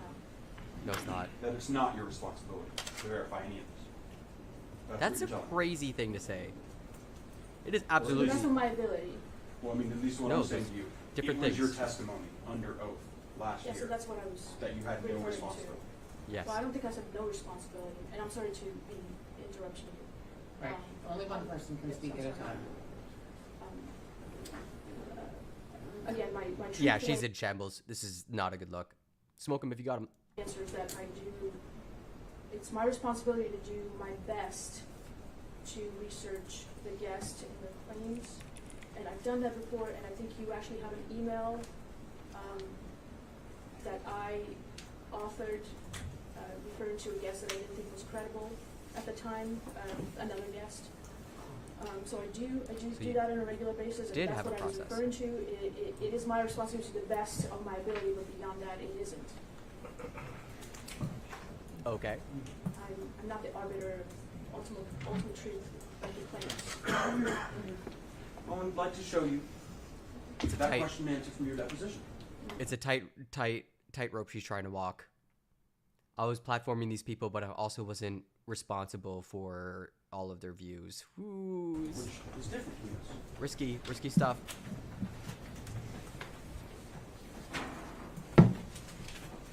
Are you able to see that? Yes. Okay. I'm going to read the question, and I'd like you to read the answer, okay? And I said, I'm sure Wolfgang Halbig has said a lot of things about his credentials. Do you think they're all true? Do you think Wolfgang Halbig is a reliable source about his own credentials? What was your answer? I'm not responsible for making sure that the claims of our guests are all accurate. Wow. I'm That's one more time, just devastating. to give another instruction about depositions, which is what was just read from, in case you aren't familiar with them. Right. A deposition is a procedure conducted out of court in which a witness testifies under oath, answering questions asked by one or more attorneys. Yeah. Later in this trial, you may hear longer excerpts from depositions, but I want playing back like their own words. Weird. I think you're thinking of this backwards. The plaintiffs have to no evidence that these credentials are fake. They never did that. They have to give evidence that these guests' credentials are fake. They never did that. I wonder if that's the tactic happening here, though. I thought it was like more like he's trying to say to her, in your deposition, you are admitting you didn't properly assess whether this person's credentials were real, were fake or not. And I think that that's what he's trying to get at, is like the actual verification process. And if she's not willing to hang her hat and say, oh yeah, we absolutely vetted all of our sources, then he doesn't have much to work with. But if she does say, we do vet all our sources, then he can hit her over the head that this man made up his credentials or whatever, that she didn't properly vet them. I might have this wrong, though. Understand that it is a procedure conducted out of court, but with the same oath as in court. So those answers are also... Yeah, barely any objections. Almost all the objections have gotten I'll tell you overruled. more about depositions when we hear a longer one later. Thank you, Your Honor. Excuse me. Let's go to the next video that I want to talk to you about. Do you have the list of videos in front of you? I do. Okay, on May 9th, 2014, do you see that? Yes. Okay. That was an episode called Revealed, Sandy Hook Truth Exposed. Yes. And InfoWars wants its viewers to have faith that they can get the truth from InfoWars. Exactly. Right. That's a key point. It's up to the we always rely, we think our audience is smart, and we rely on them to figure out themselves. That's bullshit. What they think is true and it's not. That's But bullshit. we present our opinion. Well, the truth, right? That's what you're telling your audience to give them, is the truth. Yep. Sure, everybody has their own definition.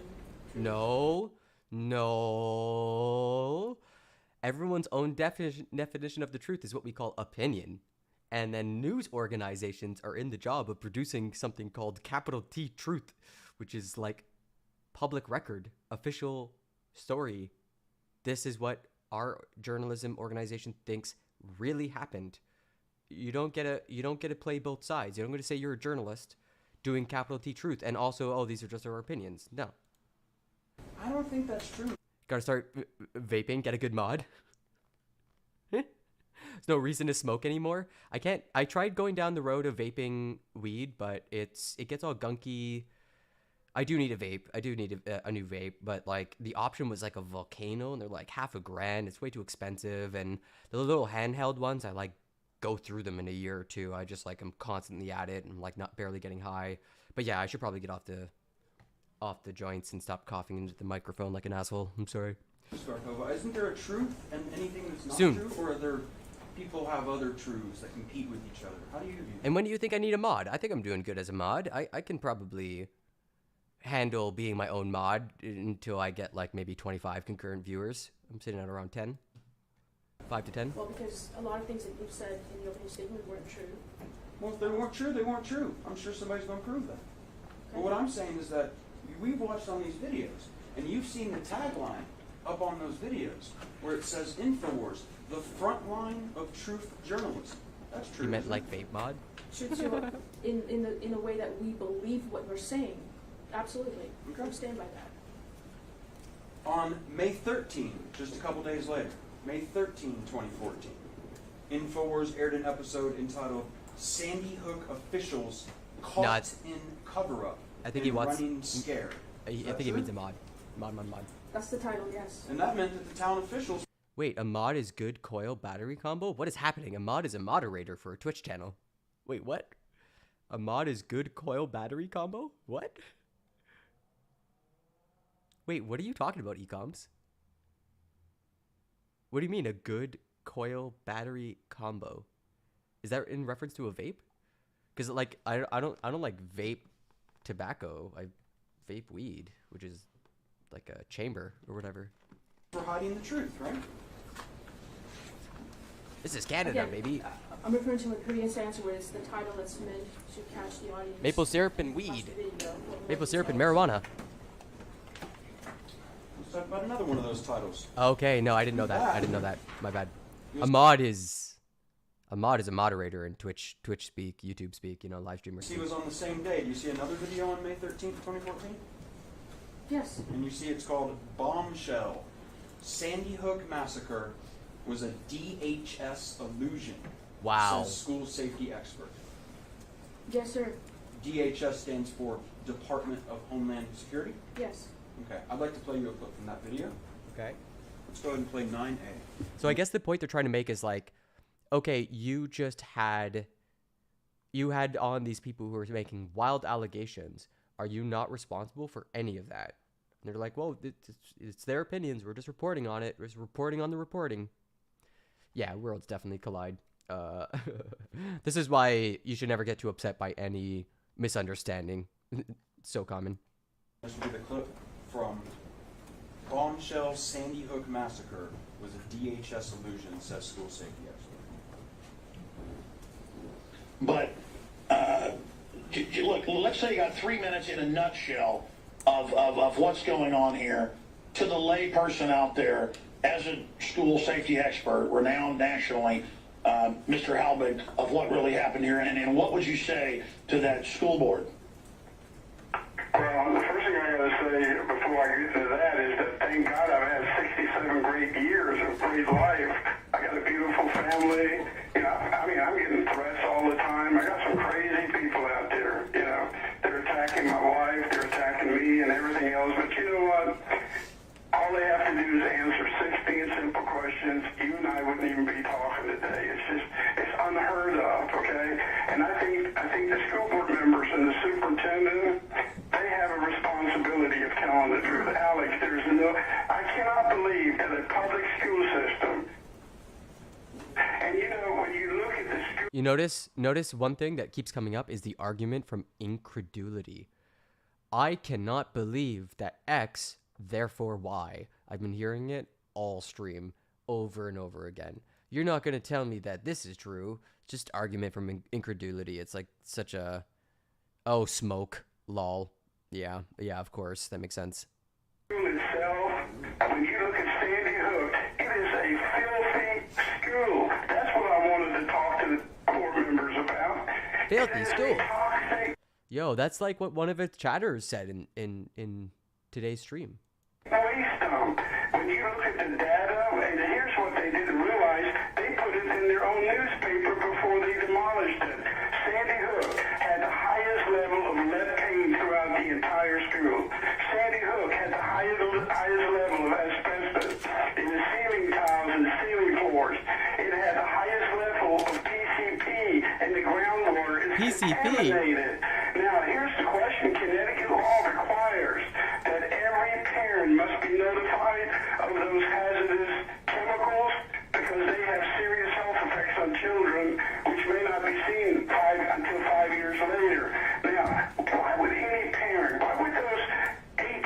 20 parents that moved into Newtown in 2009 enrolled their child in a school with all those hazardous chemicals. Their parents just don't do that. They Argument from don't expose incredulity little again. children to chemical hazards. Let me just stop you as an investigator, kind of like they got Al Capone for tax evasion, not for all the murders or money laundering. You're looking at how they don't do any of the standard stuff, the paperwork, the Yeah, police it's kinda reports, odd. no helicopters sent, no rescue, kids going in circles, totally staged, men with guns in the woods getting grabbed, no names released. They deny it went on, later have to admit it went on, but say we're not answering questions. I think the reason we're watching this is like, this is what your production company was producing. This is, at the end of the day, you brought on this guy and he said those things. Were those things true? Did you know that they were true or not at the time of publication? Like, I mean, clearly it's a drill, just like the Boston bombing. I don't know exactly what's going on, but it just, the official story isn't true. Bam, Again, there I it read a lot is. of criminology. I'm not, I'm not a cop, but I've studied a lot of it. And just from a lay media investigative journalist perspective, something is rotten here. And then you see it duplicated over and over again. What's your bottom line? What do you think really happened at Sandy Hook? People can see your 16 questions at sandyhookjustice.com. And we just salute your will to go up there and have 8 police cars block you the United Way and have them shut you down at the school board. I do the same thing because of white patriarchy. Then this and that and this too is no different. Everybody does it. Yeah, absolutely. I would definitely say that. Certainly, there's going to be times when I make an argument and I'm not going to do the work of justifying it. But I think I do a pretty good job of explaining my thinking or sort of showing rather than telling the logical arguments being made. And that's why I can point out an argument from incredulity. You haven't heard me once say, like, I can't believe that, therefore this is true. Like, this is just not the type of argument I like to make. And there's certainly like going to be like hidden biases and stuff but I definitely hope I'm pushing towards the part that's like transparent, logical reasoning. Like that's the end goal, like of a good, convincing speaker, is that like they show their thinking as they're telling you they're thinking. That's always a beautiful thing. At the commission, but bottom line, what do you as a almost 40-year investigator, police officer, you name it, what do you think's happening here? Whataboutism? Until they answer. Wait, what are you talking about? Whataboutism is like you start talking about X and I just stop that conversation and just start talking about Y. I just literally use the words, but what about this other thing? Like, I don't know. I don't think I've done that. Questions, I can tell you, Maybe I have an children example. did not die, teachers did not die on December 14th, 2012. During that video, we saw some video footage of Wolfgang Halbig at a Newtown Board of Education meeting. You're familiar with that? Yes, I saw that video. Okay. That video was taken by an InfoWars camera crew. I'm not sure. What do you mean you're not Well, sure? you understand Dan Badandi went up there, right? Yes, he did. Okay, that's an InfoWars reporter. I She's think the at corporate some time rep. he was reporting, he took that responsibility onto himself. Really? So is Really? I'm trying to understand your Just testimony. like other reporters for InfoWars as well. Okay, so in other words, he's just as any other freelancer. Reporter. I'm just saying there are other reporters or people that have proclaimed to be InfoWars reporters that Alex specifically didn't solicit, that just go out there and do their own investigative research. Okay. Freelancers? Things on the street. Sure. Yes. That's not what happened with Dan Badandi going to Newtown, though, right? InfoWars sent Dan Badandi to Newtown. See, what she just did was an example of whataboutism. She started talking about this other thing when he's like, no, what about this individual? So the InfoWars reporter went up there and just like decided to head back. That's what I'm trying to understand too. Yeah. Correct. I don't remember the specifics. And he's trying to pin her down. Well, let's start first of all. Dan Badandi was a hired employee of InfoWars. Right? Okay, well, there you go. Not a freelancer, a hired employee. Seems like he works for InfoWars. Again, I'd have to talk to the HR person. I'm not sure the status as to employee or contractors. Let's maybe put it this way. This may shorten it up. You might not be the best person to talk about Dan Badani's employment status. Correct. Okay. We'll Yes. deal with that some other. Cool. All right, that's fine. On May 14th, 2014, there was another video, correct? Yes. And that one was called Sandy Hook Red Flags Ignored by Newtown School Board, correct? Yes. And that was another report about the meeting that Mr. Halbig was at. I believe so. Okay. I want to show you an email from that day.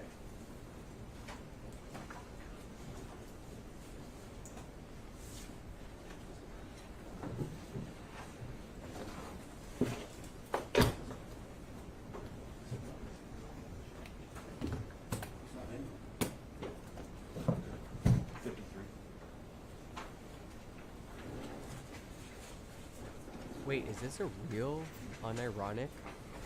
Wait, what the fuck? Sorry, I know this is a complete tangent and has nothing to do with anything, but is this a real take? Lurkers, I think he's joking. Lurkers on Twitch are not valid or appreciated.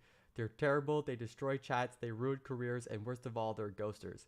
If you're not talking in my chat at least once every 2 seconds, then get out. Okay, yeah, that's a meme. He's memeing. He's joking. I'm sorry. I'm sorry. I'm sorry.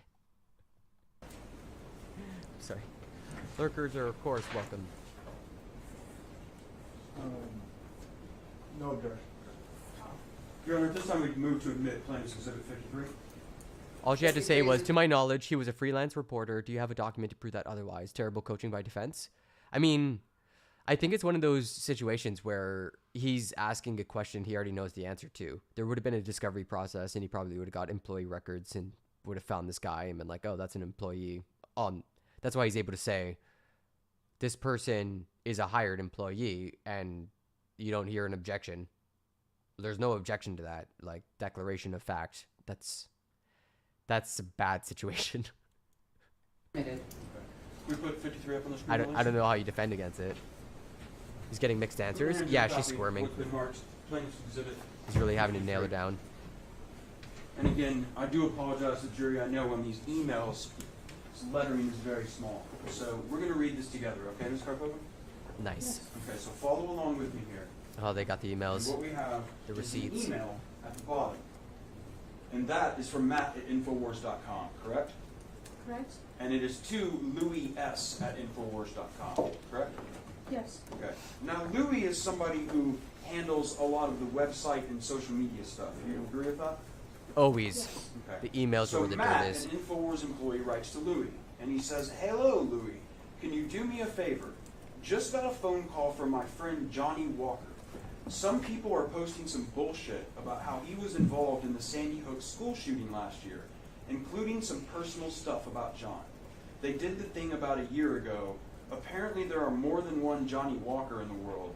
Last time it involved going through his Facebook page and pointing out friends with Jewish names and things like that. Oh yeah, I see what John you're is a saying. character, but was not even in the Sandy Hook time zone.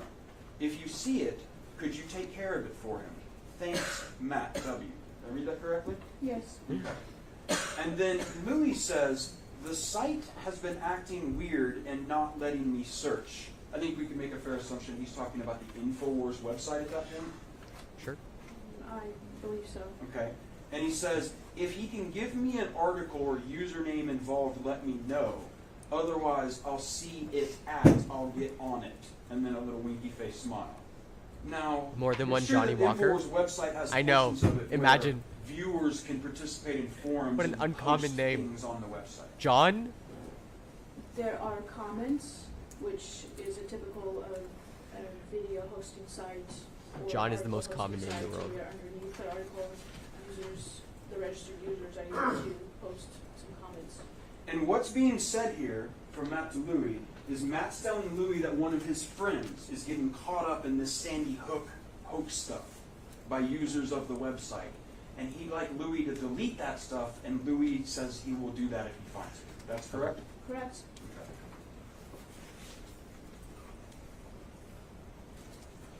I want to talk to you about an article. And that article was called FBI says nobody died at Sandy Hook. You know what I'm talking about, don't you? Yikes. Could you refresh my memory, please? Sure, I think we can do that. One thing that I think would be really easy to refresh your memory with is Plaintiff's Exhibit 39 that we looked at the other day, yesterday. Musa, can you put 39 up on the screen for me?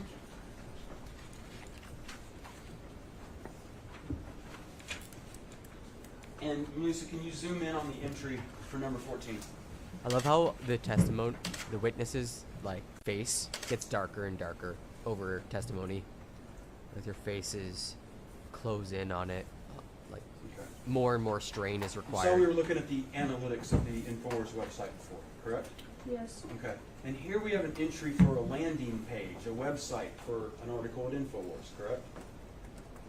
Correct. Okay, and that article, it reads here, FBI says no one killed at Sandy Hook, right? Correct. Okay.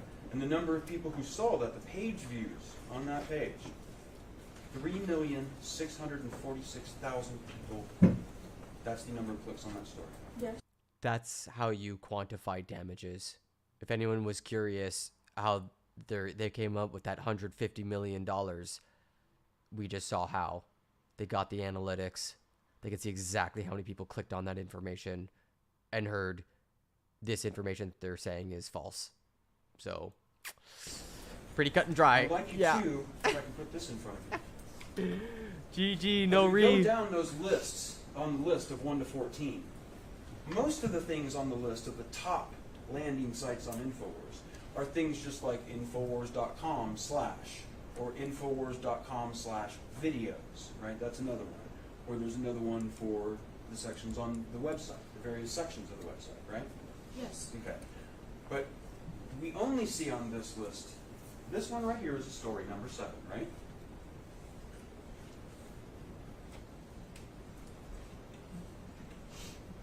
Yes. Looks like a video, maybe. Okay. And then if you look down, you'll see there's another story listed too, right? There's a couple stories on there. But would you agree with me that FBI, no one says no one killed Sandy Hook, is the 3rd most viewed story on that list? I think it might be a video, Wow. It was not only was it seen a lot, it was hot goss. That was Again, a top. I'll take your word for it. And Okay. She can't scrutinize we're it. able to really I know you won't believe me, but the FBI stealth edited the data after it was reported. They didn't have data on deaths on Sandy Hook. I'll say what I will say to any claim. What's your source? Do you have like anything I can read up on that can help me better assess that information? In the same way that that lawyer was like, hey, didn't you notice that this was originally published on ibankcoin.com? Where a piece of information originates often helps someone assess how legitimate it is. Like, you're just a chatter, so of course I'm going to have a huge amount of skepticism, far more than I would have with like a friend or whatever. But yeah, if you got an article, we'll take a look. The FBI has done all sorts of shit, but in this case in particular, that's the question. And yeah, after watching all this content, finally we're getting somewhere. Oh my god, now we're actually getting to the juicy stuff. Holy cow. we calculate the Kablooey. ratings and if they're yeah, can you point it out too? Well, here, let me try to go down with you and we can see it, okay? All right. Get my reading glasses. It's a very small print. Well, those are coming apart on me. I love how he's he's this fancy way from okay. They literally are coming apart. Hello to you. All right, so we have number 7, right? You see number 7? And that says, right, and it says graphic, shocking, complete video shot from Virginia gunman's point of view, right? Yeah. All right, this isn't the story, right? That's not a No, how do you prove the claim that the FBI stealth edited the data after it was reported they didn't have data on deaths on Sandy Hook? That part. There's 2 claims being made there. One, which is a chain of events, that it happened in this order, and 2, that the FBI edited data, and you're qualifying that claim too by saying stealth edited, so which implies that they didn't do it officially or it wasn't legitimate. So you got three big claims on the plate. if your evidence is like a very popular YouTube video, my skepticism actually goes up because, you know, as you yourself mentioned, you know, there's like a lot of, there's like obviously a very big industry on YouTube for saying shit, like claims. Let's just have some claims, everybody. You get a claim, you get a claim. Okay, so there, now you got a problem.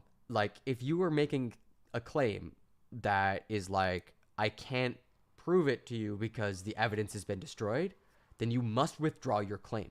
Your claim can only be as strong as the evidence you have to present.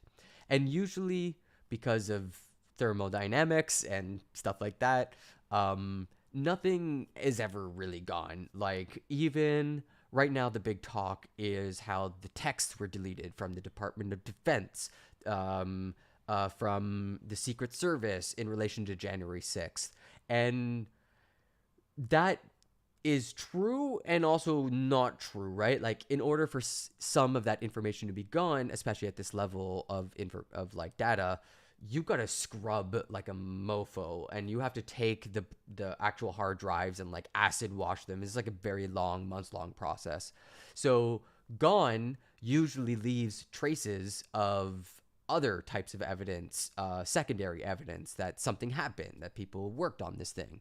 This is part of why we're able to learn about how texts were even deleted, because the investigator general is in the hot seat right now because he has finally admitted that, you know, some texts were deleted around January 6th. So that's kind of where the rubber hits the road. Story. The next story would be this one, right? 13. Yeah. You agree with me? Again, I think it's I'll talk about a video. I understand the story, but I think it's simply. Let's try to talk about it this way. This is I'm a not sure. right, Yeah, and so yeah. because we're not sure, let's call it a landing page. This is a landing page. Landing right? page, sure. That was Boston bombing culprits found, right? Yes. And then this one is 14. FBI says no one killed at Sandy Hook. Yes. That's the third one on the list, right? Third most popular of those landing pages that Oh, are gotcha. stories of interest. Yes. Right? Okay. Thank you. So it's a big story. That was the point of that question.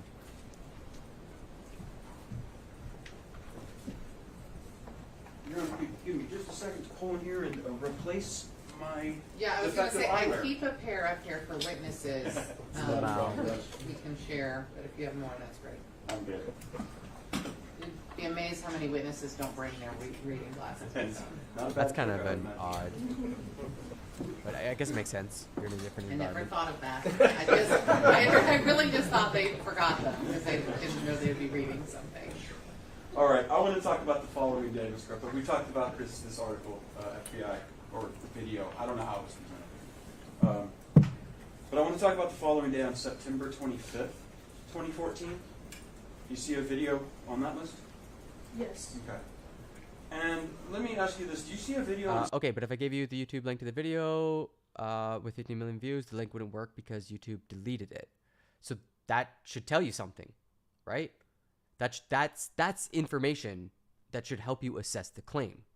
If something was really popular, but the publishing company thought it was such a legal liability, it ran the risk of causing damages that YouTube took it down, that should tell you that YouTube thought it wasn't, it crossed some line somewhere. Now, we don't know what line it crossed.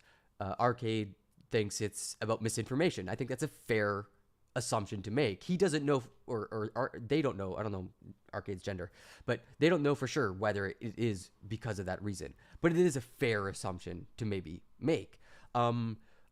At the end of the day, what you're left with is a claim with no evidence. You can tell me the story of what happened to the evidence, but that's not getting me any closer to being convinced. What you need is, you as with most claims, usually start with the evidence and you build up to a claim. You start with several pieces of evidence. You say, this happened, we know this is true, we know that, therefore, my premise is, you know, like evidence tends to become the premises to the claim. And then the claim is, if all of this evidence is true, therefore XYZ. But if you start the other way, which is claim, and then these pieces of evidence back it up, you've got like the arrow of truth in the wrong direction. You usually have to like build from the ground up rather from the top down. So if you start off with the claim and I say, okay, what's your evidence? And you say, well, I don't have it because it's gone. Then I'm just starting from the ground up. So if I'm starting from zero, all I've got to work with is the piece of evidence, which is the YouTube video was taken down. Well, what conclusions should I draw from that? I draw the conclusion that YouTube takes down videos, right? Like, I don't know why or for what reasons. You say it's for these reasons or whatever, but it's hard for me to really land anywhere. So I'm just gonna like wash my hands. I'm like, I don't know. I haven't been moved in any direction. I don't see anything convincing to make me hang my hat on anything or whatever. September 24th, 2015. I do not. So if there is a video entitled FBI says nobody killed at Sandy Hook, if that's a video and not an article, InfoWars never handed it over in this case. I guess they couldn't find it. It wasn't there. Because they did platforming. Because there's a lot of videos that InfoWars might not be able to find anymore, right? Correct. Yeah. She's speaking to your point, actually. actually. To say that those videos on that list were the total amount that InfoWars covered Sandy Hook. They can't say that, can they? I don't know.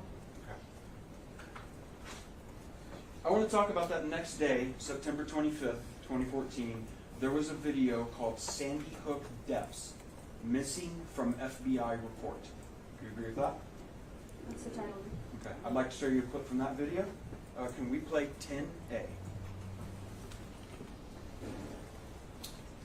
We're fearless, folks. Support us. Support Wolfgang. Support us. This is not a game. They are hopping mad. We're covering this. CNN admits they did fake scud attacks on themselves back in 1991, 1990. Would they stage this? I don't know. Do penguins live in Antarctica? If you want to be super troll, instead of saying, I can't hang my hat on it, say, don't leave that on my doorway. Don't leave that on my door. I haven't heard that before. But I mean, I don't know if those are saying the same thing, though. Don't leave that on my doorway. It's like the reverse of it.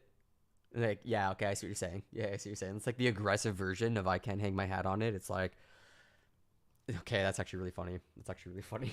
Yeah. Like a bag of poop or something. Wolfgang W. Albig's our guest, former state police officer, then worked for the Customs Department, and then over the last decades created one of the biggest, most successful school safety training groups, and he just has gone and investigated. And that makes no sense. Phony is a $3 bill, and they've been thinking. But man, Wolfgang, you dropped a bombshell of your scores of points, your 16 questions. If you've got a school of 100 kids and then nobody can find them, and then you've got parents laughing on, and they walk over to the camera and go, and not just one, but a bunch of parents doing this. I will always say, and I will always remind chatters and myself, that you can't read as much as you think you can through body language. You don't know what's going on in people's heads. You probably don't. And then photos of kids that are still alive, they said died. I mean, they think we're so dumb that it's really hidden in plain view. And so the preponderance, I mean, I thought they had some scripting early on to exacerbate and milk the crisis, as Ron Mayhole said.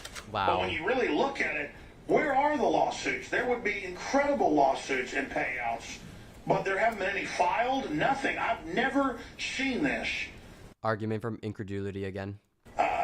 This is incredible. Incredible. Mr. Carpogo, see, that's how you know. Did you hear that's how you really know. Jones say in that episode, or in that clip right there, there are photos of kids. Oh, yo, cool. Thanks for following, Real Christina 94444. How's it going? How you doing? Still alive, they said died. Yes. That would be pretty shocking if it were true, right? It would be pretty shocking if he looked at those photos and thought that those were the children. It's the kind of thing that's so shocking. It'd be the Doing good. My stream almost always starts off with Alex Jones singing like his rant as an indie song. He's like been someone I've been following for a long time. So for this to blow up and be public and also be itself a phenomenal trial. The fact that his phone just got accidentally leaked to the opposing counsel is itself an incredible arc. But yeah, like I'm loving this stuff. I like pushed a meeting later just so I could like watch this. It's so good. But yeah, Arcade. I'm streaming to both Twitch and YouTube at the same time. The kind of thing you'd want to verify or confirm before you set it to millions of people, correct? Haters will brighten your doorways just to darken your... The haters will brighten your doorways just to darken your corners. I'm not sure that's how light works. I don't know. I like what you're saying. Maybe like will... I like the sentiment. Man, I don't know, man. I actually, if I'm gonna be honest, I don't like the whole like haters gonna hate arc. You know, I don't know, man. I think people are people and they got opinions all over the place, and sometimes they're cool and base, and sometimes they're not. And once you start thinking into like full on haters, you know, like I don't know. But these people do exist. Like Albig was very pushing, persistent on getting on the broadcast. You know, claimed that he had bombshell information, Alex would have him on, but after a while, once the story kept developing, Wolfgang would send dozens of emails per day, and they were all ignored to just general InfoWars box. Objection unresponsive. Well, also, if you love linguistics, you're at the right place. I'm a poet. Do poetry all the time. Love word things. It's a vampiristic thing. Like you have to let the evil in. All right, I would counter you with I think this is from Gogol Bordello, and it's there is wisdom in filth. Well, that's kind of where I'm coming from when I'm thinking like a degenerate. Same. We didn't hear Wolfgang Albig talking in that video, did we? Well, he was the guest. Sure, I understand that. But we heard Mr. Jones say there are photos of kids who they said died who are still alive. That's what Mr. Jones said. Correct. Correct. And Mr. Jones should have verified that if he was going to say something that outrageous. Right? Or do you not think so? I can't speak for him. I'm not sure what was going through his head. That Shambles. Okay. She's in shambles. I'd like to show you another clip from that same video. Again, we're looking at September 25th, 2014. Sandy Hook deaths missing from FBI report. Can we play clip 10B? That was such an easy dunk for her, and she missed it. Well, according to FBI crime statistics at FBI.gov, no one died in 2012 in Sandy Hook. It shows no homicides in that town. And that story by Don Salazar is online at Infowars.com. We'll put that on screen. Show some screenshots of those statistics for TV viewers. Again, radio listeners can go there and pull that up for themselves. All right, once again, we're hearing about this story about how the FBI... Was this a real news show? Was this a real news show? Oh, what a question. What a great question. Dang. InfoWars... Oh, wow. What was InfoWars? InfoWars was like... How far can I push freedom of speech in America and still call it news? And we're learning as a society where that line is, and they crossed it. They crossed it with the Sandy Hook stuff because they started not doing news and start doing whatever the hell this was, having some randos whose credentials they'd never checked on to say give his questions about events and whip up controversy, and because like Alex Jones was always known for being like an anti-government, free speech absolutist, and he was always worried about government overreach, and was actually popular in left-wing circles, right-wing circles, questioned the Iraq war, Afghanistan war, way ahead of other people. Yeah, you have to give him that.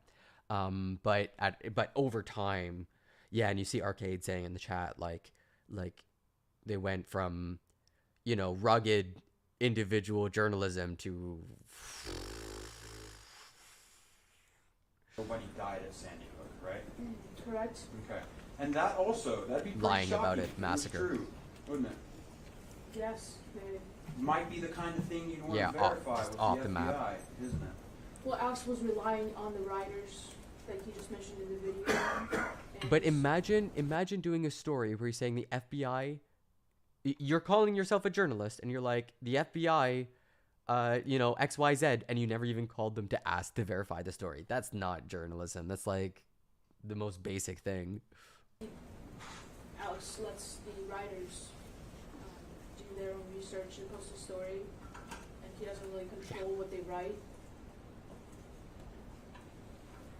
And that wasn't verified with the FBI, was it? I don't know if the writer verified it or not. I don't know. I feel like it's just kind of this. You know what this makes me think of? It's imagine a kitchen where the food standards have dropped so low they're starting to poison people. Literally, people are starting to get sick and die because the food they're producing is so poor. There's cross-contamination all over the place, and now it's getting so bad that like society is stepping in, and like parents of people who died are like, with this metaphor, like suing them, and they're at such bad standards they don't even know what good standards are. Like they don't even understand how. Hey, what do you mean? No, what? Z is the appropriate and commonly understood pronunciation of the last letter of the alphabet. What are you talking about? I am a full-blooded maple syrup drinking, marijuana smoking Canadian, and if you don't like that, then get out. I'm sorry. That was harsh. You don't actually have to go. I would like to play with you another part of that episode. Can we play clip 10C?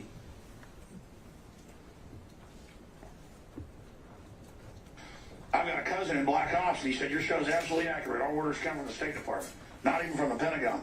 And so I knew it stunk. I mean, why would Anderson Cooper turn and be a green screen and his nose disappear? Why would they have kids going in and coming out clearly staged? I just didn't... Again, argument from incredulity. Why this? Why that? I don't know. Therefore, claim. Like, no, that's not how these things work.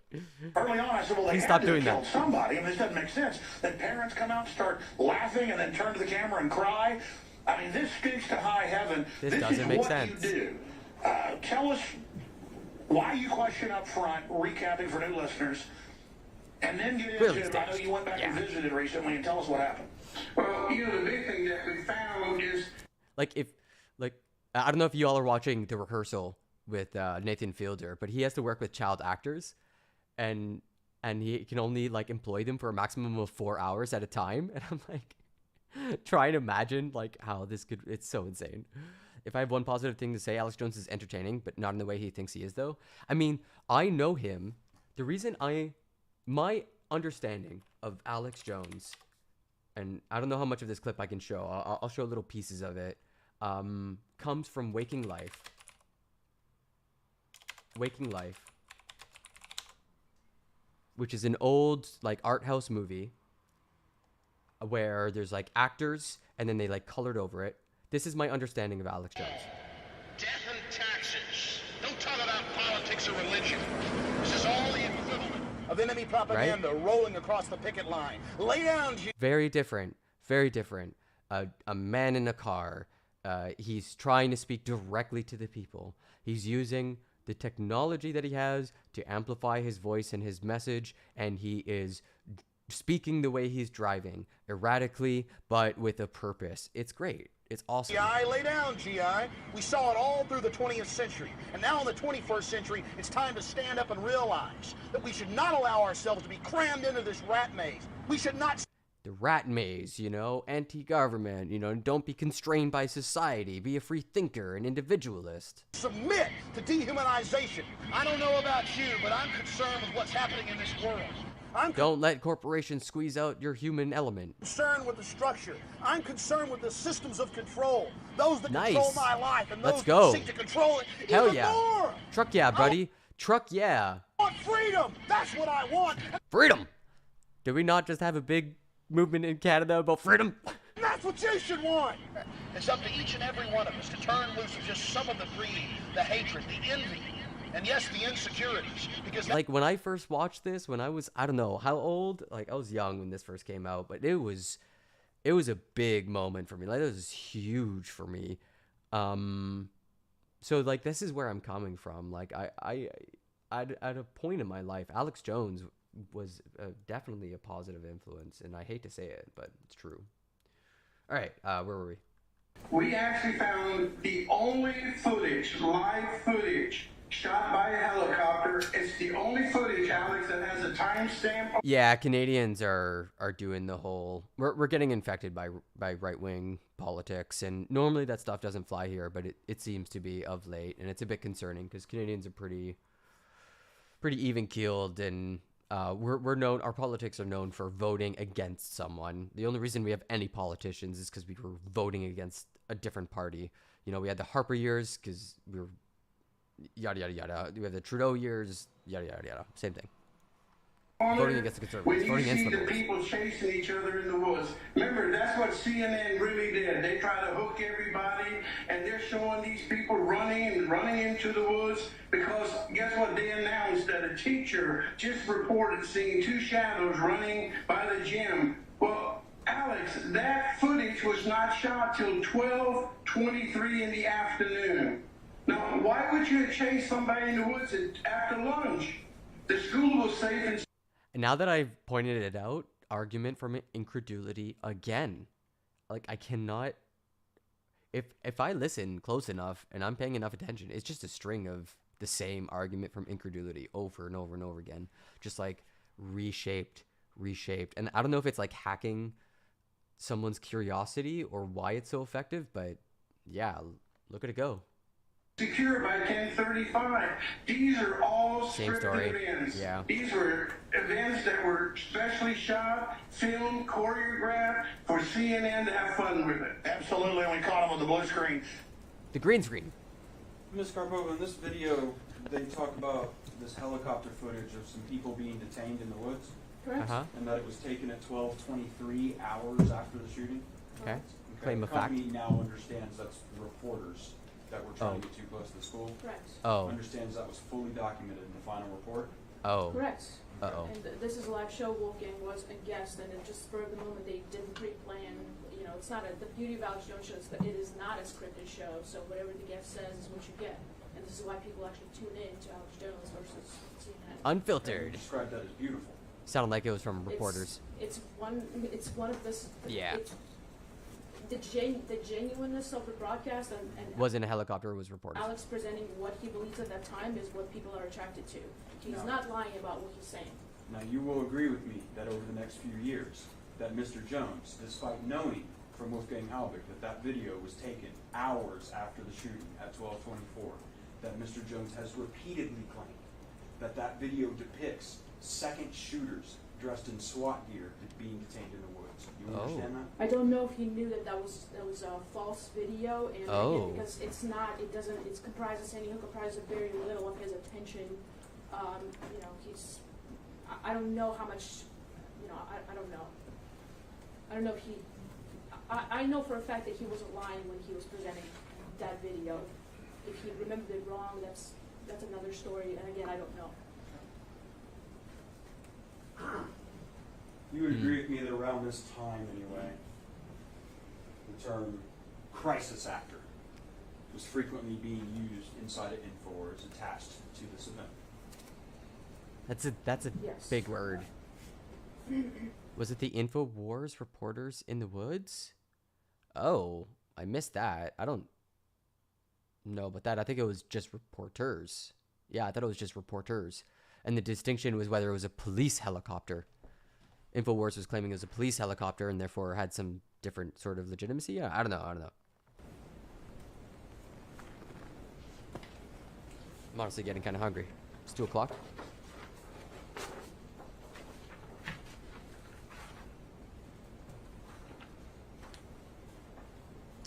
It's 2 o'clock. I'm hungry. I gotta work in half an hour.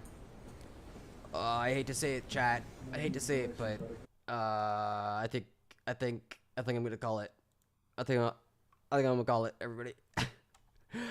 Almost a 5-hour stream. Pretty crazy for me, actually. Oh my god, what a long stream. But it was good. Lots of good conversations.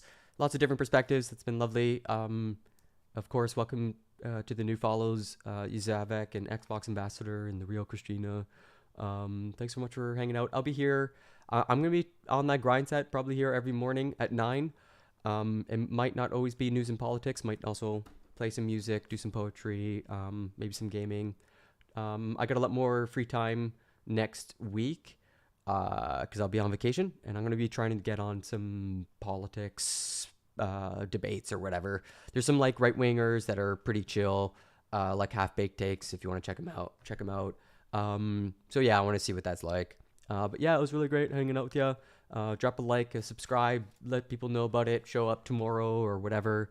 Trying to get my emo game in order and make good content. Got an album and a music video I'm working on for the next month, so that's going to be fun to watch develop. Hopefully it's ready by the end. So that's what's up with the channel. I'll see you all later. Bye. Au revoir. À la prochaine. See you later. Thanks for hanging out. Bye-bye. See you later.